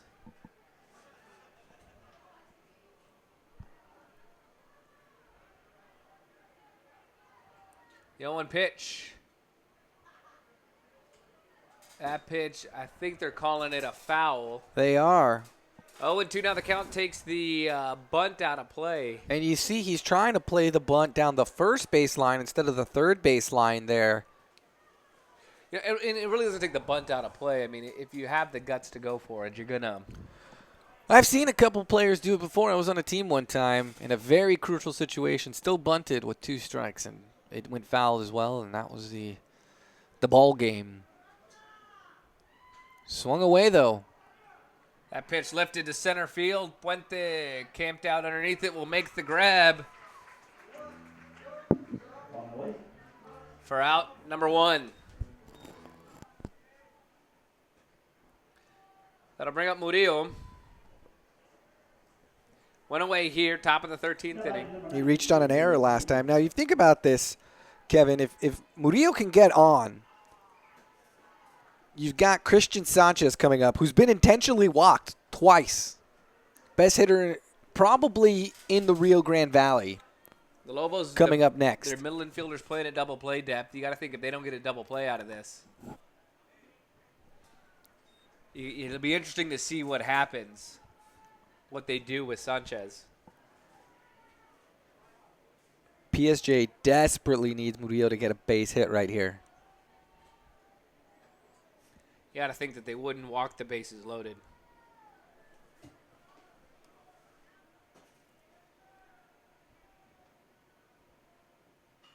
That pitch swung on, lifted to left field. Shortstop, Pena, gonna make the grab.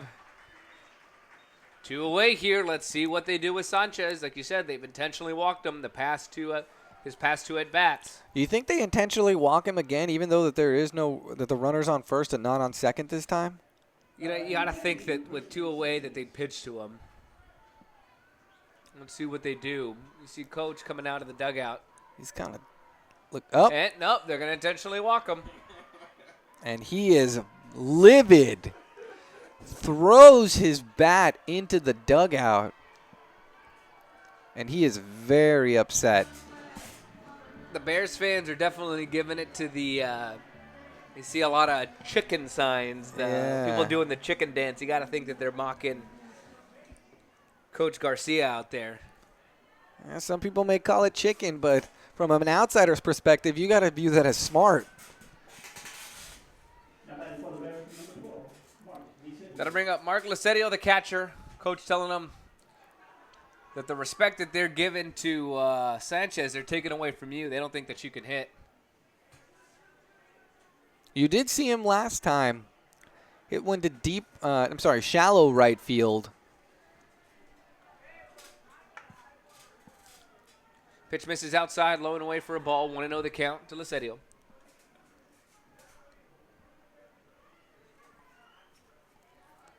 The 1-0 swung on, foul down the right side. Way out of play.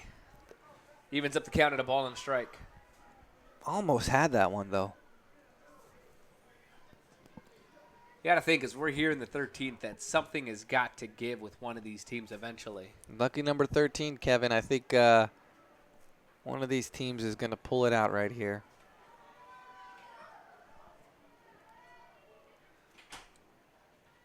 Rocha working from the stretch. Coming set at the letters, delivers the 1-1. Swung on, fouled to the backstop.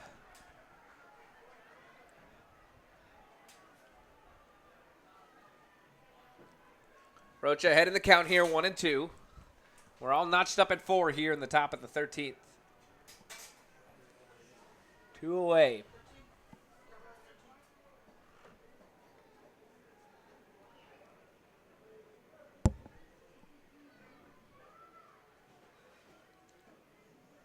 Rocha looking in. In there for a called strike, goes down looking. Oh, and he's giving it to the umpire.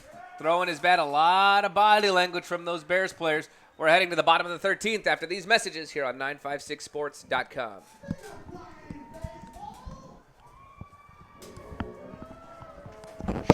Body language from the Bear catcher, Lucerio. Lucky the umpire didn't see him. He was very upset on that called strike, and you're right. I think that's he may have been thrown out of the game on that one. But very lucky. The umpire did not see it, and one of these pitchers is probably just starting to get a little bit tired here. So we'll see which one breaks first. We've definitely seen a lot more runners reach base. We have, especially on Rocha, which you didn't see a lot on his first 2-3 innings. I think he had 6 strikeouts in 3 innings. Leading out the bottom of the 13th inning for our Palmview Rebels, number 6, Edgar Salinas.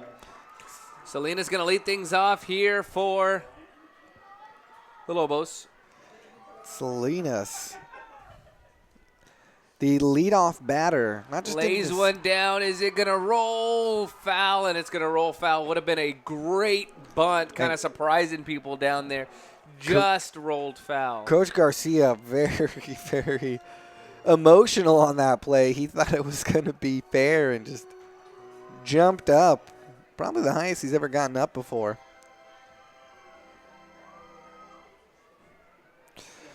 Salinas popped up to the catcher last time he was on. Let's see what the second baseman can do here. The leadoff man, 1, 2, and 3 in the order here for the Lobos. The bottom of the 13th. Yeah, reached on that one, tapped foul. Hasn't had a great game. In fact, the only time he's been on base in the 13 innings was a walk that he got, which was in the 9th.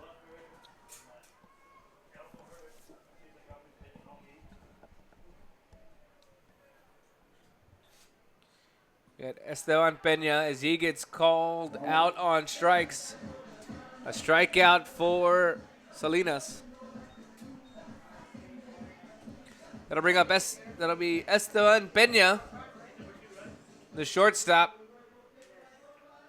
Now batting for the Lobos, number 2, Steve Peña.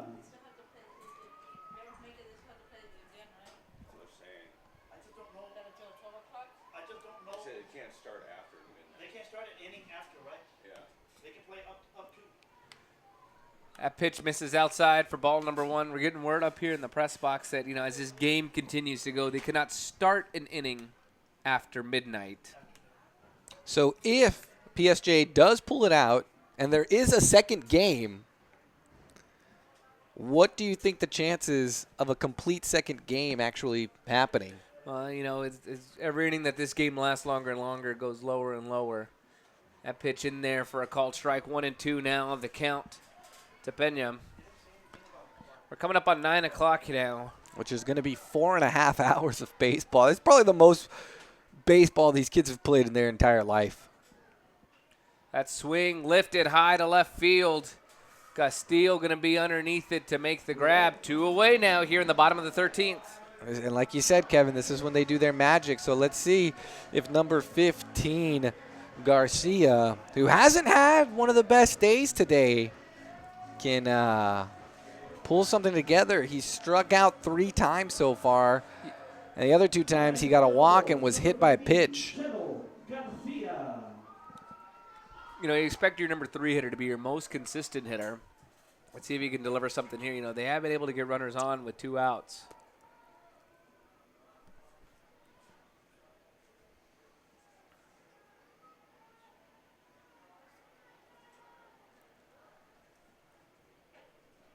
The temperature here has dropped drastically. First pitch. When these kids started playing, it was 95 degrees. Now it's 82. 13-degree drop from first pitch to where we are now, all tied up at 4 here in the bottom of the 13th. The Lobos see some magic here. They're going to go pretty much 2 complete games. That wind, though, I think that we talked about is still pretty much right where it was. It started about 15 miles an hour, got to 20, back down to about 16 right now. So it's fluctuated throughout the day. And if it's really hurt anyone, it's probably hurt the Lobos of La Jolla Palmview.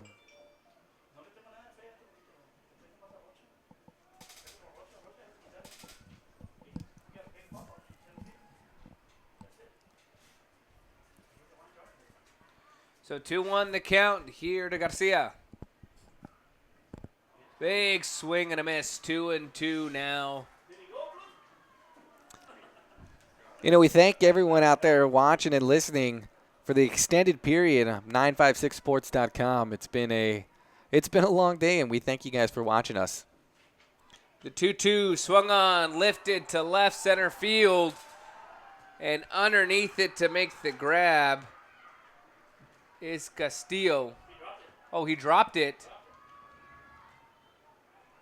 And the Bears are walking off the field. No, they're saying the Bears are field. You caught it. Coach is coming over. Looks like they're going to say he caught it. We move on to the 14th here on 956sports.com. We'll be back after this. Of competition like 956sports.com. But the Bobcats are gonna go! Our stories are not just about athletics, Guys, this is about life. This is not always about football. but about the human spirit you find in sports. You accelerate to the point of attack. I know it's going to be hard the next 2 months. What was I going to do for my family, for my brothers, for my sister, for my mother? 956sports.com. The Tigers win it! The Tigers win it! Be part of the experience. And then Coach Elsa pours it on here in the third quarter. Nobody captures the drama. Most car dealers have a gorgeous young lady in their commercial. That's a great idea. We need one too. Be right back. She can tell people how to check out all the videos on the makes. And models at the paint.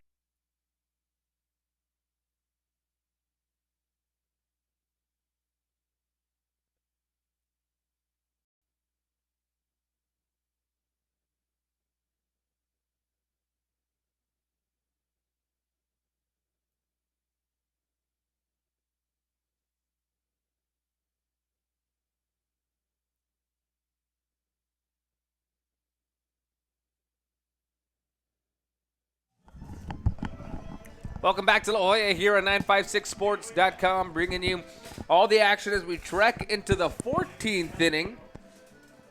Top 14 here. 14, Kevin. They're playing 2 full games right now. Yeah, that's not even going to be the whole series, possibly. No, the Bears win. They will go on to what will be a third game in the books. And if you're Laredo Alexander, you have got to be loving this.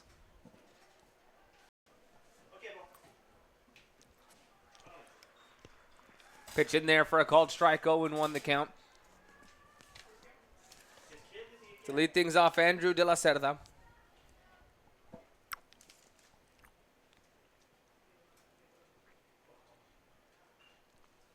That pitch fouled off, 0-2 Rocha. In the lead here with 2 strikes.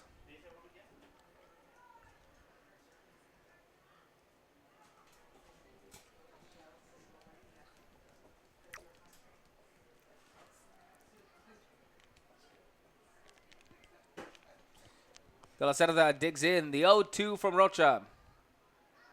Swung on, fouled back. They're getting a little back on that aluminum baseball bat.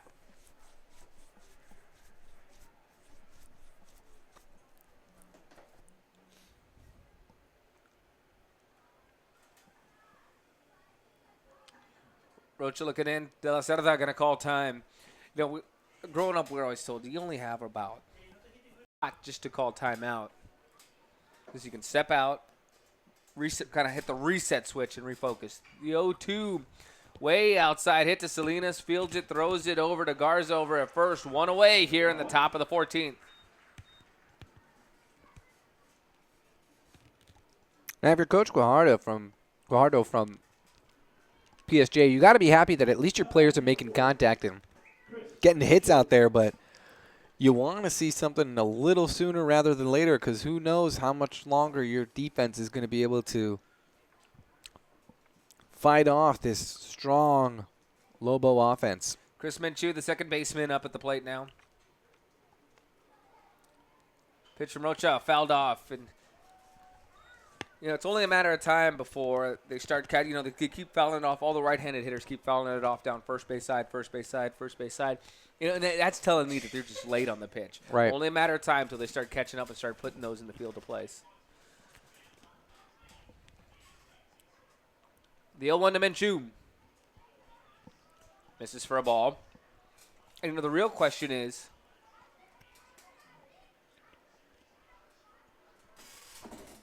now that Lobos have used up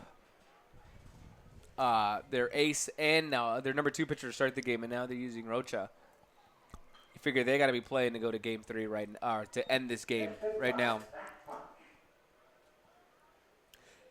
You know, we definitely like to give a shout-out to our friend Alex Pena, who's been covering the North Row game, keeping us updated on all those scores. Yeah, he did a great job out there. So that we can bring you action live as it's happening in high school baseball all around the Valley. Yeah, it's 956sports.com. Multiple games, multiple days, staying out late. This has just been the most bizarre. It's a game that started yesterday, continued today, and now has gone 14 innings. Over 4.5 hours. Just today. The 1-2 from Rocha. Swung on and missed by Menchu. 2 away here in the top of the 14th.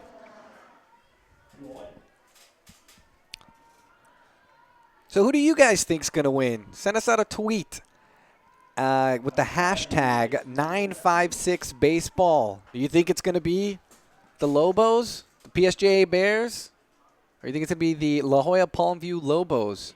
Send us out a tweet. Hashtag 956baseball. We'll read some of your tweets out on the air.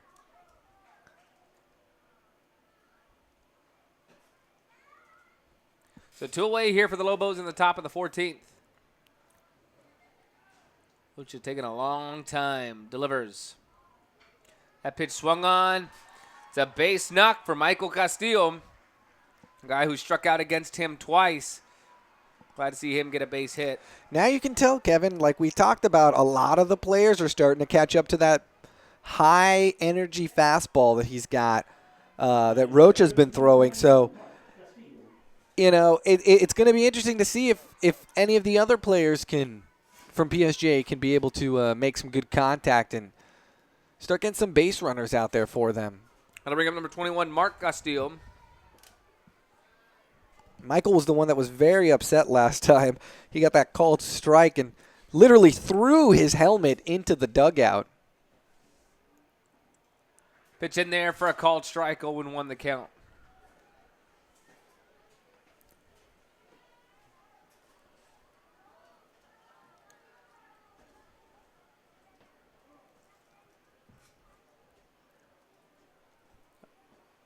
The 0-1 to Castillo. Swung on, fouled down the right field side.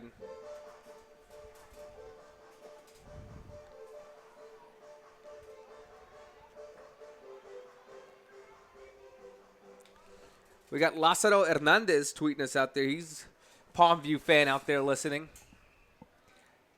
So I'm assuming he's cheering for the Lobos. He thinks the Lobos got this all the way. He's got them winning in the bottom of the 14th. 0-2 the count to Castillo. 2 away here. That pitch swung on, lined right back up the middle, making a play right there is Puente for the Lobos. What a play. And the side has been retired. We'll be back with the bottom of the 14th. Let's see if Lázaro's prediction of a Lobo win in the 14th is true. You're watching Playoff Baseball here on 956sports.com. Of competition like 956sports.com.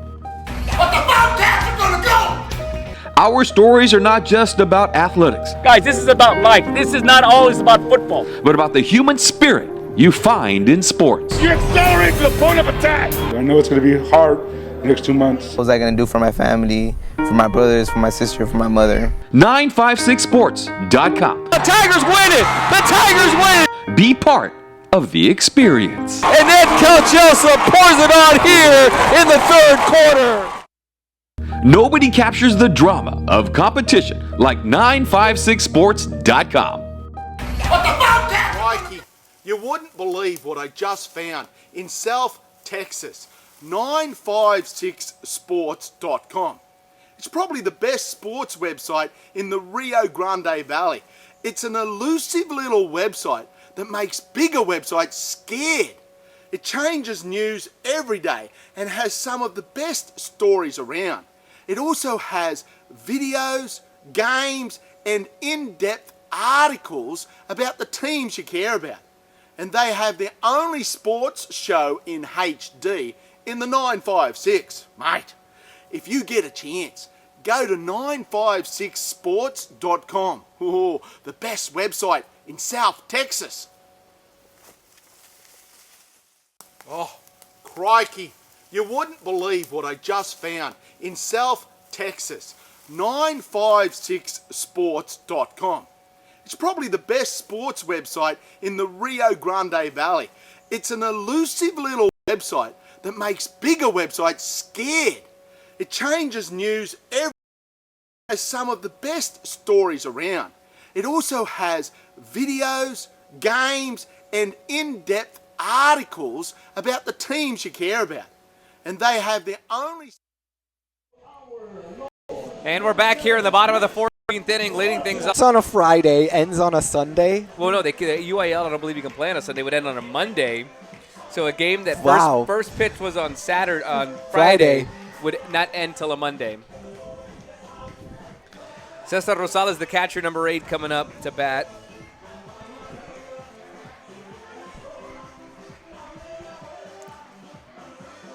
Yulissa tweeting us in.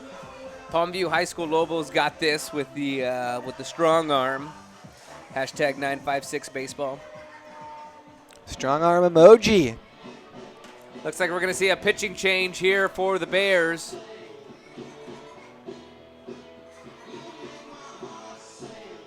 We'll try to get you a jersey number as soon as we can get one. It looks like number 6 to me.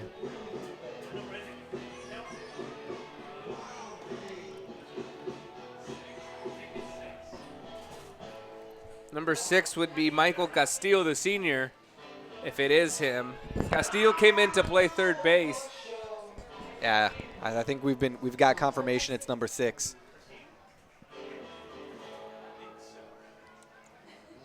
And again,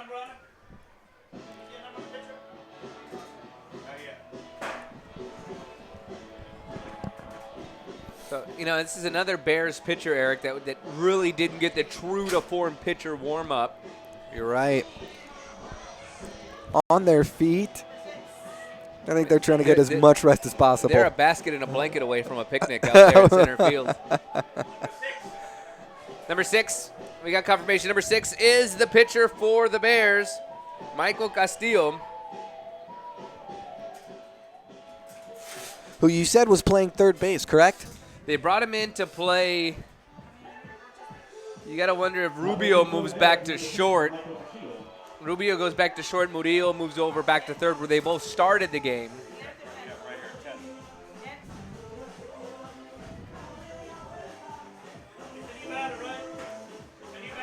Checking in, number 8, Cesar Rosales.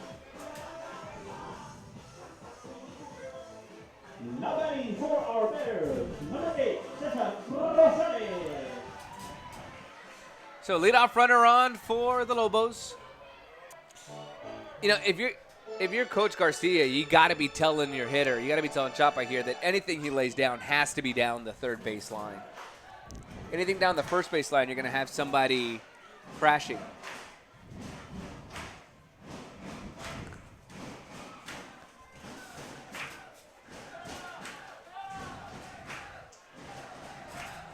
So 1 strike away.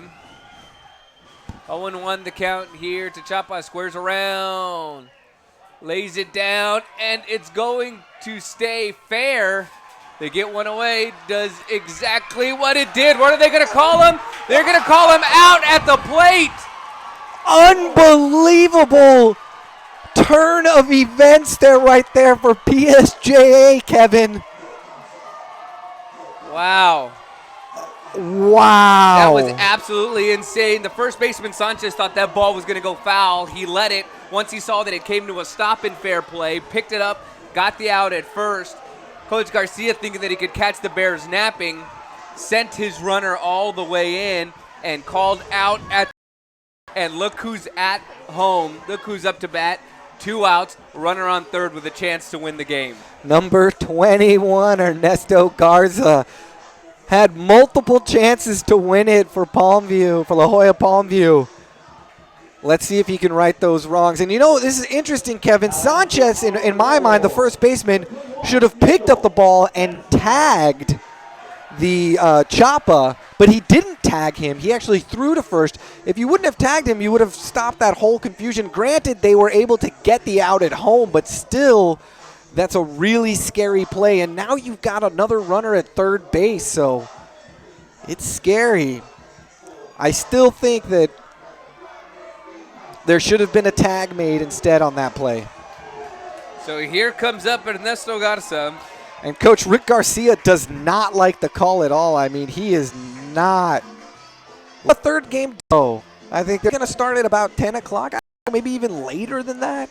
So that ball is popped up.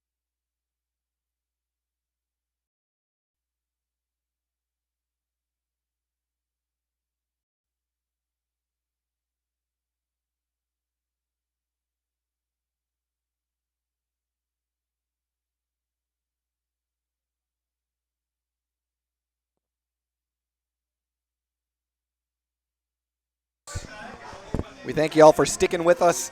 We know it's been a long game, but it has been exciting. And you know we wouldn't have it any other way. Both these teams, like you said, I don't know if they necessarily, I mean, they're trying to win, but I think they're trying to not lose more than they're trying to win. So keep tweeting us. We've gotten a couple hashtag 956baseball or at 956sports. A couple of people still letting us know who you think is going to win as we're in the top of the 15th inning. And Bart Bickerton, who's the former Sherryland coach and the current Mercedes Tigers coach, just tweeted out us saying they can start another game here tonight as long as it starts before midnight. So thanks, Coach Bickerton, for keeping us informed. We know there's lots of different UIL rules out there. Not all of us know all of the UIL rules. Even as broadcasters, there's still just a couple things that we don't know, and I don't know if we would have thought we were going to be in this situation tonight. So thanks a lot, Coach.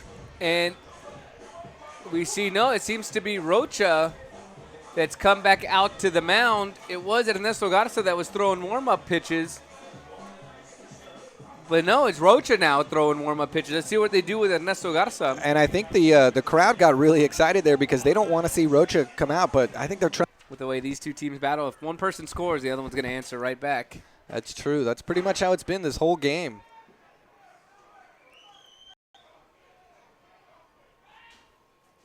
That pitch fouled away. Every time the Bears have scored, that's number 8, Kike Rubio. And it looked like he had that, he's finally got the number of Rocha. I think he's figured out how to hit. 2, 1-1 the count.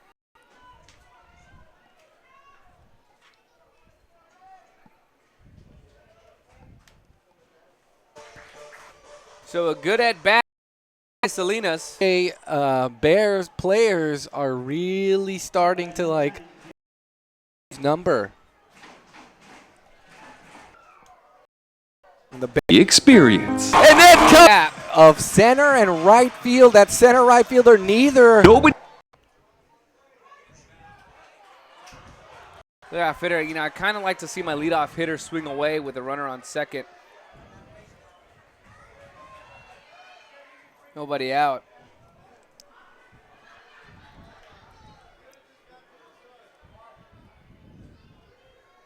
2-0 the count.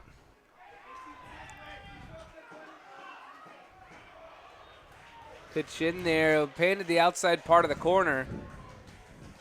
In there for a called strike, 2-1 the count. Yeah, number 12, Mark Lisetti.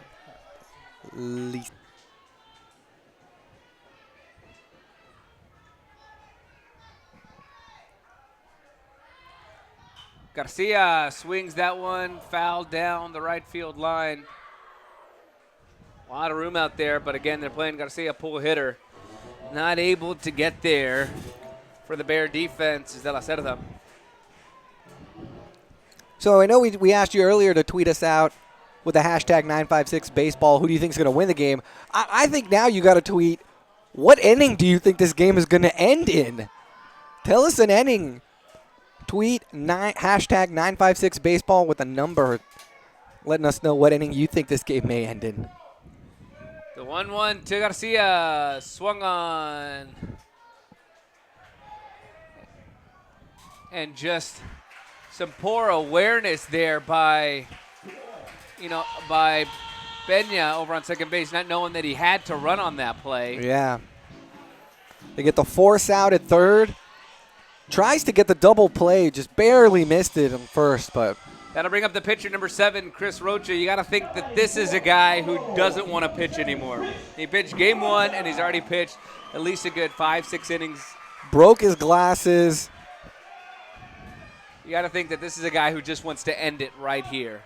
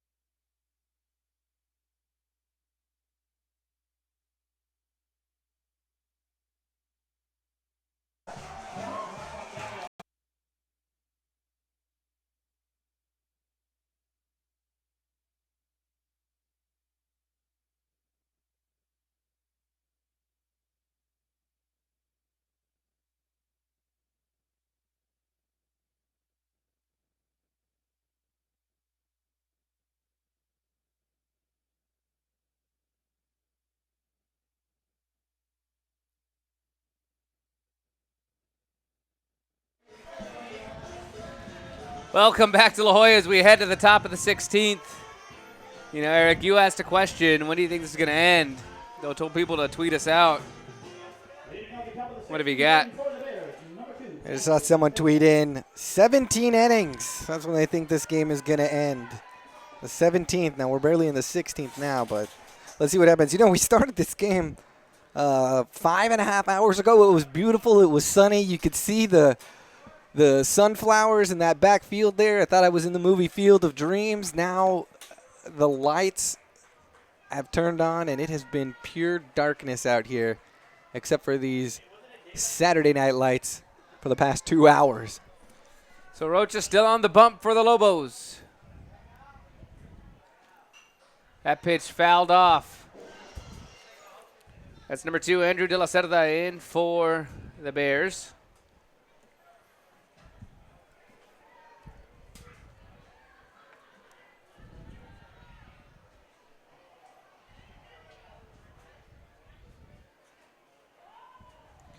The 0-1 swung on and missed by De La Cerda.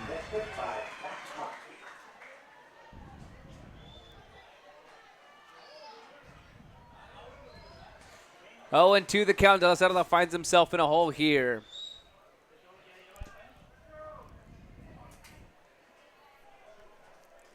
Rocha delivers, swung on and missed. One away here in the top 16. He still got it.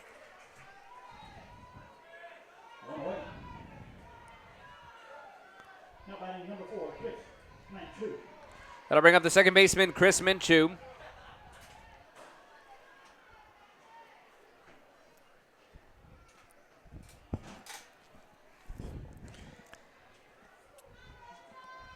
Minshew digs in. Rocha gets his signs, delivers. Pitch in there for a called strike. Hey, you know, this is the time that you usually see the least likely person that you would to step up and hit an amazing shot. So someone that may have not been playing well all game may come out right here in the clutch and do something fantastic. The 0-1 swung on and missed by Minshew. And you know, it's funny, people that are probably looking at the scoreboard right now and saying, geez, it's all zeros, 0, 0, 0, 0, 0. How is the score 4-4? Well, I don't think they know. We're at the top of the 16th inning here. Swung on and missed by Minshew. 2 away here in the top of the 16th.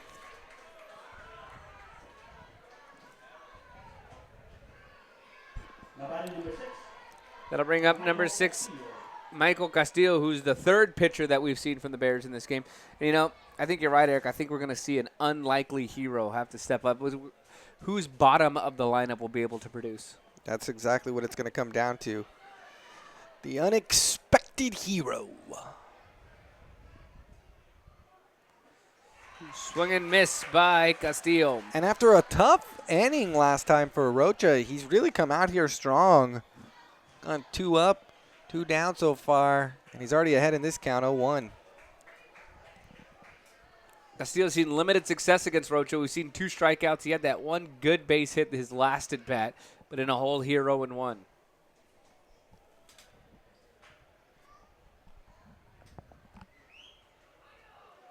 The 0-1 pitch swung on, hit foul down the right side.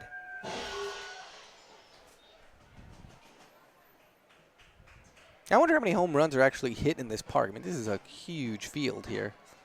Got to be one of the largest high school football, baseball fields.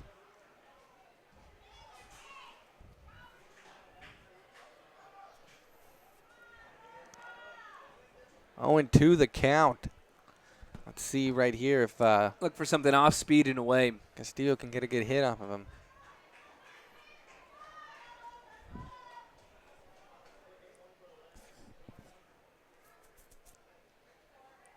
Rocha delivers the 0-2. Away it is. 3 up, 3 down, 3 strikeouts.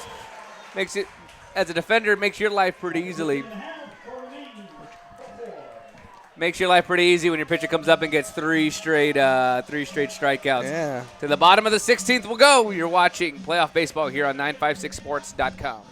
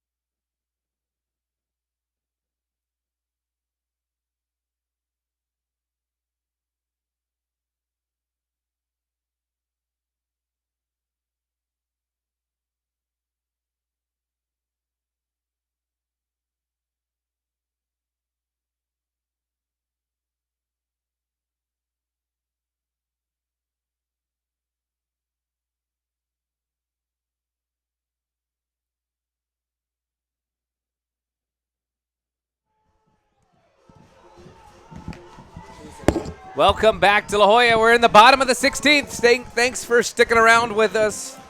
We know we probably had a little bit of internet trouble there. You know, we are deep in South Texas, and we thank you for sticking with the coverage. Looks like we got everything back up and running. The experts here at 956 Sports doing a great job letting us continue to broadcast this game to you lovely people. Cesar Rosales, the batter for the Lobos, in there for a called strike. Castillo, still the pitcher for the Bears.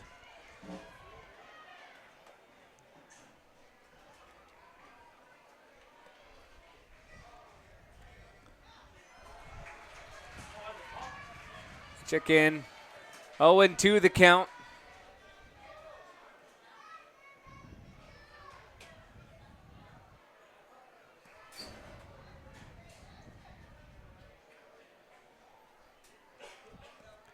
The 0-2 swung on. That tapped foul down the left side. And a great play by the third baseman. I think they've shifted around over there. Looks like number 9's playing third base. That's Murillo back to third base. Yeah, it's kind of almost like he's been it kind of almost is like Coach Guajardo is really playing like some sort of checkers or chess here with all of his players. Keeps moving them around. But the defense to this game has just been phenomenal. That'll bring up number 9, Chapa. One away here in the bottom of the 16th. Pitch misses high for a ball. Just past 5.5 hours for this game, Kevin.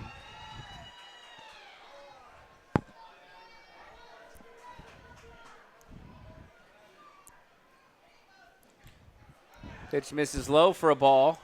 And at what point do you start bringing in your 4th and 5th pitchers?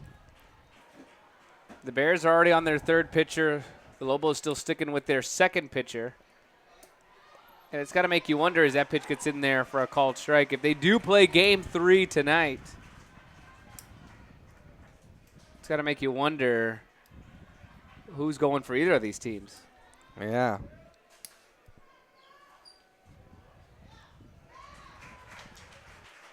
You would think that the Bears, as that pitch fouled off, you would think that the Bears probably have a deeper pitching roster than Palmview does. So you think that they'd want to play the game tonight. But the way this game is going, I think you take your chances, you rest up, and you try to go your number 1 versus their number 1 and see who's better. I think you're right, Kevin. Although the La Jolla Palmview Lobos probably don't want us talking about that right now as they're up on the plate. The 3-1 pitch misses outside, and that's a walk for number 9, Jose Chapa. You know, he's one of the team captains. He's a leader. And Coach Rick Garcia just talks very highly of him in the locker room. We got a chance to speak with him before the game and just really loves how he's a leader on the field. Ernesto Garza comes up to the plate, 1 on, 1 out.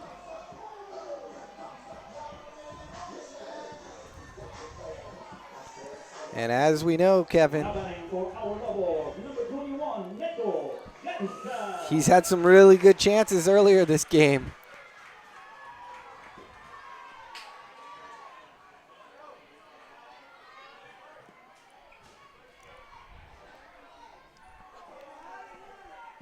Could this be it? I think I got a feeling, Kevin, this may be it. First pitch in there, called strike to Ernesto Garza. I think that I'm sure the Palmview fans are hoping that you're right. Ernesto Garza, he's a captain as well on this team. He's had some opportunities, and I think now you saw him walk up to the plate with a lot of confidence. That pitch gets away, runner in scoring position now for the Lobos. Well, they got 2 tries to bring him in.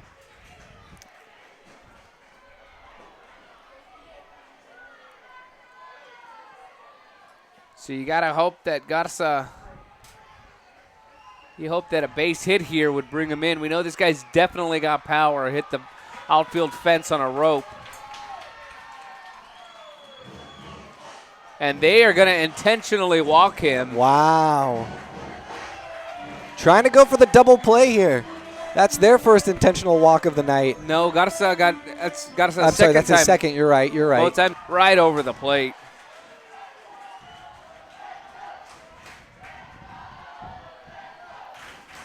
And we want to thank all you guys that are watching us on 956sports.com. We just got word that there have been over 50,000 visits. That ball tapped foul down the left side. To our site today. Count now full of 3 and 2. 50,000 visits. 50,000. So we want to thank all of you for watching this game. I mean, this is an instant classic. At 5 hours, that's about 10,000 viewers an hour. I don't know if it works that way, but I'll let you have that one. Mr. Nielsen ratings over here. 3-2, count is full. That pitch swung on, tapped foul, a lot of room out there. Very high. And the left fielder's gonna make a play. Runners will not advance. I believe that's Castillo out there. Now they don't need the double play ball. They can get out with a single out and move on to the 17th inning right here.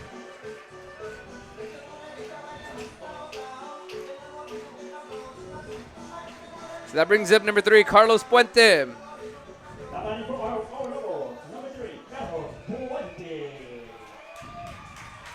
Puente, the number 9 hitter.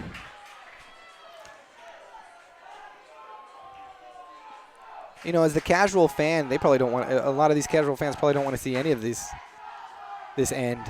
And a shot up the middle. Will it score the runner? They're going to send him. They're sending him. And they will be moving on to play Laredo Alexander, a 5-hour, 42-minute game. It ends at 10-12 tonight. And we've got people watching from all over the country here. We got on 956sports.com. We got somebody. We have Brenda Morin watching all the way from Chicago, watching her Lobos be victorious tonight as they take the lead 5-4 in the bottom of the 16th inning. Definitely, I would imagine that this is one for the books. And, you know, number 3, Carlos Puente, he hit into a double play his first at-bat. He RBI to center field, but it was a sac fly, singled. He was out. He had a pop-up, and then the game-winning RBI single right into center field. Absolutely incredible. What an incredible game. We hope that you were here for all of it, if not at least the ending. We want to thank you so much for listening on 956sports.com. We've had a great production crew with us the entire game. Jake Berry, our producer, our camera crew, Chelsea Cortez. Thank you so much for bringing this game to you guys from the Rio Grande Valley to Chicago to who knows where else people were listening. Just fantastic. A wonderful game here tonight. And our producer's telling us that we got somebody watching from Okinawa, Japan. Japan? Wow. Somebody watching from Okinawa, Japan. That's awesome. I'm sure if they're a Lobos fan, I'm sure that they're happy that their team won tonight, 5-4. Coach Garcia getting the Gatorade bath. So for our production crew, Jake Berry, and for our camera crew, Chelsea Cortez, for Eric Panich, I'm Kevin Sanchez. Glad we could be along for this ride with us as the La Jolla Palmview Lobos defeat the Bears in 16 innings, 5-4. They will advance to play Laredo Alexander. Until next time, we'll see you.